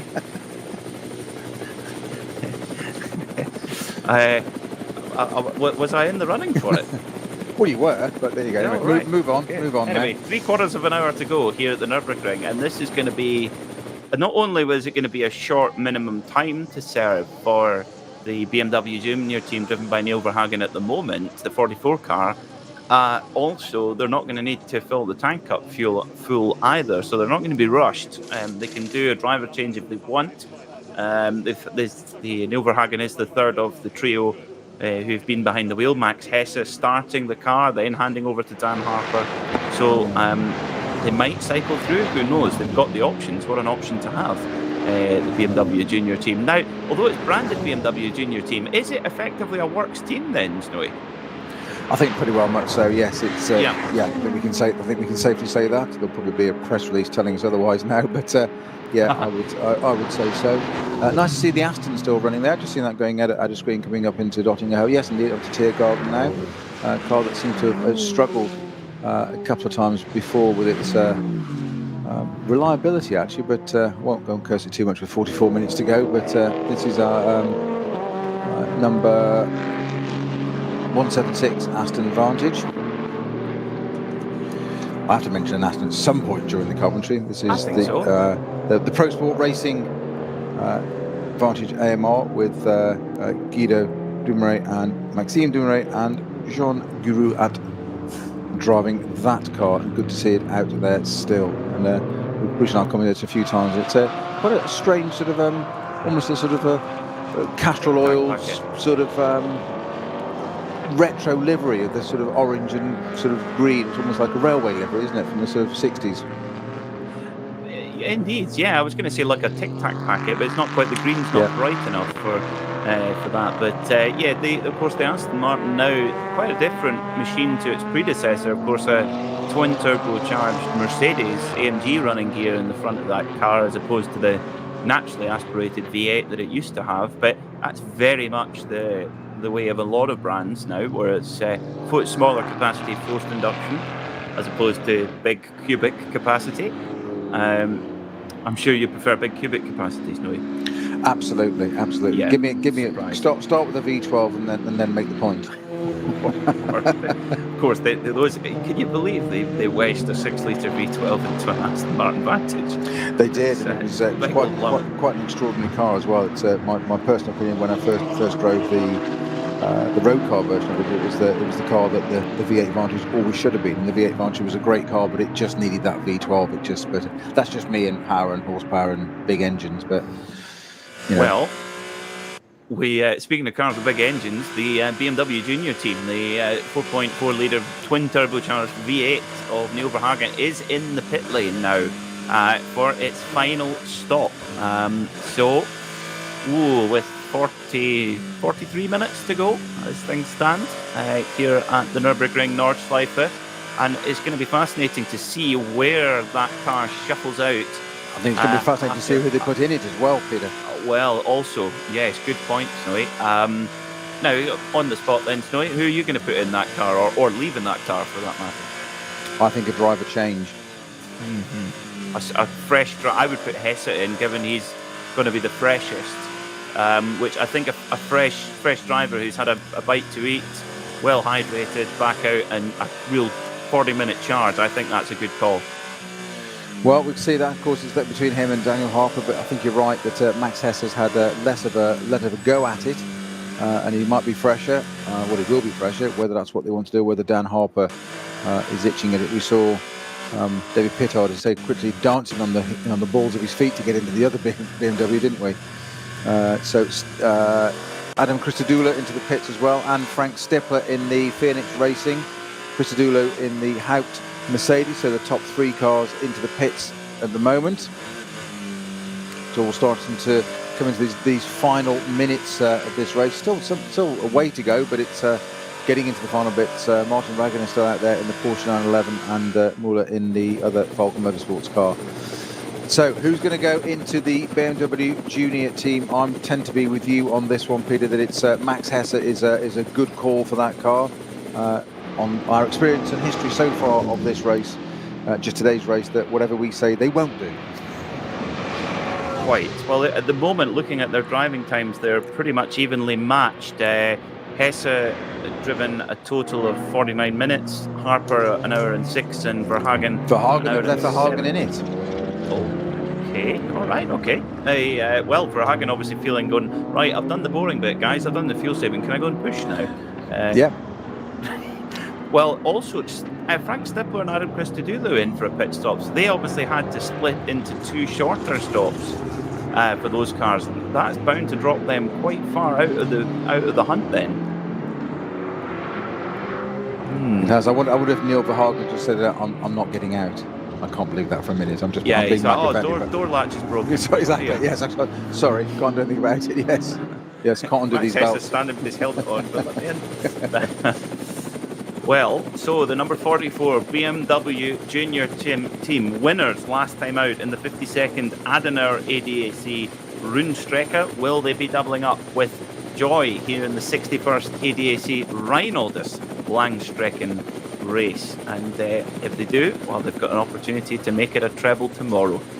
Three young men at the peak of their powers in, well, a car that's really had a very strong season. It's I'm not going to use the term long in the tooth. It's a car that's had a long service and will be replaced by the new BMW M4 GT3. Still very much, a two-door front-engined machine, but a little bit different sort of dimensions. Certainly not as big as the M6. It's one of the biggest GT3 cars ever, but nothing wrong with the pace of it. And even with 15 MBA drop in boost pressure, so a drop in power effectively, it's still leading the way. Yeah, and now's your time to go and get one of these outgoing BMW M6s and go and run it in something else, isn't it? If ever there was an opportunity while the new car comes out, there must be some going cheap somewhere. I don't know if cheap. I think the people selling them going, this has got winning pedigree, sir, don't you know? It's like my tongue was firmly in the cheek, my friend, when I said going cheap. Yeah, as you say, winning pedigree. What do you mean it's cheap? Of course it's not. Winning pedigree. Yeah, and maybe another one would be eligible for Goodwood. That's another one that you'll see most adverts. Vincent Kolb back in the Phoenix Audi, taking over from Frank Schlippler. That's an interesting one. Second place car currently, number 5.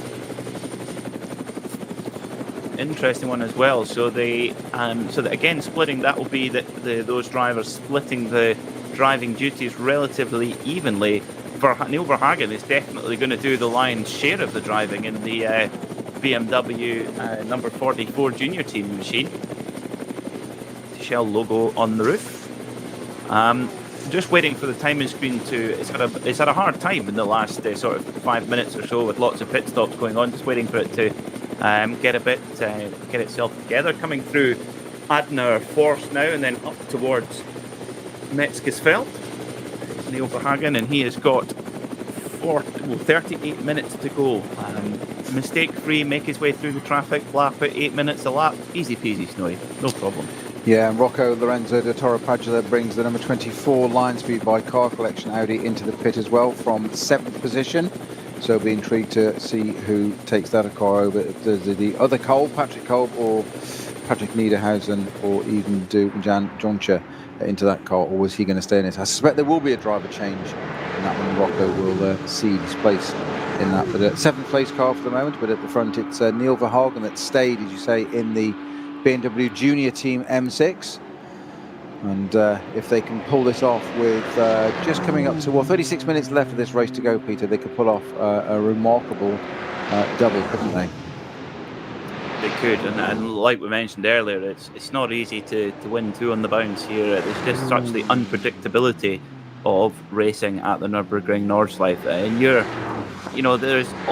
there's pitfalls at every corner on the circuit, more than anywhere else in the world. And if you make a mistake, you will be punished for it severely. And you can't to win.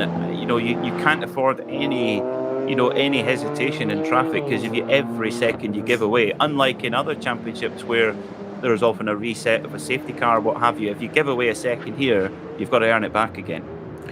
Well, indeed, and this is exactly what you were saying earlier, that after that first, you've got your 3 batches that start the race, then you've got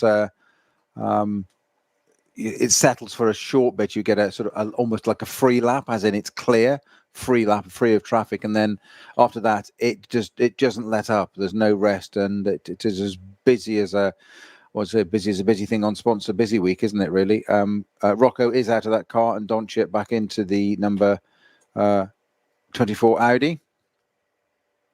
Now, that's Milan Doncic, who he's actually one of the very few drivers down to pull double duty. Now, he was in that ill-fated number 40 car collection car, was Milan Doncic, the 26-year-old Dutchman, but he has been moved across to compete in that number 24 Lion Speed by Car Collection Audi, which leads at the moment in SP9 Pro-Am. The SP9 Am led confidently by Janine Schaffner, who is taken back over again from Moritz Krantz, so an even spread of the driving there, and Janine in place to strengthen her position at the lead of the SP9 Am Championship. And of course, number 1 car getting a little bit of footage there. We mentioned earlier that the categories the championship isn't at the very top of it. It is. You've got all your different categories, and our number 1 car is the BMW 325i of the Adrenaline Motorsport team, which is with a Rink Christopher Brink and Danny Ring and Philip Lyson.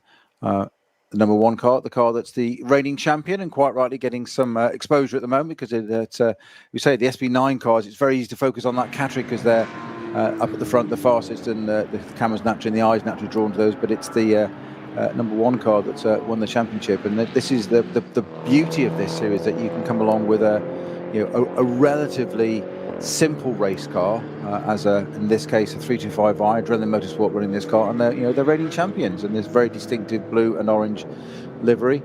And where are they at the moment? Just trying to see where they are overall on it. They are 56th overall, and no, sorry, my apologies. No, it's looking at the wrong column. Found them. 79th overall, but leading in the V4 class. And that's my point. Yeah, leading their class again, went to the V4, and that's where the championship comes from. So, great for them.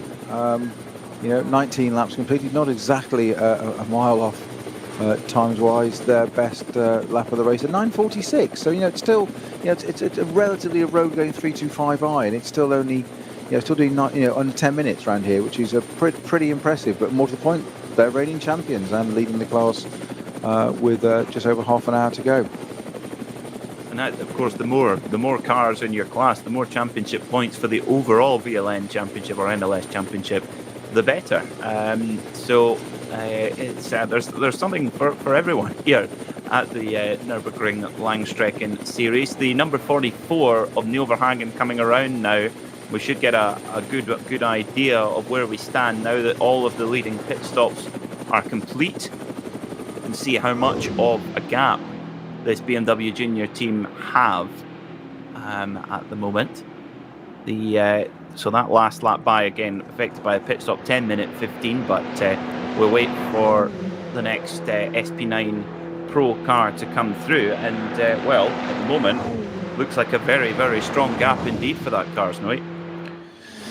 It's looking good, isn't it, for the moment? There's a little way to go, but it is looking very good for the BMW Junior team to complete 2 back-to-back wins, NLS 4 and NLS 5. Of course, they've got it all to do again tomorrow, as in have most of these teams. Some are having driver mixes up and driver changes, some are not taking part tomorrow. But we are back again tomorrow, same time, same place, but with NLS round 6, another 4-hour battle of everything, the elements here on the Nordschleife. Sami-Matti Trojan setting his personal best, or the car's personal best, for the race. The number 36 BMW Schnitzer, that's a force of habit, BMW Walkenhorst machine. Sami-Matti Trojan, 19-year-old Finn, world champion sim racer. But 809, that is not hanging about at this stage of the motor race. And Sami-Matti is showing just how special a driver he is.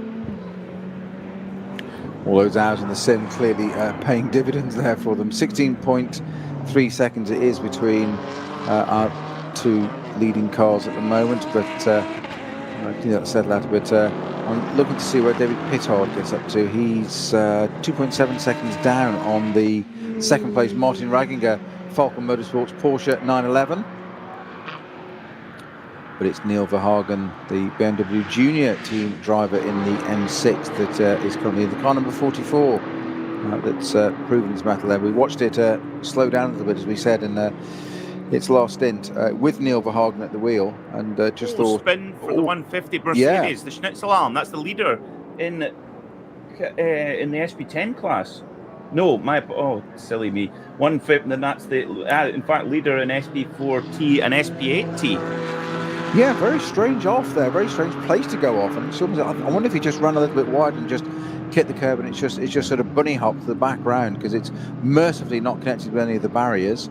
That's okay. Lights going on and off on the tail of it, so getting reset, trying to get that car restarted. But a very strange place to go off in that manner, there, certainly in that direction, because it was already spinning left. So it's almost like a bit of an oversteer moment, and around it's gone. It was quite a slow motion moment there for the 150 car. So it's also Schnitzelarm Racing Mercedes GT4. That's why I got caught out there. But that is Peter Possevac, the man from Duisburg, in that car. Same hometown as Andrew Lotterer. He's in good company, isn't he? Yeah, obviously something in the water there. Yes. But that is well. At the moment, the next car in class is the Celia Martin-driven Yeti Racing BMW M4 that she's sharing with Christina Nielsen.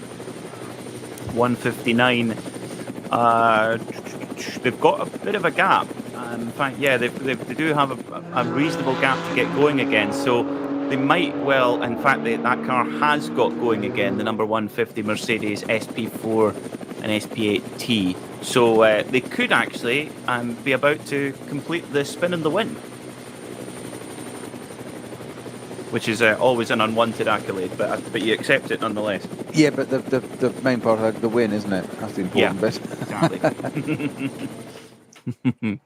So we're going to get just another replay here for our video stream viewers. For audio, it's just at the chicane on the way up towards the turning left into the Nordschleife, and the driver actually, although makes a slight mistake, does very well to keep it out of the barrier. And all that F1 runoff you were talking about, Snowy, very valuable in that particular part. Well, it certainly was. You know, 2 corners later, that wouldn't have been the case. But I think you're right. I think it's just. I think my initial diagnosis was accurate. That it's just. It's almost like you've gone a bit too fast, got the back, gone in a bit too fast, flipped the curve with the back, and it's when you see it on the slow-mo there, it's grabbed some air at the back there, and it will have got his attention. And as you said, Peter, quite rightly, a great job of keeping it out of the barriers. Quite, yeah. If you're going to spin anywhere at the Nürburgring, that's probably one of the very few places you could get away with it. And given, well, really anywhere on the GP circuit, you're usually okay, but. Yeah, like you say, 2 corners later would have been a problem. So well, I think there's 2 elements to your phrase there. The idea of not spinning is one thing, but not spinning at the Nürburgring is pretty essential. You say there's not many places you can get away with it. Quite rightly, Peter, and that's one of the few places you're good. So I think he's used up one of his 9 lives there. Definitely, and one very shiny Schnitzelalm Mercedes still in good nick, which is good because I believe those cars will be out tomorrow as well. You don't want to be giving your mechanics any more work than they already have to do with a smashed up race car to get rebuilt. Was that the 44 BMW Junior Team car contending with a lot of traffic, which is normal around here at the Nürburgring. 2 Porsche Caymans there for Neil Verhagen to dispatch with. Speaking of Porsches, the number 4 Falcon Tire Motorsport Porsche 911 GTR 16 seconds back with maybe 4 laps to go. So it's not out the question, but if Martin Rangiger can really push over these next few laps, it's not quite sealed up yet for the BMW Junior Team. Well, we'll find out in 26 minutes' time, just under, won't we? But it's nail-biting stuff. 16.3 seconds it is at the moment. BMW Junior Team from Falcon Motorsport. It's been BMW all the way at the front. And now we've got an incident off here. It looks like is that one of the Falcon cars in the barriers? That's the barriers that have just been repaired as well. And it looks like it connected with a different class BMW by the look of it there, but that's one of the Falcon cars, well and truly off. It's a number 4 car. That's the 2nd place car. Martin Rangiger off with less than half an hour to go, and I think that's where it has indeed looks like there's contact with or some connection with one of the BMWs from a lower class. That's facing the opposite. That Rangiger in the barriers there. Those are the barriers that, in fact, you can just see the new white barrier. That's where it's just been replaced, just slightly down from there. So that's a Vipperman, isn't it, where they've done all that work? And it's off again. So that's our 2nd place car. Drama with half an hour to go. That's taken the pressure off Neil Verhagen, not the way he would have wanted. It's going to put the David Pittard, though, the 3rd place Valkenhorst BMW, back up into 2nd place. Who would have believed it? We were just sitting there saying, is it going to be BMW? They've been all the way through. 1 and 2 have been abrasive at the front. Different teams, different tyres, but that BMW M6 platform. And Martin Rangiger there, like to know what's happened there. And there's something else there has been a connection, but there's something else that's slowed down behind first, and that's caught them both out. So I think whatever slowed down, I can't see what it was that we just saw a little bit of a replay very quickly there, but that's since departed the scene of the crime, for want of a better phrase there. But there's something else that's slowed down dramatically. I'm not really sure why. And the BMW had to get out of the pace, and that, I think, just caught out Martin Ragginger. He had nowhere to go by the look of it, and it's ended up in the barriers and sitting there with half an hour to go and sitting in second place. And yet again, the Nordschleife lives up to its legend of it giveth and it taketh away. Well, just on the strike of 24 minutes to go, Neil Verhagen has come over the line. I think that will mean we're only going to have 3 laps left rather than 4. So any drivers close on fuel will be very glad to hear that. Martin Ragginger there at the wheel of the Falcon Porsche with his head in his hands and just absolutely devastated. Was, I'm sure, second place, 15 seconds back with 3/4 laps to go. Snowy, that he would have been pushing at 100% there, and there is no room for error at that point. And when a driver going unexpectedly slowly, that's the Falcon guys are going to be absolutely devastated about that. Well, of course they are. Martin Ragginger most of all, of course. And but as we said many times throughout this race, and we say it all the time through at this, there is no let up. You can't take it. I'm not saying he hasn't had a lap of concentration, but it never lets you relent this. So you've got to recalibrate all the time, and it just, from what little bit we saw there, it's I think the phrase is like tail end Charlie. Basically, is something else has happened in front, and there's a knock-on effect, and all of a sudden somebody's slowing, somebody avoids, and it's just picked up a second place car and taken it out. And that said, I think we've got a puncture. Is it on the leading car? We haven't. No, 34, number 34, with the second place car. So David Pittard in the Valkenhorst M6 has got a right rear puncture. So second place is not the place to be at the Nürburgring today in the final 30 minutes of this NLS 5 race. It is not the place to be for these cars. That's 2. We're going to have another second place car. I mean, that's going to promote the Phoenix Racing Audi. Cole driving that. Vincent Cole driving that car in the number 5 car up into second place. Well, Walkenhorst have got to be very careful here, because with 22 minutes to go, they've got 77 seconds of minimum pit stop time here to serve. So that's from pit in to pit out. So changing the tyre, but oh my word, that's really gutting for the Walkenhorst team, who have charged so hard all day. But yeah, good news if you're an Audi fan, the fan of the number 5 of Frank Stippler and Vincent Kolb, who, of course, don't forget, Vincent Kolb leading the SP9 Pro Championship coming into this round. That's 2 positions gained in the last phases of the race. It's the 34 Walkenhorst car already on the move, and I wasn't counting, but I hope that was 77 seconds, Snowy. I was just thinking exactly the same. It does, like you, I think your phrase of "I wasn't counting" is perhaps the best one to use at the moment for that. But David Pittard out in there, and you could see the what we call the pit bull element of his nature. His car was twitching. If you'd seen that car coming into the pit lane doing that, you'd think there was something broken or a puncture, but he was obviously just getting it out there, using the rev limiter, but just not breaking the rules for a minute, but just twitching that car away, eager to get out over that line and get back out there. But that second place is now completely out of order for them, unfortunately.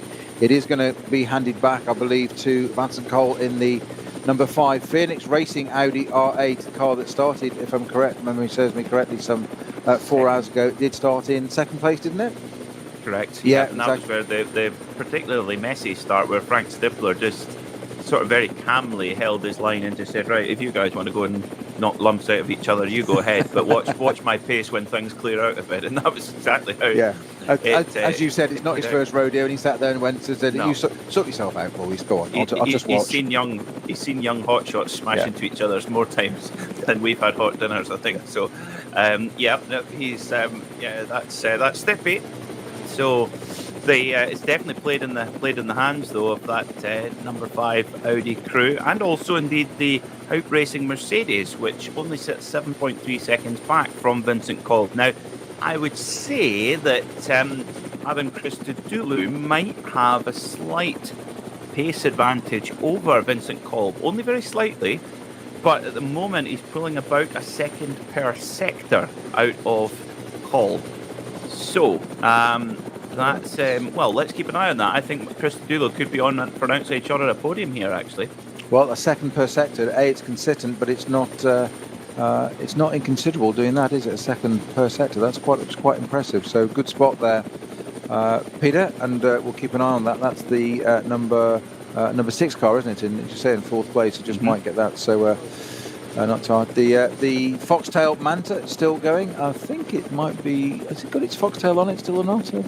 I think it's fallen off. I think it was on at the start. Well, I saw that a bit earlier. It was on at the start, and I thought that a bit earlier. I thought I didn't want to go and say that when I was wrong, but it has indeed. It has lost its Foxtail. It's got an aerial, but no Foxtail on it. But the car's still going. That's the most important bit. It's dominating its class as well. Absolutely dominating it. It's what were you saying about it not having enough power, Snowy? Power to weight was my point. Power to weight, it's got very good power to weight. It's a trick piece of kit, the Opel Manta, and think how much less weight without that Foxtail flapping about on the top of it. Peter Haas driving the mighty Manta at the moment.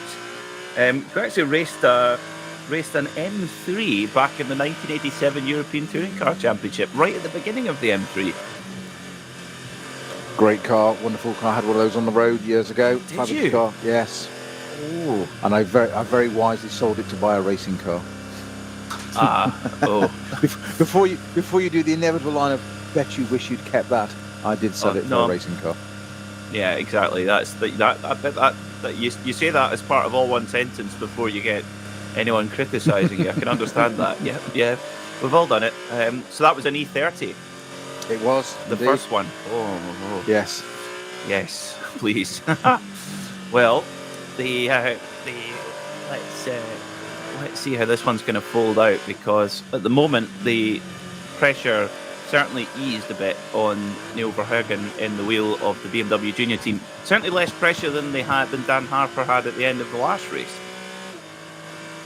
Most certainly, but also equally the reverse side, the flip side of that coin, Peter, is that not to get complacent, and this is where the Junior team training program will be coming into play now. It's very easy to sit there and go, right, I'm going to have this pressure, I'm going to have this, etc., and it doesn't happen. It's somebody else's demise and misfortune. Okay, the car's in the barrier. Unfortunately, Martin Ragnar and out of that car. Most importantly, that's the main thing. But also now is the time not to get complacent. And it's a phrase that our colleague Joe Bradley uses quite often throughout his commentaries. You can't teach a racing driver to drive slowly, and it's a very, very good point, because that sort of complacency can slip in, as you say, oh right, we have that, we don't have any pressure now, I'll just ease out of it. Well, in some ways, no, just keep going. Maybe not 10 or 11 tenths, but possibly 9 tenths. Dropping to 7 tenths it can be the issue, where you suddenly just make that tiny mistake, or something just catches you out. We saw it with Martin Ragnar, didn't we? Just got caught out by two other things in front of him, and somebody so experienced can still get caught out like that. Yeah, I think it was just one of these things where if it's not your day, it's not your day, and just so unlucky there for Martin Ragnar. But he was throwing everything at it, and I'm sure the Falcon crew will get the car repaired and back out tomorrow and have another go at it as well. Now, interesting one, Snowy. For the double header, would there be, if the organisers wish to apply it, would there be any balance of performance adjustments made overnight, or could there be? Is my question. I think there could be, but probably not. Yeah. Okay. So it's a possibility, but unlikely. I don't see any reason for any balance of performance adjustments.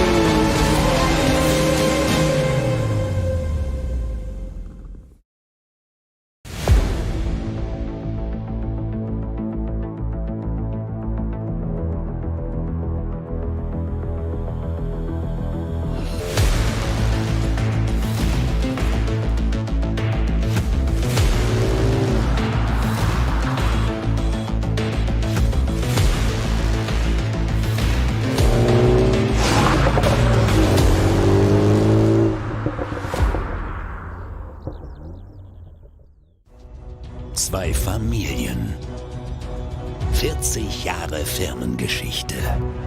Unsere Produkte entstehen zu 100% in Deutschland. Mit Herzblut und Hingabe. Wir schaffen den Technologietransfer von der Rennstrecke auf die Straße. Handwerkskunst, Erfahrung für diesen einen Moment. Das ist die Nürburgring Langstreckenserie. Das ist H&R. Performance made in Germany. Sicher ans Ziel. Auf allen Straßen, bei jedem Wetter. Mit den zuverlässigen Sommerreifen von Falken. Jetzt Falkenreifen kaufen und Tankgutschein sichern. Weitere Informationen auf tankgutschein.falkenreifen.de. Falkenreifen.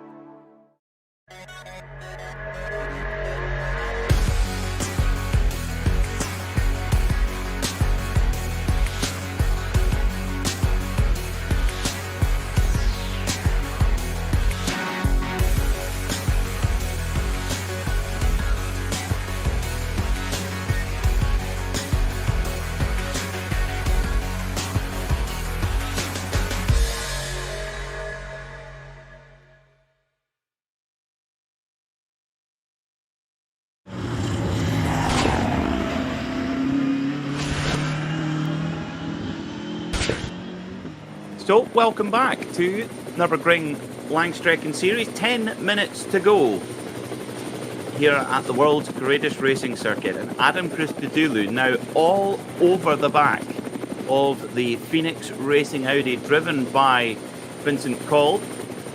And Christodoulou, about, we reckon, around half a second to a second quicker per sector. And it's maybe a matter of when rather than if Adam's going to make this move, Snowy. Well, it does have an air of that about it, doesn't it? We've got to say, so 10 minutes left to go. They're just going over Adenauer and through. Ooh, and now that's the back marks. That's given Adam Christodoulou the opportunity. He's through. He's got it there straight. A little bit of a Kevin Estre manoeuvre there, sort of pass on the grass, a couple of wheels on the grass there, just getting it through. It was a back marker just coming out of Adenauer. You go left over the bridge, right again, and just there, the back marker just in the way, just in the right place, not doing any harm, but the Audi of Vincent Kolb just hesitated for a fraction, and Adam Christodoulou didn't need a second invitation, straight up the inside. If he didn't get two wheels on the grass, he's got them over the white line, let's put it that way, but a great manoeuvre there and hugely opportunistic from Adam Christodoulou, and with just under 10 minutes to go, he pops up into second place. You said there was an outside chance, or more than an outside chance, Peter, of him getting onto the podium. Well, he's nailed that now, but Vincent Kolb is not going to accept that. The Phoenix Racing Audi R8, the car number 5 that started second at the beginning of this race, and as you said, Frank Stifler very wisely kept out of trouble on that first lap, or the first part of that lap, through the modern Grand Prix circuit, as we call it, keeping out of the way, dropping down to, we think, at least 5th, don't we? Think it might have even been 7th.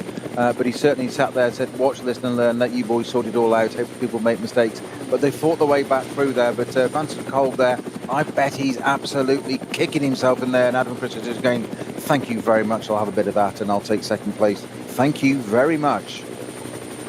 I tell you what, it was quite. You have to, although you're right, Snowy. I think it definitely a bit of hesitation there from Vincent Kolb, but you have to also commend him, because once Christodoulou had committed to that move, he didn't do anything rash which could have caused an incident there. He kept the wheel straight and just made sure to stay clean, stay straight, and living to fight another day as they come into another brief slow zone. Yeah, and an excellent point actually there. You're absolutely right there. Vincent Kolb had no choice. To be fair, I say hesitation. That's perhaps a little bit of a harsh criticism, but it's the hesitation was the fact that if he hadn't hesitated, he'd have clipped that other car, so that would have been both cars out, so there was no need to do that. He had no real choice, but it's a very valid and good observation of yours, Peter, that what he did once he'd done that was, he could have then squeezed him, he could have just put Adam Christodoulou on the track. He didn't, or put him off the track. He left the door, it's there, it's yours for taking, it's a straight run now,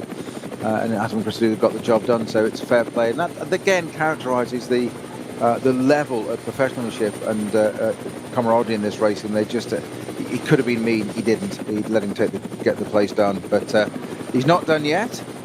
We're going to have another lap after this, aren't we? Yeah, yes, indeed, yes. Just one more lap after this, yeah. Just as they're coming around towards Schwalbenschwanz. So, yeah, we're going to finish more or less right on the 4-hour mark. Maybe a few minutes over for the leader, but more or less on schedule. So, not being sprung the nasty surprise of an extra lap, which, of course, here's another 25 kilometres of fuel that you require. And that's got to be a few gallons, an extra lap. Indeed, and do the maths in my head, about 3 or 4 gallons probably. Indeed, but it's not just that. You say finish on time. Of course, that's the SB9 Pro cars that are going to finish on time. Of course, we've got the rest of the field to go through, so we can be sitting here for quite some while as we go down through all the different categories. It was 100 and how many finishes have we got in today's race? We're going to have was it 146 we had start? I think it was 140 on the entry list. 140 on the one or two non-starters, yeah. One or two. But yes, at the moment we've got there is a car running, the Team ABSR Grandsport BMW number 705, running in 127th place at this moment. But there's quite a few in the pits who may well stay there. So actually, I mean, pretty decent or low attrition rate actually, thankfully. It is. So we're going into our final minutes now. Adam Christodoulou and Vincent Kolb in the Haupt Mercedes and the Phoenix Racing R8. They've got some back markers to deal with fairly shortly on the as they start their session on the Grand Prix loop. 3 Porsche Caymans, I think it is, that are all battling it out, duking it out between them, and they're going to get a shock of the life from it. They're busy in battle there, 1969 and 983, all embroiled in their battle quite rightly, whereupon all of a sudden you're going to have Adam Christodoulou in the menacing AMG Mercedes. I always think the front of that car just looks, it's almost like it's, when I say it's cartoon, it's like an aggressive front on that car, like it's something out of a Pixar movie, with that black grille, particularly distinctive on that car because it's against a yellow backdrop, and he's got his way through. And it does seem that Vincent Kolb just isn't, I don't know whether that hesitation to put him back a little bit, but it's not been quite as clinical through some of the traffic since that manoeuvre as Adam Christodoulou does. And that said, Adam Christodoulou just nipping past one of the Porsches when you'd have thought maybe discretion was a better part of valor, but he's been held up now by wanting to go through the Sabine Schmitz curve onto the Nordschleife. That's just played back straight into Vincent Kolb's hands. They're now in the thick of traffic. Adam Christodoulou is being held up. It can't be helped. It's just the way the traffic is that Vincent Kolb is determined to catch back there. This is the opportunity to go off down through the hats and back, to get through the traffic, get in touch again, and get back on the coattails of Adam Christodoulou's AMG GT3. I'm not sure whether he can do it or not, Peter. And there's more back markers coming up in front. This last lap playing out. Unbelievable bit of theatre coming up for us. And this is for second place on the podium. Never mind Neil Verhagen up at front in the BMW Junior M6. Out at the front with 1 minute 12 minute gap already. Christodoulou getting his own back there, boxing in the 911 GT3 Cup car that had held him up quite a bit. Boxing around behind a BMW. 3 Series as well, as they come through the Kittelbacher Ho and up towards Flugplatz. And yes, Kolb has been able to pull it in. Now, we described the moment of Christodoulou putting 2 wheels on the grass to get past Vincent Kolb, but still put in a lap time of 8 minutes 16 with slow zones. That's outrageous pace. Kolb, equally impressive, 8 minutes 18. So these guys are absolutely throwing the kitchen sink at it as well. And now that same traffic that held up Christodoulou now causing a roadblock for Vincent Kolb, who's now being overtaken actually by the Alpecin anti-balding shampoo Walkenhorst BMW that is a lap down. I was just going to say it's a lap down, isn't it? I knew you'd get a mention in for it there. So that's why I went quiet. I know it's all yours, that one. But he unlapped himself somewhat unnecessarily, I think. And Vincent Kolb taking that back again now. Or maybe not. They're going side by side. And this is not for even position. So this is where Vincent Kolb has to be really, really careful, because you say that BMW, Walkenhorst BMW, is a lap down. So in some ways there's no need to do this. But he wants to be on touch with Adam Christodoulou now. But it's looking more and more difficult for Vincent Kolb to be able to get back in touch with the yellow Mercedes of Adam Christodoulou, who's made good his escape by the look of it, Peter. Yeah, that's the number 35 Walkenhorst BMW of Thomas Neubauer driving that Alpecin shampoo machine. But yes, the two 911 Cup cars, and not very kind to either Christodoulou or Vincent Kolb, and there was an opportunity there, but at least they were consistent in how hard they were to pass. Absolutely, but it's cost Vincent Kolb a shot at being in touch there, back to over the Adenauer Bridge now, exactly where this all went, with this sort of unfold for Vincent Kolb last lap. Just a lap ago, where he was ahead of Adam Christodoulou, and now most certainly he's barely in sight of him, and that's all down to traffic again. And it's I hate to use the phrase again, but it giveth and taketh away the Nordschleife, and it's proven it again how much difference a lap has made to Vincent Kolb there in the number 5 third place Phoenix Racing Audi R8. Neil Verhagen it is, though, that's still at the front. 27 laps completed. He's got a 1 minute 12 lead at the moment, and it's going to be, looks like it's going to be a BMW Junior Team double, NLS 4 and NLS 5. If they do, can they make it a hat trick tomorrow? Well, it wasn't meant to make a choke, that suggestion. No, it's just the sheer amount of success. No, I think it's amazing. I mean, obviously the start of the season really went to the way of Porsche, of course, with Manta Racing, Kevin Estre, Michael Christensen, and Lars Kern winning the first race of the season, and then Frickadeli Porsche the next, and so it's this will make it 2 apiece for the Porsche versus BMW battle in this NLS season.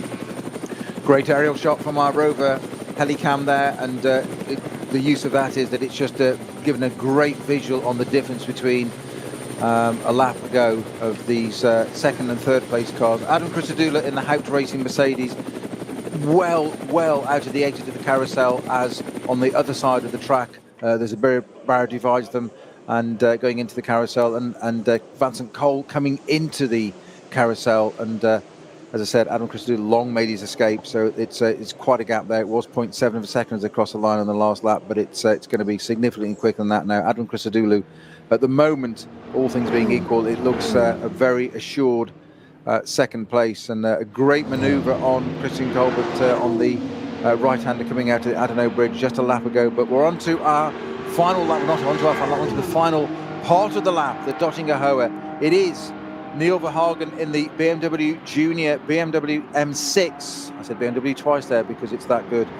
And we thought it was BMW first and second, but they're not going to be that way. It's going to be a Mercedes in second place, I guess, asked Adam Christodoulou. But coming up to Tiergarten for the final time, the sunshine stayed with us. The weather didn't change. We were predicted with rain. Up to Tiergarten for the very final time. The roller coaster, the right, the left, coming out again. No room on the right-hand side. It's going to be a double-header win for, so not double, 2 weekends in a row. BMW Junior Team, Neil Verhagen takes the checkered flag. NLS round 5, 2 in a row. NLS 4, NLS 5.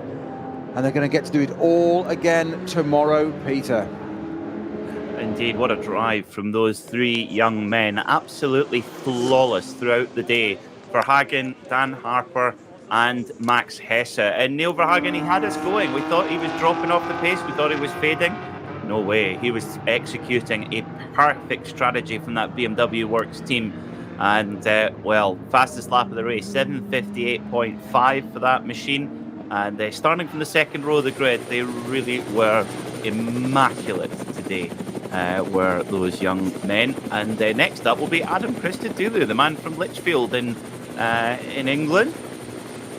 And that big, bright yellow and blue Bilstein HRT Mercedes will come home second.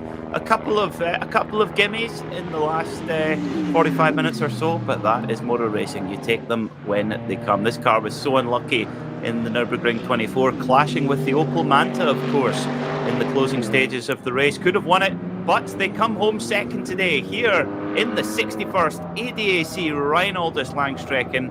Adam Christodoulou, job done, and off to Spa tomorrow to race some VW Fun Cup cars. Well, you're absolutely right about the BMW junior team. You spotted it before any of us did, Peter, and it was a great call there. They were fuel saving. We were sitting there. Well, I was sitting there thinking, this is odd. Why it can't be Verhagen? Why is it slowing down? Why is he doing this? It's fuel saving, and a good call, Peter. You saw it, and it proved to be right. 28 laps completed, and our Phoenix Racing Audi, the car that started second place, Vincent Cole and Frank Stippler have shared that car, will be taking third place.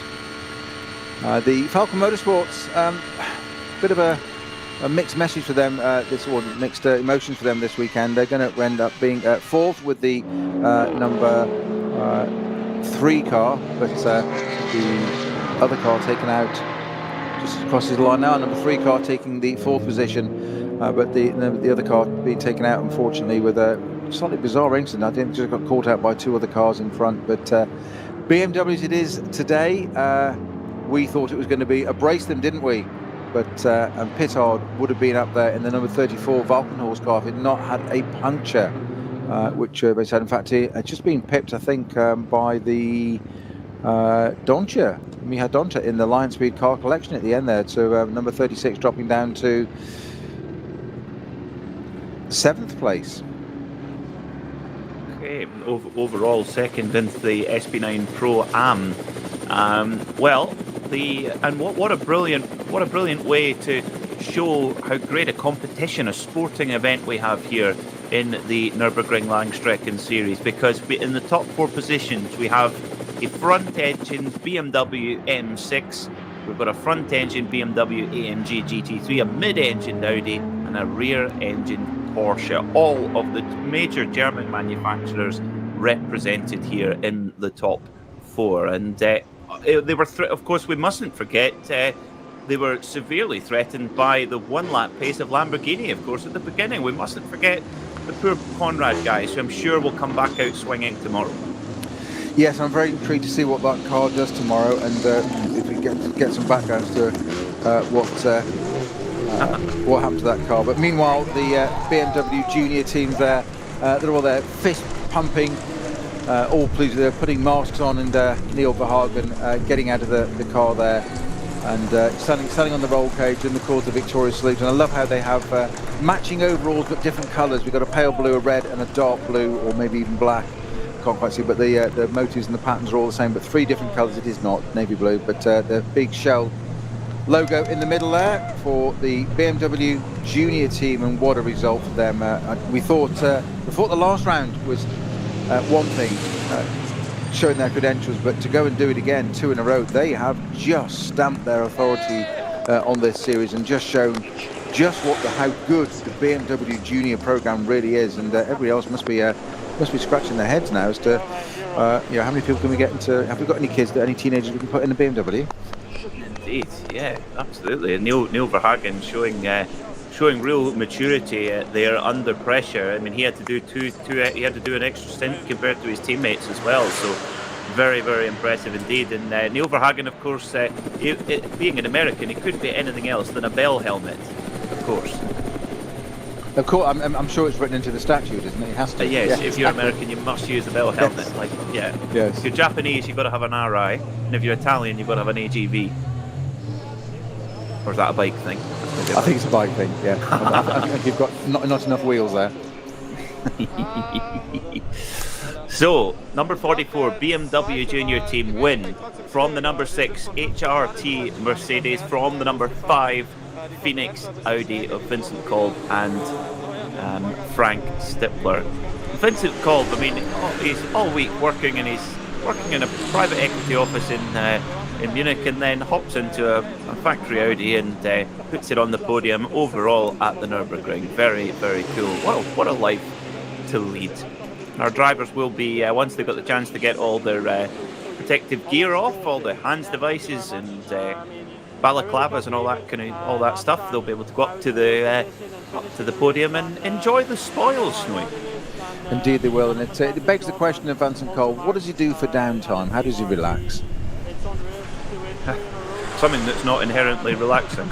Yes, probably golf in quiet. Yes.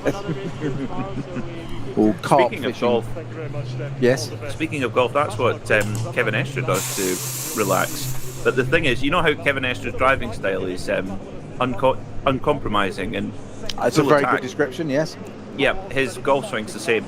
No, that's Wonderful right. backswing, and then it's just maximum attack. And yes, it's a bit all over the place on the way down. I must offer him some lessons. So do you now understand what I mean by power, much more power? You see, so it works. There's a theory. Power is nothing without control. Ooh, check you out, the technician. Yeah, well, there you go. Yoda. I think it was Yoda that said that. It's getting a bit deep for me. So we're going to have podium celebrations very shortly, and it's probably a good time, Peter, for us to run down some of the other classes, because there's still quite a lot of cars coming through the order here. So, Peter, do you want to take us through some of the other classes at the finish? Indeed, yeah. So we'll start with SP9 Pro, obviously their winner, the BMW Junior Team, number 44, winning in SP9 Pro Am, Milan Donche, in the number 24 line speed by Car Collection Audi. SP9 Am win for Janine Schaffner and Moritz Krantz in the Get Speed Mercedes-AMG GT3. In Cup X, it is the Teichmann Racing KTM number 920 winning in that class, with the number 165 Schnitzelarm Racing Mercedes winning in SP10. In SP7, it's the number 78 RPM Racing Porsche 911 GT3 Cup that wins there, with Cup 3 won by the 960 Porsche of W&S Motorsport. Now, good news for the fans of the Schnitzelarm team. The number 150 car, Snowy, of the SP4T and SP8T, despite that very large off-track excursion, has got over the line as our class winner. So a proper spin in the win there. Absolutely, excellent news. Always good to recover and get your way back through. Great effort by that team. Indeed. In Cup 5, we have the FK Performance Motorsport BMW number 875 winning in there, with SP3T won by Max Cruz Racing Volkswagen Golf GTI TCR. In TCR Am, the number 822 Opel Astra of Lubner Motorsport taking the spoils there. In the alternatively fuel class, one of the most interesting ones, I think, the number 420 Four Motors Porsche Cayman winning in that class. In SP 4, 5 and 6, the RPM Racing Porsche 911 Cup number 215 wins there. In SP 8, the number 135 Novo Racing with Toyo Tire Lexus RCF wins in that class, in a class of its own, in fact, that machine. In Cup 2, the number 120 Porsche 911 Cup taking the win there, with in the BMW 240i class, it's the number 700 Hoffer Racing by Bonk Motorsport machine taking the spoils. In VT3, it's the number 474 of Team Matol Racing. VT2, the 481 Adrenaline Motorsport by Team Alsner Automotive. V6, also the Adrenaline Motorsport, Alsner Automotive number 396. In 5, the number 456 Porsche Cayman is your winner there. And, of course, the number 1 of Rink and Brink in the V4 class, the winner in their trusty BMW 325i. In H2, the Renault Clio Cup, number 685, your winner, with the 855 Opel Astra winning in the OPC Cup. And the H4 class, Offer Racing, BMW M3 GTR. And in SP3, the Opel Manta, the Foxtail, last but certainly not least, Snowy. I'm still stuck at the Astra Opel. I'm fascinated. It's a new car. I'm looking for it. Is that electric? Is it the Opel Manta? Well, do you know? The Astra Opel you talked about. Oh, the Astra. Yes, you got me on that one. Your turn tomorrow, Snowy. Nice avoidance tactics there. Just know what you tried to do, but no, we got you back. We got you back. Back on track, that is. You're on the class winners tomorrow, my friend. Oh, that's fine. That's fine. With sharing is caring. That's what we do. It's a teamwork. Yes. But yes, what an extraordinary bit. We're going to move shortly on to podiums, and of course, we'll have a few highlights to go through very shortly. But Peter, just thoughts. It's I know you've done the N24 with us, and I'm not remotely throwing you in the deep end here. I'm quite the opposite, actually. I'm just intrigued. You've covered a lot of stuff, and this is your when we spoke yesterday off air before we got onto the weekend, you said it's your first NLS. What are your thoughts on watching your first full NLS race or live commentating? I'm sure you've watched lots of others as well, but thoughts? Well, I have to. It is a fascinating series. I have watched an awful lot of NLS as a fan, and of course, when you're involved in the commentary side of things, it's you really are having to keep a very close eye on what's going on, and. Thoughts really is that you have to be flawless. You can't afford anything to go wrong. And there was a number of for the Phoenix Racing Audi, they didn't quite go to plan at the start. Was that pivotal? It could have been. Even just those few corners, that could have been pivotal for the Phoenix Audi. But really, this number 44 BMW crew, these young men. They're and the thing is, they might be in the junior team now, but they could be ported wholesale up to the senior team, couldn't they? And they could be a lineup that BMW have for years to come. Absolutely, they could, and it's not a could. It should. They would. They will be. Of course, they're going to go onto the BMW senior team, and not that such a thing, but in terms of name, but there certainly is a junior team, but they will be there. And I've got to say, I mean, we were talking the last round, weren't we, of the new, you mentioned it earlier, the new M4 GT3 car that's going to come out in its balanced performance and its turbos kicked back and et cetera, and you've got to say that the outgoing car looks pretty effective already, doesn't it? It's just won the last two rounds pretty convincingly with effectively a bunch of teenagers at the wheel, and I mean that in the nicest possible sense. As in, what I'm saying it for clarity of, it can still do that. It can, and I think we also must remember is that the Nürburgring 24-hour this year, it could have very, very easily gone the way of the HRT Mercedes, which of course, when Maro Engel tangling with the Opel Manta at the very last point of the race, but also the number 1 Rover. BMW could have easily won the race as well, but of course an electrical gremlin just coming in at the last moment. So it's to agree with you. Yes, it's still a mighty package, that BMW M6. And although the works cars might continue as with the new model, the M4, maybe these M6s might rumble on for many seasons to come, particularly here at the Nordschleife, I would guess. I think it's a very good point, and I can see another 3 seasons in those cars still, and certainly into privateer hands if he wanted to. Why ever not? It's just proven its credentials, hasn't it? That it's entirely capable of still winning races at this level 2 weekends in a row. It's not easily done. The weather is the bit that's really surprised me today, Peter. We've got a little bit of our screen. Coming up with our provisional result listed there, which you've run through already for us. But it's bright and sunny. It's even suntans at the Nordschleife, which I really wasn't expecting. I really did think this today might be slightly affected. We thought the last half of it, and tomorrow certainly would be. And we might come back to a whole different scene tomorrow. We know how much it can change in these Eiffel Mountains. But I really wasn't expecting that. I really did think that weather was going to throw in that one little sort of addition, that curveball of just when you think it's all settled, I'm going to have my say. So good conditions for that today, and an extraordinary result yet again. Pain beyond belief for the Conrad car. Pole position and leading, a puncture, back out again, something else, a stop, and then we saw it parked at the side of the track with its driver's helmet on the roof, as in just looked like it was done and dusted, and then it was back in the race again. I'm not without looking down the order very quickly, I'm not sure where it did finish. Actually, I'm sure you've got an answer on that one if I say it the moment I say it. 119th is it really? Place. Yes. Completed 12 laps as opposed to 28 of the winner. So it's only done half the race. It's done 2 hours effectively.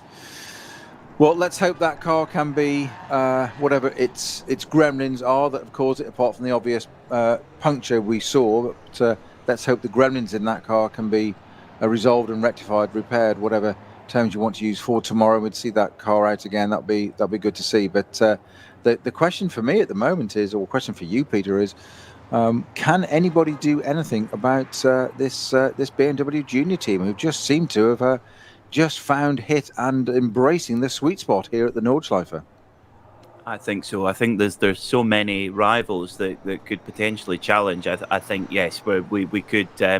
I think they'll certainly be challenged tomorrow, that's for sure. And looking at the weather forecast, there certainly is an opportunity, or a possibility, I should say, is a better word, that there could be weather intervention, and that throws a whole load of things into the mix. But they are the first crew to, by my records, they're the first crew to win 2 races so far in the NLS season.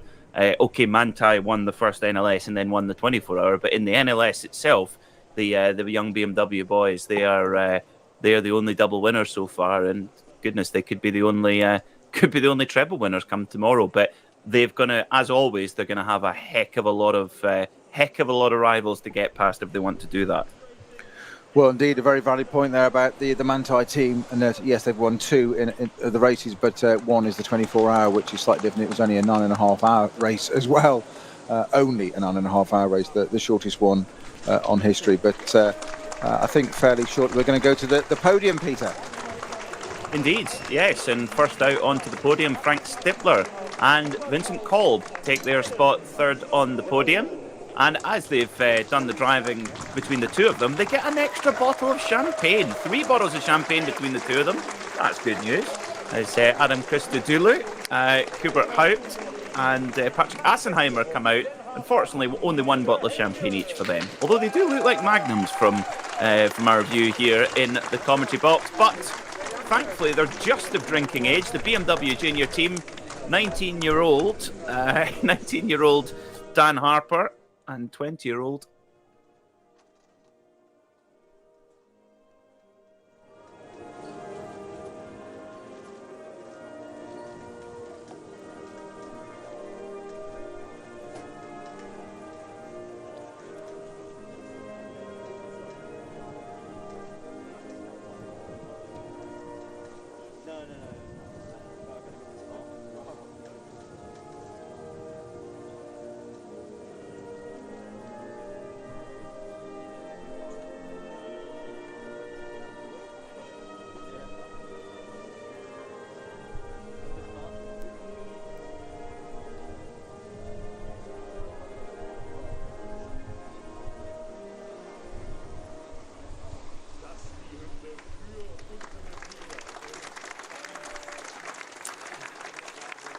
So, the young guns of the BMW Junior team then, with the German national anthem. And I feel they maybe worn that record out by now here at the Nürburgring, with the German national anthem on it, Snowy. Yeah, I suspect it's probably not a record these days, is it, in this modern age? I think your theory is absolutely right. I just think the medium's probably slightly different. But yeah, a great podium there. The Phoenix Audi in third place, the HRT Mercedes in second, and that BMW Junior team just. I love your point of that the BMW Junior team just of drinking age. It's fantastic. Yeah, I hadn't thought about that one, but and. So we talked about quite a few times as our podium and our national anthem was finished, but we talked a few times, didn't we, Peter, about recalibrate what the drivers have to do all the time. We get to recalibrate now and go and get some peace and quiet and lie down in the dark room and do it all again tomorrow. So so I think it's down to you to finish us, Peter.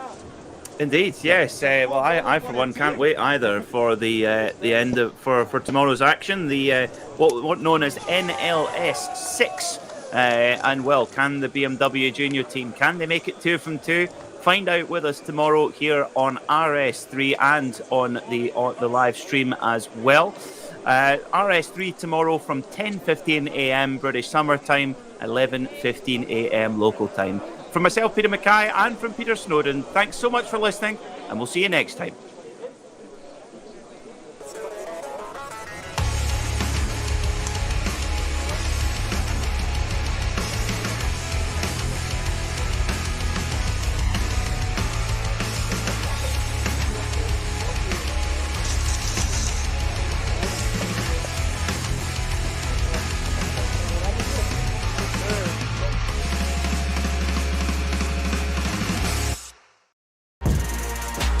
Der Livestream der Nürburgring Langstreckenserie